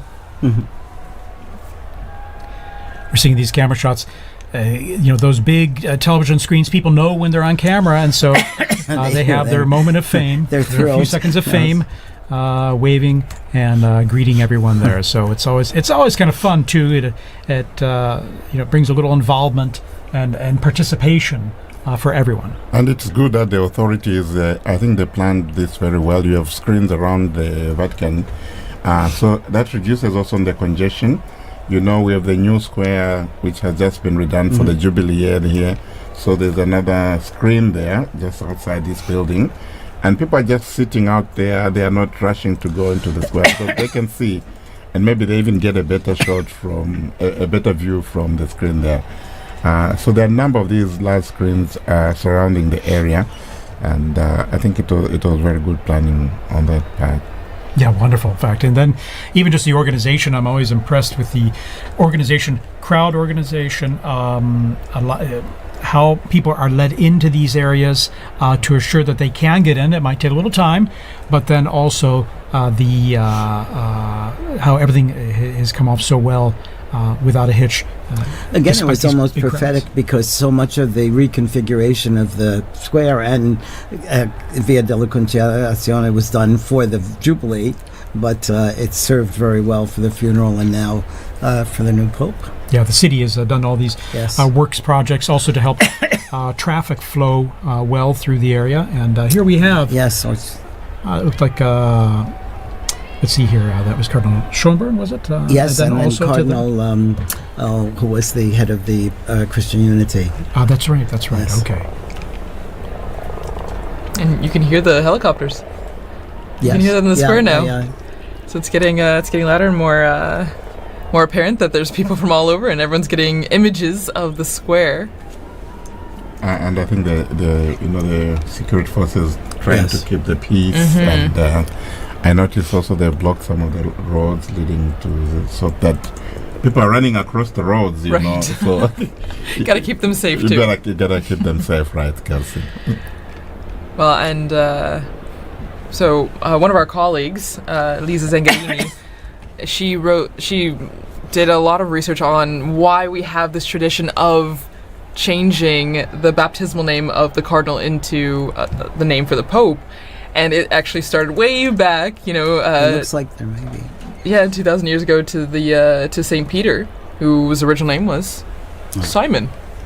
and so it stems all the way from that. And it's a lineage that has been continuous since that time. And actually, what's interesting is that not all the popes have done this. Out of the 266 now, 267, only 129 have actually chosen a new name, which I never realized. It was much later before the new name, was put into practice. There you go. Yeah. And that was John the 12th, Pope John the 12th. And only during that time, from 955 to today, it's only 2 other people that have not taken new names, which is interesting. Very interesting. Yes. So we've gone from the smoke watch and warning now to the Pope watch. Yes. We're on the a new Pope watch here from the central balcony, and I think we're coming up on prime time here. I think soon we should be seeing the new Pope appear, and we're getting some zooming. Some close-ups here of the crowds there, and we saw some Vatican officials. In fact, before. TJ, I just also wanted. And as well as the mayor of Rome is out there. Yes. Okay. Yes, Gualtieri. That's right. For that we saw, was it Cardinal Casper, right? Christian Unity we saw. That's right. In the square there, Casper, and then. I was going to say that it's been interesting also from the time the Holy Father Pope Francis died, how the liturgies have been moving and preparing the people. Yes. Even yesterday's Mass, the prayers. We implore you, give us a shepherd pleasing to you, one who will lead us by example and lead us to the gospel truth. This is in the collect and in the closing prayers. So this conclave liturgy is also very elaborate and very moving and preparing the people. So it's not just like this is just a successor to Francis. This is actually, a transformation. This is going to be Peter now, who is going to be taking office. That's right. Cardinal Ray said that in his homily, didn't he? He did. He's been such a gift during this time, too, Cardinal Ray. Cardinal Ray's incredible. 92 years old, full of energy, and beautiful homilies, really inspiring us and helping us live through this whole ordeal. Very inspiring. At 92 years. Yes, 91, 92 years old. Yes. Amazing. Yeah, inspiration indeed, and then his energy, and also animated as well in delivering, giving his homilies as well with passion. So I'm always impressed. But so here we are. All right, we got this. Someone is just asking me on the phone, do we have the name yet? No. Yes. We will learn with all of you. We're all like everyone else. It must be hard for those cardinals out there now, because I'm sure they're not allowed to tell us. Exactly. But, That's true. Yeah. Wow. Mom's the word. Mom is the word. And we're just waiting for the appearance. Pope Watch is on high alert. That's right. It could be turned into. It will be a warning soon. It will be. Okay. So. Yeah. All right. So even some quiet among the crowds now as this anticipation is building, sinking in and building. Because I think what they will do as soon as the square is full, they don't let any more people inside to prevent a stampede. That makes sense, yeah. It makes a lot of sense. Again, like you were saying, the safety. Yeah. Safety is a big priority, even though it's very exciting. And you see even small children getting excited for this moment on our screen. So from the youngest to the oldest. Fun for them, fun for us. Exactly. Too, It's as fun for all ages. Indeed. And even the Vatican flag. Vatican flag. And we're lucky the sun's gone down behind, it looks like behind the Basilica now, so you won't have the sun blinding you as you look at the central balcony, the loggia there. So a bit of anxiety yesterday, when the smoke wasn't coming, and say, what's happening? Why is it taking that long, and so forth. But you could understand. I think, as has been explained, there's so much to do. There was the juramento, there was the homily of Cardinal Cantalamessa as well. Then and then there was also the Vespers as well. So I think it was understandable. But you could also understand also the anxiety and the joy and the excitement surrounding all this. Sure. Yeah. Of course. And then the first time going through the whole process of the voting process, whereas, by the time this morning came around, it was all it wasn't anything new. They're going in there to vote, Right. and before prayer, of course, and.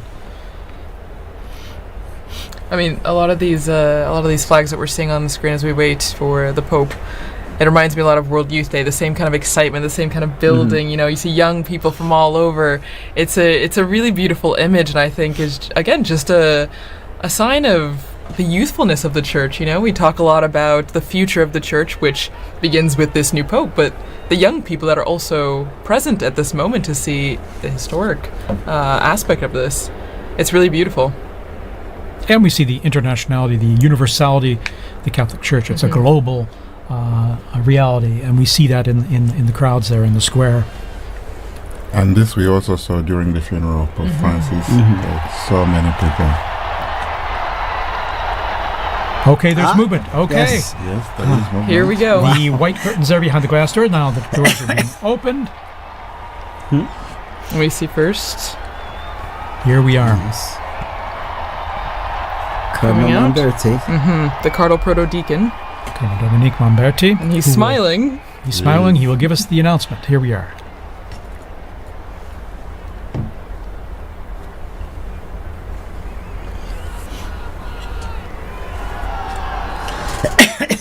Suspense. Annuncio vobis gaudium magnum.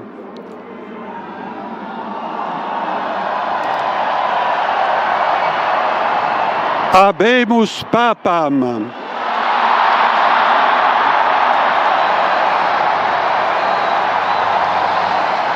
Eminentissimum,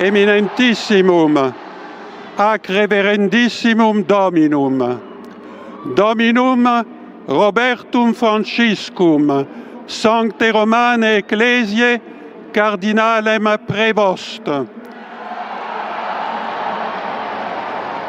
qui sibi nomen imposuit Leonem decimum quartum.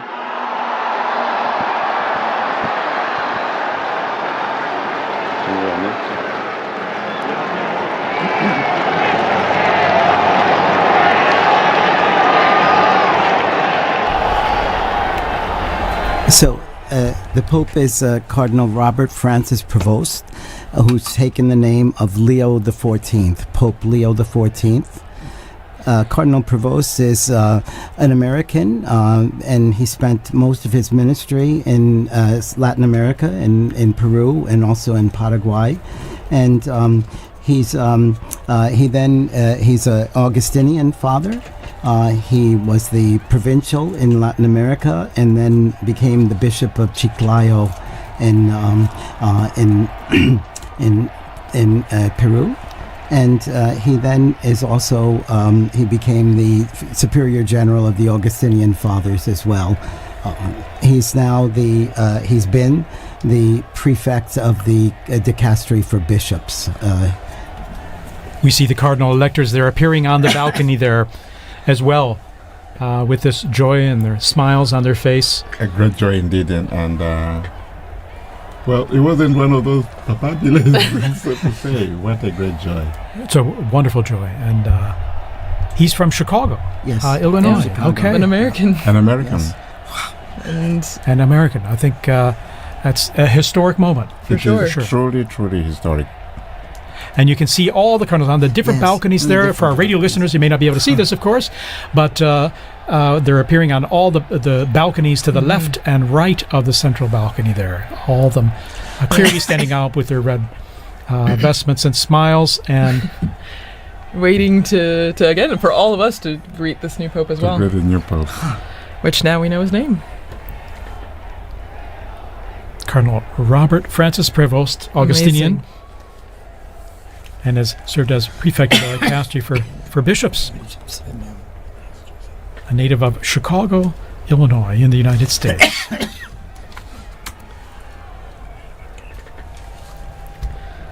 Wow. And so as we said before, you saw all the flags and everything out in the square, and now all the Americans are holding their flags. Indeed. It's a historic and moment. The Who would have Peruvians imagined? too, I'm sure. Because he spent That's most of his ministry in Peru. Yeah, and that's a special thing, so he has a connection with multiple. Experience Exactly. And this, exactly.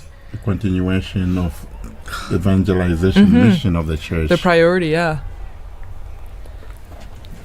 So you can see still the they're like little pockets of red where all the cardinals are standing on the balconies.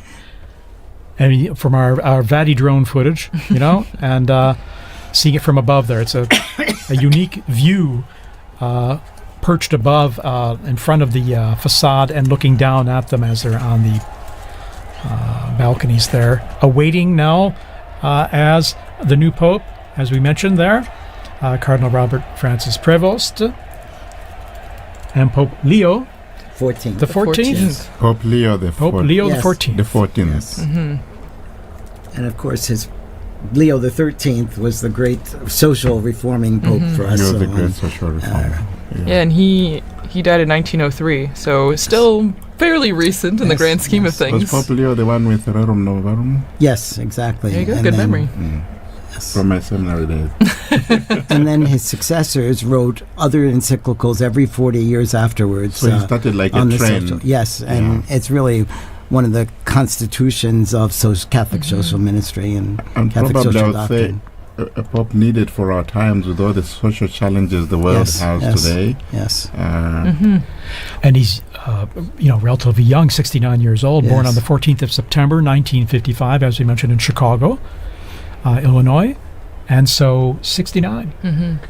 Well, and Father Paul, as you were just saying, I agree, and maybe Father Bob, you can really stress this point because you work in social community, exactly, integral human development. This is an important aspect of the church. The Catholic Catholic social teaching, I think, is important. Very, and it's often called the untold story of the church, or perhaps the hidden secret of the church, and it has so much, and there's a lot of development. And was one of the needs discussed by the cardinals during their congregations this last week too. So. Exactly. Oh, there we see the American flag. There's the US flag there. People are thrilled about this. Yeah, and there's quite a number of American students. Dr. O'Donnell was here, and he was going to be in the square with his American students. So you can imagine them cheering. Yes, it will be a treat for them, indeed. Yes. I can imagine the scene. The house I live behind is the Basilica of St. Augustine, where we have also the tomb of St. Monica. Yes. So it must be a great day for all the Augustinians there. Yes. Yeah, very special day. Yes. Indeed, he. Looking at his biography in going back to more recent history, 1999, he was elected the provincial prior of the Mother of Good Counsel province in Chicago of the Augustinians, and after 2.5 years, the ordinary general chapter elected him prior general of the order of the OSAs. Ministry again entrusted to him in 2007 at their ordinary general chapter. And reading here, in October 2013, he returned to his province of Chicago to serve as teacher of the professed and provincial. He served as, and then let's see his roles there. And 3rd of November 2014, when Pope Francis appointed him apostolic minister of the Diocese of Chiclayo in Peru, where he served many years, and he was made a bishop there, and served there for many years. And then in March 2018, he became second vice president of the Peruvian Episcopal Conference, so working as a missionary there, a missionary bishop as well in Peru. Here we're seeing these beautiful shots of the Vati drone there, of at the same level almost of those balconies, and all the cardinals kind of crowded in those balconies. And they look like they have the same anticipation that we do. Exactly. Any moment now, Pope Leo the 14th will be appearing. Pope Leo the 14th will be appearing from that balcony. Pope Leo the 14th. Looking again at his predecessor, the person he took the name from before, Leo the 13th. He actually, Pope Leo the 13th, had the third longest papacy, verified papacy that we know of, behind Peter the Apostle, and then John Paul II. So one from way back in church history and one from our very recent history. Long live the Pope. Exactly. No, and even on the screens now you can see a lot of people climbing up on the what are they? The lampposts in St. Peter's Square. Anything to get a better view. Yes. Just trying to get a good view of the new Pope. And there we have the cardinals. These are the cardinal electors, right? Mm-hmm. Right. The ones that helped make this decision. Yes. Which, since we had 133 cardinal electors, then we had to have a majority of 89 cardinal electors to vote for cardinal. I found intriguing the fact that the voting takes place in the Sistine Chapel, where you have the last judgment. Right. So whatever you do, whatever you decide, that's between you and the Lord. Yes. Because the weight of the responsibility is so great. So very fitting, very telling, eh? Right. Well, and before you came in, Father Paul, Dr. Lislev was talking about the Pauline Chapel, and that's where the new Pope, now Pope Leo the 14th, when he will walk down this hallway in the chapel, and at the end of the chapel is an image of Peter crucified upside down, but the artist turned his head so that when the new Pope is walking down the hallway, Peter's eyes are following him. Here we are. Pope Leo the 14th is now Pope appearing. Leo the 14th. Coming to the central loggia of the Basilica. Very special moment. Very special moment. And here he is. There he is, Cardinal. And the applause going up, the greeting, the waving. Big the smiles. How amazing. How amazing. And Dr. Lislev was also talking about the symbolism of the red that he's wearing. You know, it is a sacrificial role, and that is the symbol of the cloth that he's wearing right now. And we see this beautiful close-up view from the side there, at the same level as the loggia. Pope Leo the 14th. Pope Leo the 14th. Amazing. Smiling. A smiling and Pope, yes. You can see who wouldn't be taken by the moment. And I think going through his mind, you know, the weight of Yeah. this responsibility. Oh, yeah. You can see it on his face. You can see it on his absolutely. face. Amazing. After this, you're never the same person. No.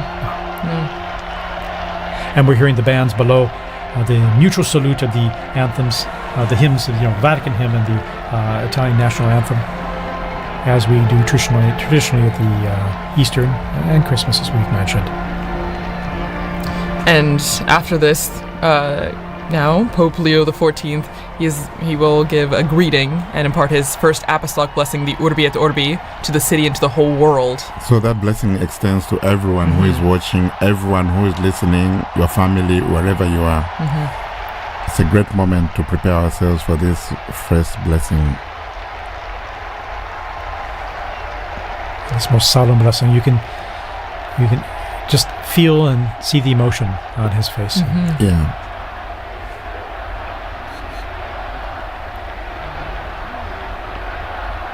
And the crowds that are gathered in St. Peter's Square still arriving, we're being told, from the avenues surrounding the Vatican there, the streets and the...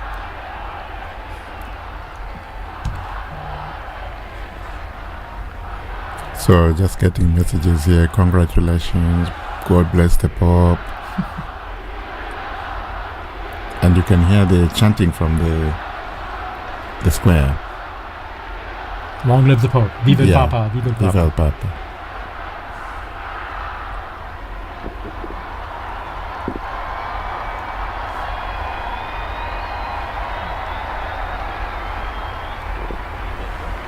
And we're all silent now, awaiting his first words.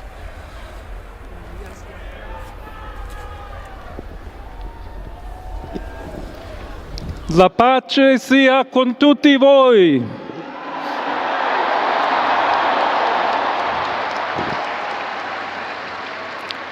Fratelli, sorelle carissimi, questo è il primo saluto del Cristo risorto, il buon pastore che ha dato la vita per il gregge di Dio.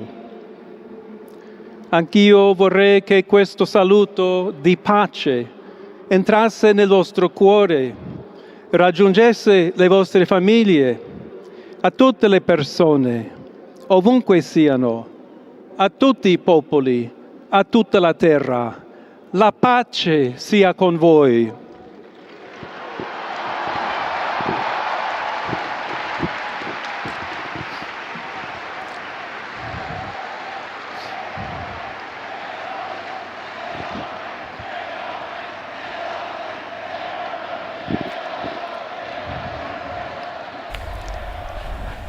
We're just hearing the first words of Pope Leo XIV.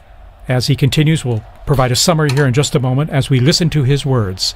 He's asked everyone to, brothers, Questa è la pace di Cristo risorto. this is the peace Una of the risen pace Christ, disarmata e una pace disarmante, a peace that umile is e disarming and perseverante. humble and persevering. Proviene da Dio. It comes from Dio God. che ci ama a tutti. God who loves all of us incondizionalmente. without any limits and conditions.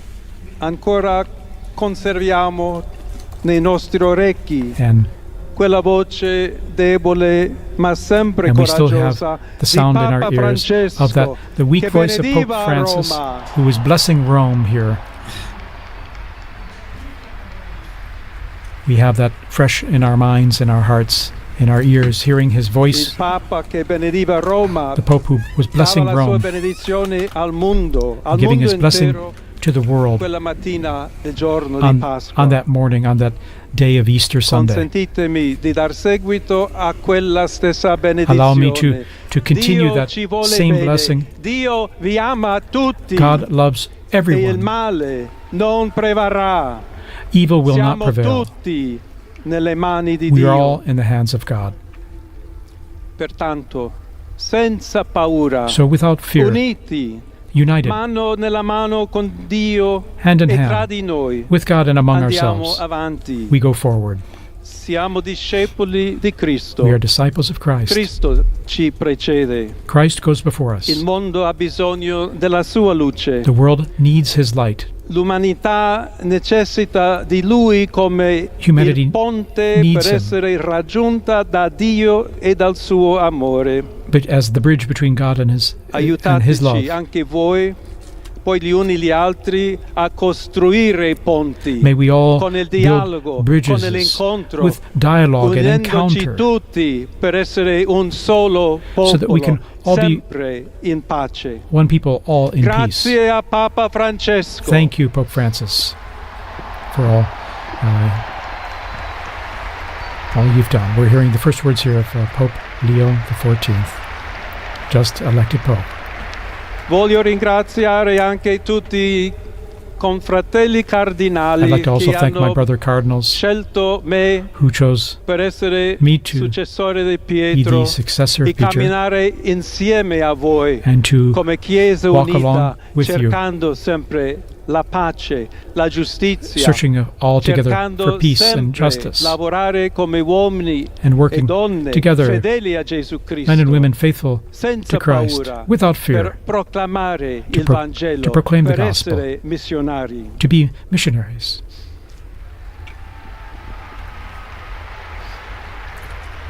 Pope Leo offering these initial words, which we're just Sono translating on the fly here. Un figlio di Sant'Agostino, I'm a son of Saint Augustine, and I'm an Augustinian che ha detto: con voi sono cristiano Who e said, per voi vescovo. with In you I am a questo Christian, senso and for you possiamo I am a bishop. tutti camminare insieme So may we all verso quella walk patria together towards that, la quale Dio ci ha preparato. to the place where that God has prepared for us. May we walk Alla together, accompany each other. To the Church Di Roma, of Rome, un saluto speciale. a special greeting. As Bishop of Rome, of course, a special greeting. Dobbiamo cercare insieme come essere una We've gotta chiesa missionaria. look at how we can together be una a missionary chiesa che church, costruisce i ponti, a church di that builds dialogo, bridges, sempre aperta a ricevere that is always open to receive everyone, just like in this square, to receive everyone, to welcome everyone, our charity, our dialogue and love. Y se me permiten también una palabra, un saludo. And now, a greeting in Spanish. Please allow me here A to todos aquellos, y en modo particular a mi querida diócesis de Chiclayo en el Perú. So to all of you, but especially to the people of my diocese of Chiclayo in Peru, donde un pueblo fiel ha acompañado a su obispo, ha compartido su fe y ha dado tanto para seguir where we had such faithful people accompanying the bishop, and we had such faithful people helping the bishop. Di Roma, di Italia, di tutto il mondo, To all of you, vogliamo essere the una people of chiesa Rome and of Italy, sinodale, una chiesa che cammina, una chiesa che we need cerca to be a synodal church, a church that's a pilgrim, that shows charity always, specialmente a coloro che soffrono. and especially is charitable to those who are suffering. Oggi, Today, il giorno della supplica alla Madonna di Pompei. Today is the day of praying to the Nostra Madonna Madre Maria Papay. vuole sempre camminare con noi, stare vicino. Our Blessed Mother Mary always wants to be close to us. Il suo amore. She always Allora wants vorrei to pregare intercede for insieme a us voi. through her love. Preghiamo insieme So per questa nuova missione. let us pray together per for this tutta new la mission, Chiesa, per for la pace all of the nel church, mondo. for peace in the Chiediamo world, questa grazia speciale that she will Maria, help us nostra give us madre. a special grace, our mother. Ave Maria, piena di grazia, Hail Mary, il full of Signore è con grace, te. the Lord is with Tu you. sei benedetta fra le donne. You are blessed among e women, benedetto è il frutto del tuo and blessed seno, is the Gesù. fruit of your womb, Jesus. Santa Maria, Holy Madre Mary, di Dio, Mother of God, prega per noi peccatori. pray for us sinners, Adesso e nell'ora della now and at the nostra hour of our morte. death. Amen. Amen. Pope Leo XIV there. Pope Leo XIV, very interesting. A few themes coming out already there from his first piece, talking about peace. Indeed, saying a greeting of peace. May my greeting of peace enter into your hearts and reach your families. All people, wherever you are, all peoples of the entire planet. Right. May peace be with you. God's peace be with you, he said. And here we see him in his, after having given that opening and beautiful words. Continuing to all. also the message of Pope Francis, where he even said in Spanish and Italian, tutti, Il tutti, tutti, Santo todos. Padre Leone, a tutti i fedeli presenti And the e Holy a Father quelli Pope che Leo, ricevono la to sua all people benedizione a in mezzo the della square and all radio, della receiving televisione e or delle hearing altre this tecnologie di through new technology, comunicazione, online, everywhere. concede l'indulgenza plenaria Offers his, della forma the stabilita dalla plenary Chiesa. indulgence and the formula established by the Preghiamo Church. Dio We pray Onnipotente to Almighty God perché conservi a lungo that, il Papa that a he guida may della keep the Chiesa Pope e conceda and pace e protect unità him alla Chiesa in and guide the tutto il Church mondo. and the entire world. Now he'll give this most solemn blessing to the entire world, to all of you joining us. To everyone. So we now prepare ourselves to receive this solemn blessing wherever we are, at home, in your car, at work, wherever you are. Sancti Apostoli Petrus et Paulus, de quorum potestate et auctoritate confidimus. So Ipsi intercedat pro nobis ad Dominum. the holy apostles Amen. Peter and Paul, Precibus et meritis Beate Mariae semper Virginis, and we Beati also Michaelis to the Arcangeli, Blessed Mary, Beati Ioannis Baptiste, et Sanctorum Apostolorum Saint Petri et Pauli et omnium Sanctorum. Misereatur vestri omnipotens Deus, et dimissis omnibus peccatis vestris, perducat vos Iesus Christus ad vitam aeternam. Indulgentiam, absolutionem et remissionem omnium peccatorum vestrorum, spatium vere et fructuose penitentiae, cor semper penitens, et emendationem vitae, gratiam et consolationem Sancti Spiritus, et finalem perseverantiam in bonis operibus tribuat vobis omnipotens et misericors Dominus. Amen. Et benedictio Dei omnipotentis, Patris et Filii et Spiritus Sancti descendat super vos et maniat semper.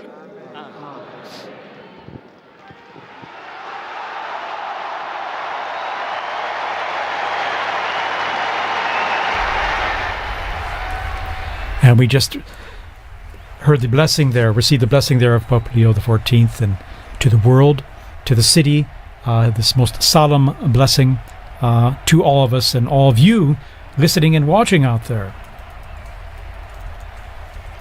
What is interesting, he is smiling, and I found very touching the fact that he made reference to his former diocese in Peru and spoke to them in Spanish. Very, very touching moment, and how they are thanking them for how they accompanied him. And so from this moment, I think we all accompany the new Holy Father with our prayers and support.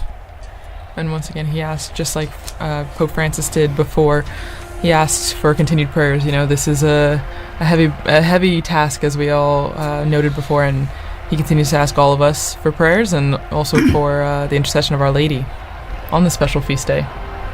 And he asked us especially to be bridge builders, as he is, Pontifex, a bridge builder as well, but that we should all be building bridges, both here in the Diocese of Rome, in Italy, and throughout the world, and that we should build that on fraternity and on solidarity and on dialogue. So many times Pope Francis told us the same. There have been false debates, I think, in leading up to this about unity and diversity and things, but he's made it clear that he's looking for us to be united, but also to be the bridge builders and to bring about peace in the world through our bridge building. We're seeing this stunning footage, or this video, of our Vati drone there going close to the balcony and seeing, I think for the first time, unique images like this up close of the new Pope.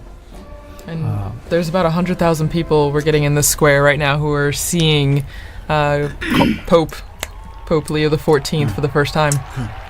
There's Sister Norma Pimentel from the border of Texas and Mexico that Pope Francis, she spoke to him when he was there.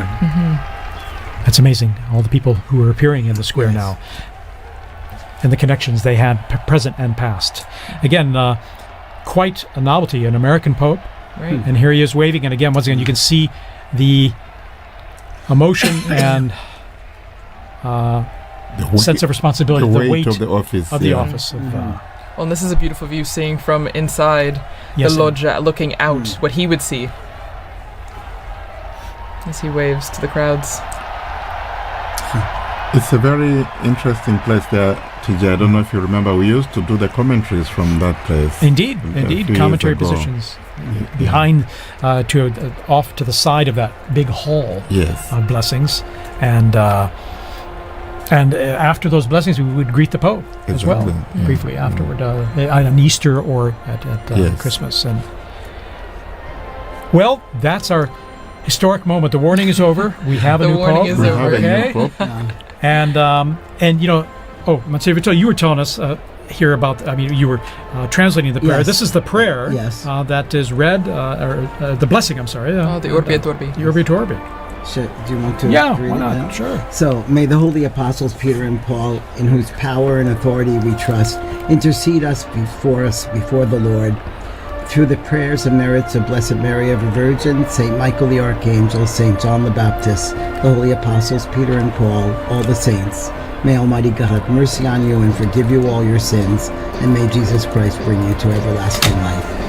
And then he speaks about the indulgence and the absolution and remission of sins, and then he also gives the blessing. I'm not entitled to give the Urbi et Orbi blessing, but we heard it from him. But again, it's the most solemn blessing that he gives and imparts, and again, in his words, he offered greetings of peace to everyone everywhere, and stressed that he wishes to be a builder of peace in his ministry, and to that we can all be part of that in our own efforts and in what we do. And 2 or 3 times mentioning the word missionary, I think probably also echoing his own experience as a missionary, a bishop, and now a pope. I found also that very touching, this openness to the world. And he's someone who is coming from the outside. He has been in the Korea, and now, so he has both worlds. And this is very interesting and quite assuring, I think, for the church. Well, and he comes from the Americas, so while he is an American by birth, being born in Chicago, he has connections to Peru, and so I think it's a beautiful continuity, between the two, the Americas right there. And as we see on the Vati drone, we're getting a good image of the apostles lined up on St. Peter's, the facade there, and you still see the massive crowds that have gathered, over at least 100,000 people, both in the piazza right there and beyond, past Via Conciliazione and our office even. Indeed. And then, again, that embrace of the 2 colonnades is just unique. It has a warm feeling to it of welcoming and embracing those present there in the crowds. Now, we're going to try and go back down on to the square there to our own Joseph Tulloch, our in the roving square. journalist. Our roving reporter. We're trying to connect with him. Again, it happens that the cell coverage there gets pretty saturated, even if it's pretty extensive. So we're waiting to link up with him to get some direct feedback from him. But while we wait for that, as you were just mentioning, TJ, about the arms of the colonnade, and that ties in perfectly with what Pope Leo XIV was talking about also in his Urbi et Orbi, the blessing and the greeting, where he speaks about we need to be welcoming to all people, tutti, tutti, tutti, todos, todos, todos. And so it continues. I mean, you get that welcoming embrace from the square, but then also from our new Pope, which is a continuity also from the late Pope Francis, who initiated that, with his famous line, todos, todos, todos. Exactly. Everyone is welcome. It was interesting that he said, for you, I'm a bishop. With you, I'm a Christian. Yes. That was really beautiful. A quotation from St. Augustine, I think, yeah? Well, and it's true. It's a nice, it's a good way to identify himself, that we're all Christians, but he's also a shepherd when he was a bishop, but then now as the Bishop of Rome and the head of the Catholic Church. Again, embracing everyone, inviting everyone, basically underscoring the unity that brings us together, both Christians, non-Christians, everyone. And it means, TJ, we are going to see that unity you are talking about in the synodality, because he did refer to synodality as well. He did, and that word meaning talking to hearing everyone's opinion and dialoguing together, listening to one another. That's what, in a sense, the basics of synodality, in terms of listening to one another and seeing where we can talk about things and come to understand one another and where we're coming from and maybe the best way to go forward together. And we're going to be on, just to let you all know, we're going to be on the air here for a little while longer, at least another probably about an hour here, to provide more updates on what's happening and trying and to connect to St. Peter's Square there with our own Joseph Tulloch. We're trying to get through there, and once we get through, we're going to chat with them and get some a sense of what it's like out there. I mean, the crowds are still there, although the square is slowly starting to empty now. And we're seeing the bands there that just performed earlier leaving. And again, an incredible moment. It's amazing to have a pope from North America, from the United States, and but one who's also lived and worked internationally, as we mentioned, Peru, and then here at the Vatican. In fact, his Italian is very fluent. We're going to take a little break here, little musical interval, and we're going to come back. We'll be right back. Just shortly here. So stay tuned.